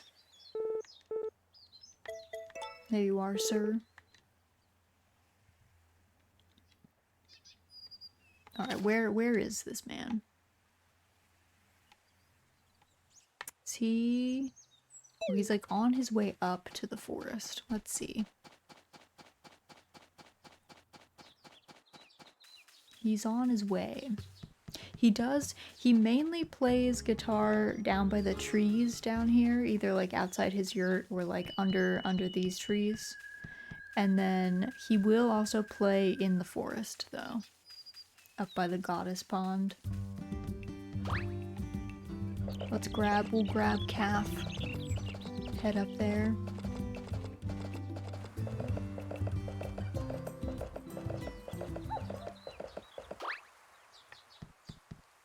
See where he sets up. Pui is like, what are you doing?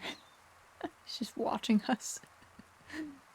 We are being a little suspicious, just like standing stock still in the middle of the path.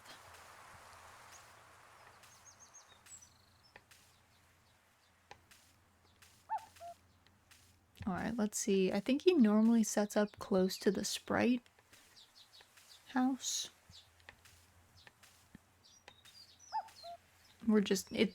No big deal. We're just literally stalking this man.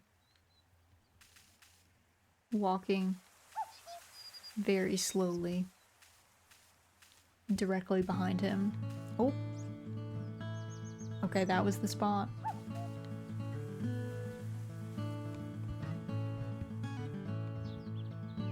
But yeah, this is Gustafa's tune.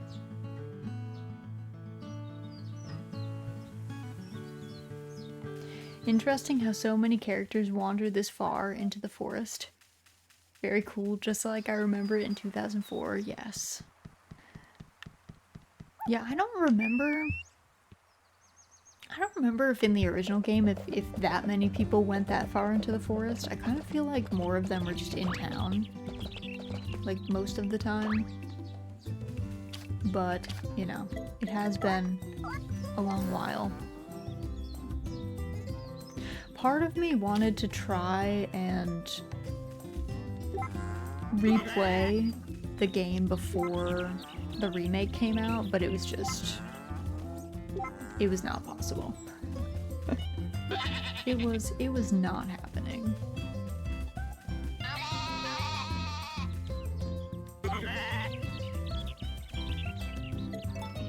I meant Gustafa's song was very cool. I was so impressed when I realized he actually played the guitar back in the original. It's like a nice touch. This game, I think one of the best things about this game is there was a lot of like little attention to details things that were just really impactful for the time. And like, I think people like take for granted, how actually good the writing was in A Wonderful Life. Like, for the time,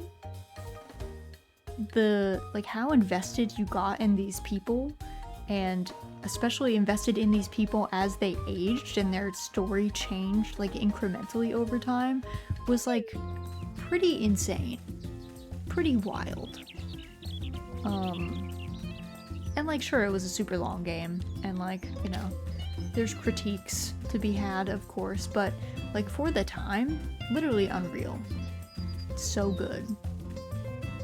And having a character like that died, and like their partner like mourned them, and it was like a big deal. Like, you couldn't interact with this person, and people are like moving out and building new houses and moving in and stuff. Like, it was really cool.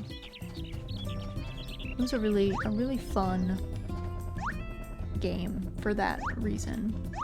It felt very lifelike. Tried replaying the original. It wasn't bad, but it wasn't great either. I think it depends, like, it depends on if you played the original and like what your tolerance is for like some quality of life things. Like, I think there's a lot of old games that if you don't like the crunchiness, and if you don't like how like hard it is to do things, they're not very fun. It depends what you like about farming sims, I would say. Is Nina the only character that passes away? She is, yeah. She is the only one that passes away.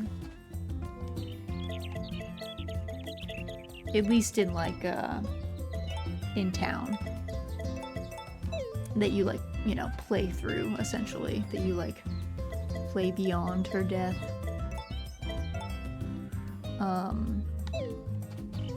But yeah, it was pretty nuts for that. The lack of quality of life stuff was alright. I just kind of ran out of stuff to do after the first year or so. Yeah, I mean, the key is like, in those old games, you have to remember like that nobody was good at that stuff. Like, because those games were like people were not good at being efficient. So like, and guides were like necessary for a lot of the games. So it was really about like playing blind is tough, I will say. Like a lot of old games are actually incredibly difficult to play blind because they are meant to be played with a guide. And they want you to like know what to do if you like need or want to experience stuff.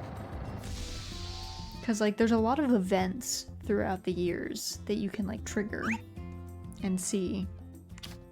But you need people's you need everyone's friendships to be at certain levels, and it's not always max. Some of them have to be low to like see certain cutscenes and stuff. So it's definitely like, I think for a lot of these games, and I feel this way about most farming sims, I understand that some people play farming sims because they like the efficiency game and they like to go and just do like the big ag min-max thing. But I do think a lot of farming sims are not built for you to do that. Like,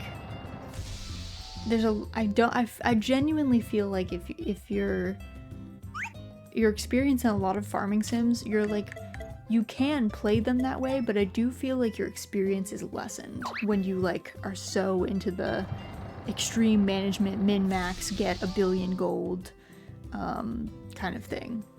I think they're meant to be played at a sedate pace. You're not meant to befriend everyone in the first year. It's meant to be like you befriend a couple people every year. You don't see every cutscene like all the time. You just take it easy. It's kind of like Animal Crossing, honestly. I feel like a lot of people like misunderstand how to play Animal Crossing. Though New Horizons is maybe the most New Horizons is a huge deviation like from the series, so it's hard to say whether you're playing that one wrong when it's just weird. But I do feel like your experience is just different, and there are some farming sims that I think are way better for efficiency players, but I think there's a lot of farming sims that are way worse for efficiency players, that you don't have as fun of an experience because they don't want you to do that. So they like, yeah, it's not like they're like trying to like make the experience bad or anything, but like they just don't give you a lot of stuff to do. There's not like end game things, you know. Not gonna lie, major props to those who went through all the research back then. I couldn't. I know, right? The people that would write all the guides, they are strong. Though I learned, honestly, so when this game came out, obviously because it's a remake, we knew like most of the stuff that was gonna be in it, but there are obviously some deviations as well. And so there was a lot of like trading of knowledge and tech between myself and Verdant and Kath at the beginning, because we were all playing at the same time, and so we would like learn different like keybinds or button presses, or like see different events or whatever, and then like share that with people. Kath is one of those people. She would test out like everything. She would do things that I would like never think to do, and then she would come back with all this knowledge because she was like, oh, I tried like X, Y, and Z. She like found out like exactly how much fertilizer you needed and how often you could spread fertilizer. And I was like, I would have just never thought about that. She found out like how many days you can leave things in the ground before they rot, if they're like good to go, and like all sorts of stuff like that. Just like learning all of the things, which I just feel like I don't generally have in me. I want the guide. I want to just consume the guide instead of being the one like coming up with it.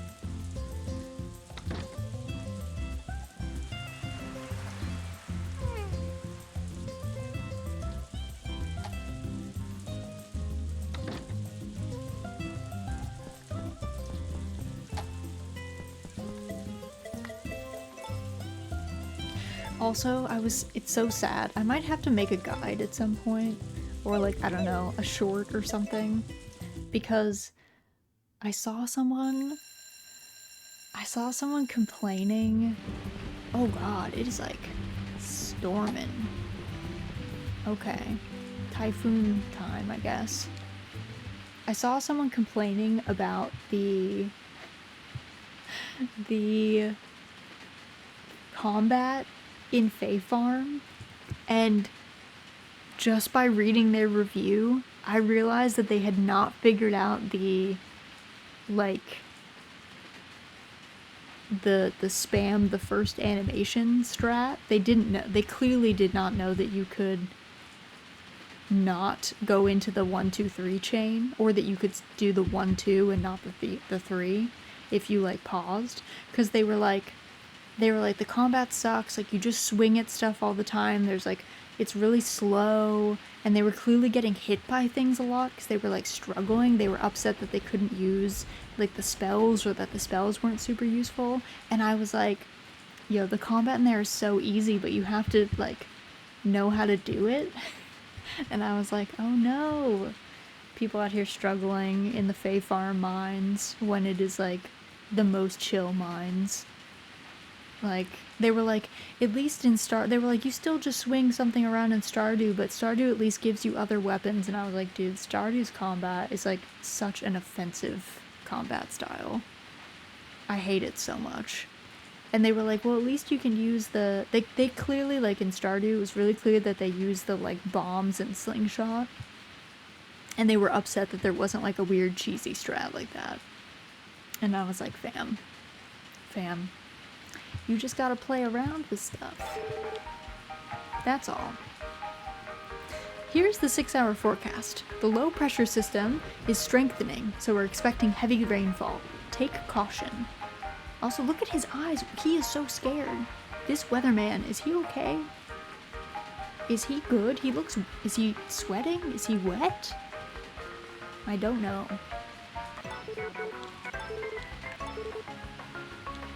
Combat too hard, QQ, get good, scrub. Okay, but here's the thing. Here's my caveat. Unless you are very experienced in video games, and I don't just mean that you've played one type of video game.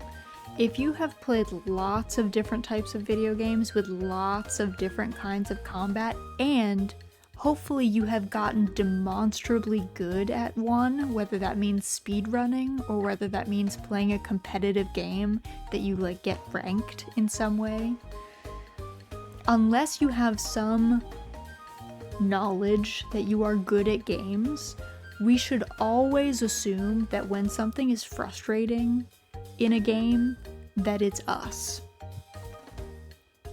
If we're doing like combat in a game and we are getting bopped, we should always, the first assumption should be that we are bad at that game and at that combat. It should not be that the game is bad. The game could be bad, but our first thought should be, it's probably me. I'm probably not good at this. I probably need to practice. Because if you always blame the game, 1, you never improve, and 2, it's often not the game. It's usually us. It's usually user error. There are some games where the combat is like truly terrible, but they're like pretty few and far between, at least if they're like a game that is popular that people like to play. It's me, I'm the problem. And it's like, that's okay. We're allowed to be bad at games, but I think it's always important to like acknowledge your weakness before blaming the game or your teammates if it's a team game. Chances are, in a team game, even if your teammates are not playing well, you are probably also not playing amazingly.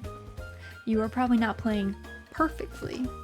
So, less blame on things that are not us. Everyone sucks but me, that's the rules. Hello, Rissa, welcome in. Well, okay, well maybe you're an exception, I guess. But yeah, I feel like it's important for us to be like, you know what? It's probably me. It's probably me. That's why Rissa plays single-player game Celeste. He's like, Rissa only wants to be in a land by herself with no one else to ruin the experience. No, it's important to focus on what you can do to improve. It is, I think, and the thing is, I think there's two modes. There's two modes to playing video games. One mode is if you want to get good, if you genuinely want to get good, then spend time getting good. Spend time like analyzing what you're not good at and be honest with yourself. You can also, if you don't want to get good, you can be bad at games. You are totally, everyone is welcome to be bad at games. I think there are some games that it is perhaps impolite to be very bad at. I would say competitive team games. If you are in a ranked lobby, it is not polite to be ignorant and bad at the game. You should just not play ranked until you are knowledgeable. And you probably should aim to not bring your team down as much as possible. However, if you are playing any other game and you know that you're bad and you're still enjoying yourself and you find value in being bad, you never have to be good at games. You can literally be bad forever, and as long as you're having fun and you're chilling and it's not like negatively affecting other people, that is a-okay. That is totally fine. You can be as bad as you want at games. Being bad at games is against the Geneva Convention. To some people, it seems to be that way. Bad is relative. It's always relative. There's always like a sliding scale of bad. But I would say if you're in a space and you're getting frustrated with a game, it's probably you. And yeah, just don't blame other people. Sometimes you can be so bad you become good again. So true, Kias. It can come full circle. You can be so bad that you like actually are a genius. It can be next level. Also, welcome in, Kias. Hope you're doing well. Compared to the average player, someone might think I'm decent at Celeste. To a speedrunner, I'm absolute garbage. But that's the thing, like, being bad is a scale. And honestly, there's probably always someone better than you at something. Pretty much anything that you do in the world, there's probably someone who's better than you. That's okay though. Like, there could still be value in being mostly good. So Lottie says, sometimes I wish I could throw my responsibilities out the window. Me too, girl. Me too. But yeah, you don't have to be stressed about being bad. As long as you are having a good time, all is well. And you don't have to be the best at things. And you should probably just be nice to people. In games where you play with other people, being nice goes a long way. If you're gonna be bad at a game, and you're gonna be bad at a game where there's like a social element that you're gonna play with other people, just be nice. Because I'll tell you what, I've played World of Warcraft with a lot of really bad people, and I never remembered the people that were nice. But I always remembered the people that were mean, and the people that were mean, I was like super mean to back. You know, the dude that would come into a pug raid and would be like, everyone here was bad. And I'd be like, oh, sorry, when is the number one team gonna call you? Because you're actually parsing at an obscenely low percentage. Oh, what was that? Oh, they're not calling you because you're not good? Cool. Opinions to yourself, thank you. So it was like, fam, but if someone was bad and they never said anything, I didn't remember them. It was fine. All was well. Like, it was not great that they were like being bad in a group setting, but it was also not like super offensive. True, being mean and bad is pretty much the only way to make my blacklist. I think it's true. It's true of everyone everywhere. If if you're mean to people, people will remember it. And they'll remember it for like years, maybe their whole life. If you're nice to people, at the very least, they might remember if it's like a super nice thing that you do for them, or they will not think of you poorly. Which is honestly probably the best you can hope for when you meet lots of people through your life. It's nice to be remembered as like, oh yeah, they were nice. They were chill. I don't have any problem with them. The person that was mean, they are forever remembered in a bad way. It doesn't do you any favors to be like mean to other people. You only reap poor rewards. Cause then you're on a blacklist and people know you and it doesn't work out super great. And it's usually not a case of someone making like a simple mistake. It's normally a case of someone being like systemically pretty awful. And everyone being like, oh yeah, that person. I hated that person. I didn't like them at all. Alright, what we need to plant? We need to plant our garlic tomorrow. We need to plant our gingers.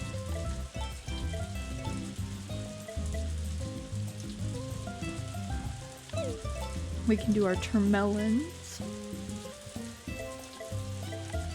What else should we do? Autumn to spring.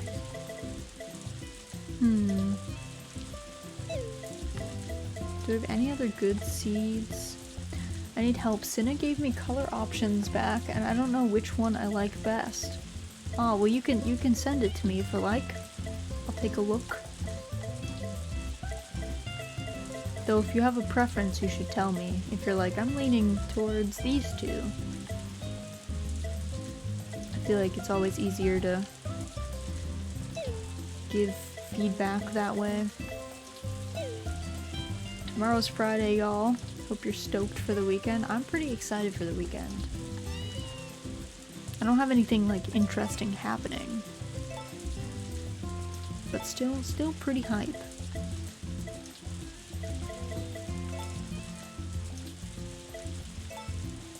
I'm just out here to farm for onions. Do have a couple I'm leaning towards though. Okay. Yeah, well, if you have any that you're leaning towards, point those out. How many seeds do I have? Let's see. 24. Okay. Okay. Let me go to Vesta's, grab some seeds for tomorrow.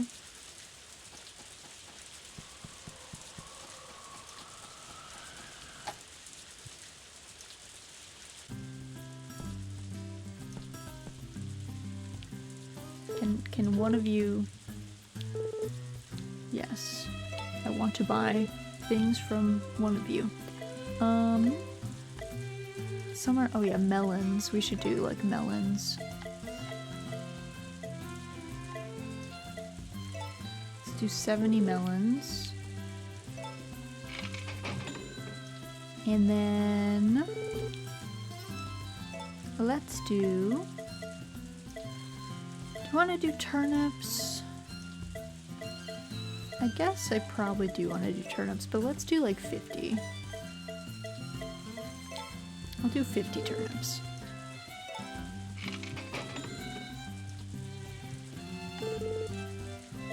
Alright. We're good. So we've got all our seeds. We're ready. And then I've sent you the info. Okay, nice. After we end this day, I will check it. Okay, 1, 2, 3, 4, 5, 6. Okay, 6 fodder.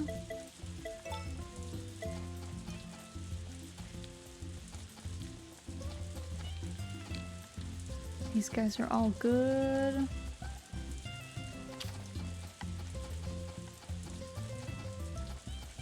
Okay. There we go. I haven't really been focused. Are those pink fellas sheep? They are. Yeah, the sheep are pink. They were not pink in the original, but they are here.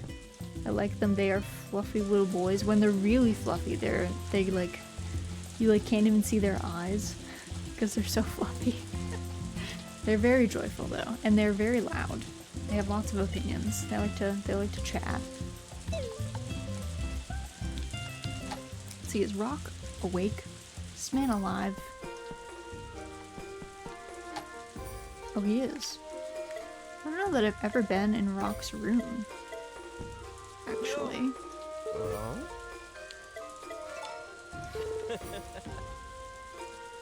Also, Rock, do you like coins? Because I feel like you never wanted coins. There's some sort of cloth poking out from the bottom of this door. Yeah, I think it's his clothing. Does he have no... Is there no... note? I feel like most rooms...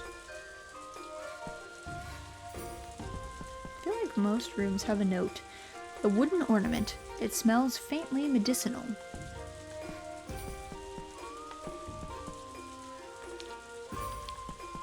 I feel like there should be a note here.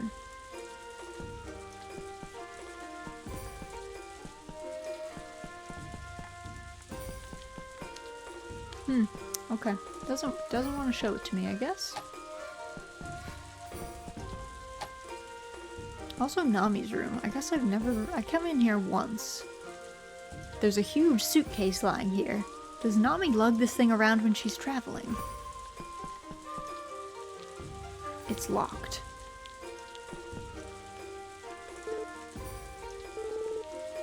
Most people live by a schedule. They'll do the same things at the same times every day. Even the people here try to stay on top of their routines. Though it looks convincingly realistic, it's a fake plant. An odd decoration.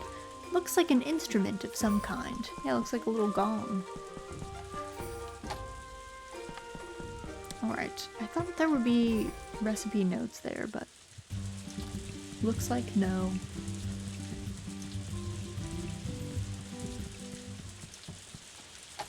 Let's talk to Molly so she doesn't stop being our friend.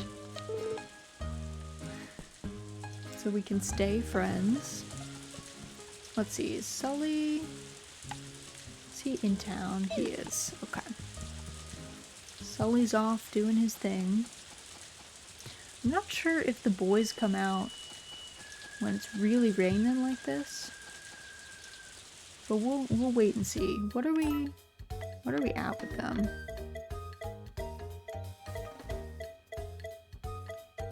Oh, Cole's pretty close. Maybe like a couple more gifts, maybe?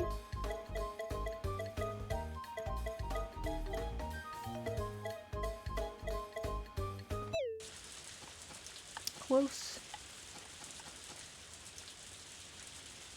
I'll give them until like 3 or 4 come down.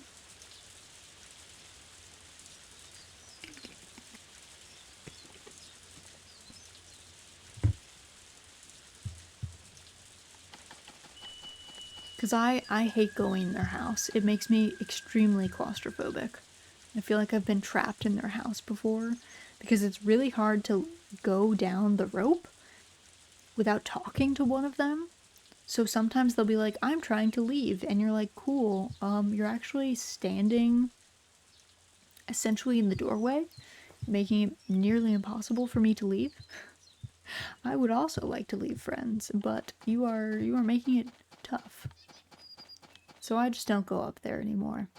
Once I got the record for beating them at their territory game, I was good. I was set.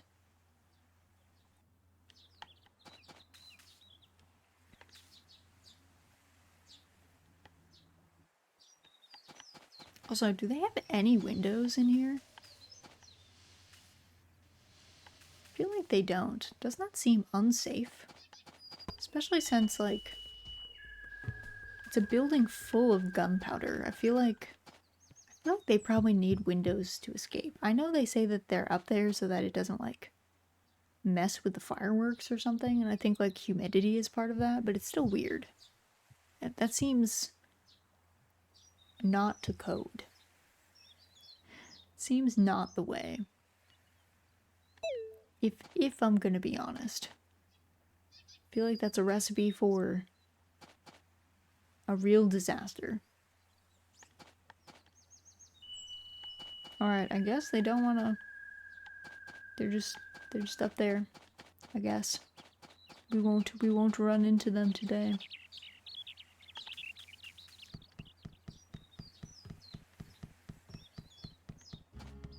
I do like that Molly's heels have the Luboten, like, red soles. I think that's cute. I also like that they're like character shoes, so they've got the little straps at the top.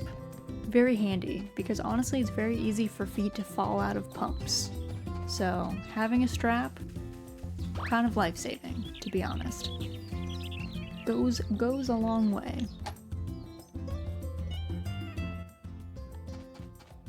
Especially, I guess, if you're walking down country roads, you're more likely to just slip out of your shoes.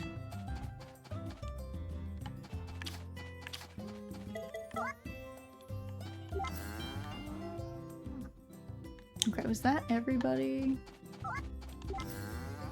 Country roads, take me home. That's what they say. That's what they say.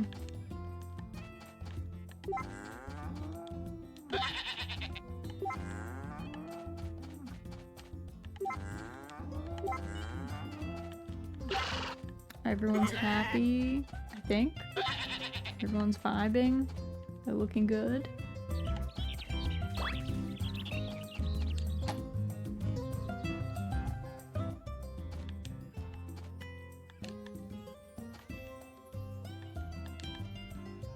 Alright, all the burbs are well. You can see what I mean, that the coop, it's a little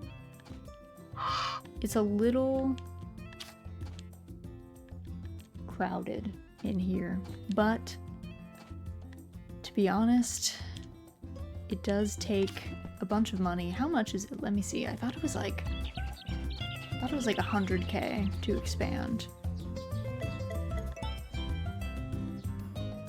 Yeah, so I think we're gonna buy the bear for 1 million, and then once we raise another 100k, I'll expand the coop. Get all that squared away.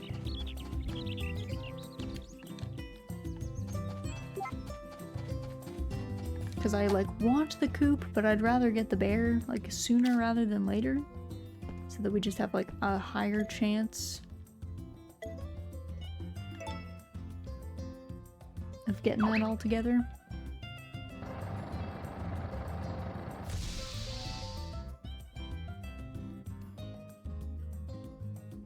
A bear, like the animal, so it's technically a teddy bear, but it is alive. It breathes and it blinks, and we might be too late in the game to get... There are relevant cutscenes with the teddy bear, like, and your child. I don't know if we can get them with our child as old as she is, but it might be possible. But it costs 1 million gold. And we were way too broke the previous years. I had other things that I was spending the money on, to be honest, but like upgrading the barn, which we really needed, because the sheep with their wild breeding surprised me. And so I wasn't able to get a goat for a whole year because the sheep blocked our spot. Alright, that should do it. My word, that's lovely, Lottie. You're far better at home improvement than I could ever be. Let's see, what has she done? She did take the tools. I forgot she had done that. Oh, hey Mama Raz. Welcome back. Oh, we got shelves. That's so nice. It looked like you guys were running out of space in the kitchen, so I built some new shelves and fixed a few things up. Let me know if there's anything else the house could use, and I'll take care of it, okay? Oh my god, our daughter's so good. Our family is so happy. Our daughter's so cool. Did you check the box at the front of the house?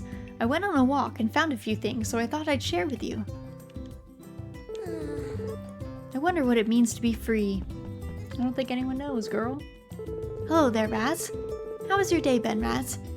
Do take some time to refresh yourself in the bath. You've more than earned it. Thanks, Lumina, my girl. Wow. We're spoiled. We have such a nice family. Even though Lottie went through her angsty phase, like, it was not that bad. All things considered. It could definitely have been worse.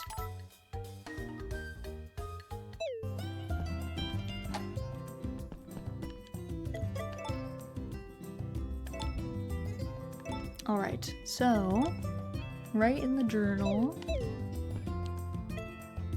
I'm actually gonna go to sleep mad early. Oh, the Muku Muku dream as we go into summer.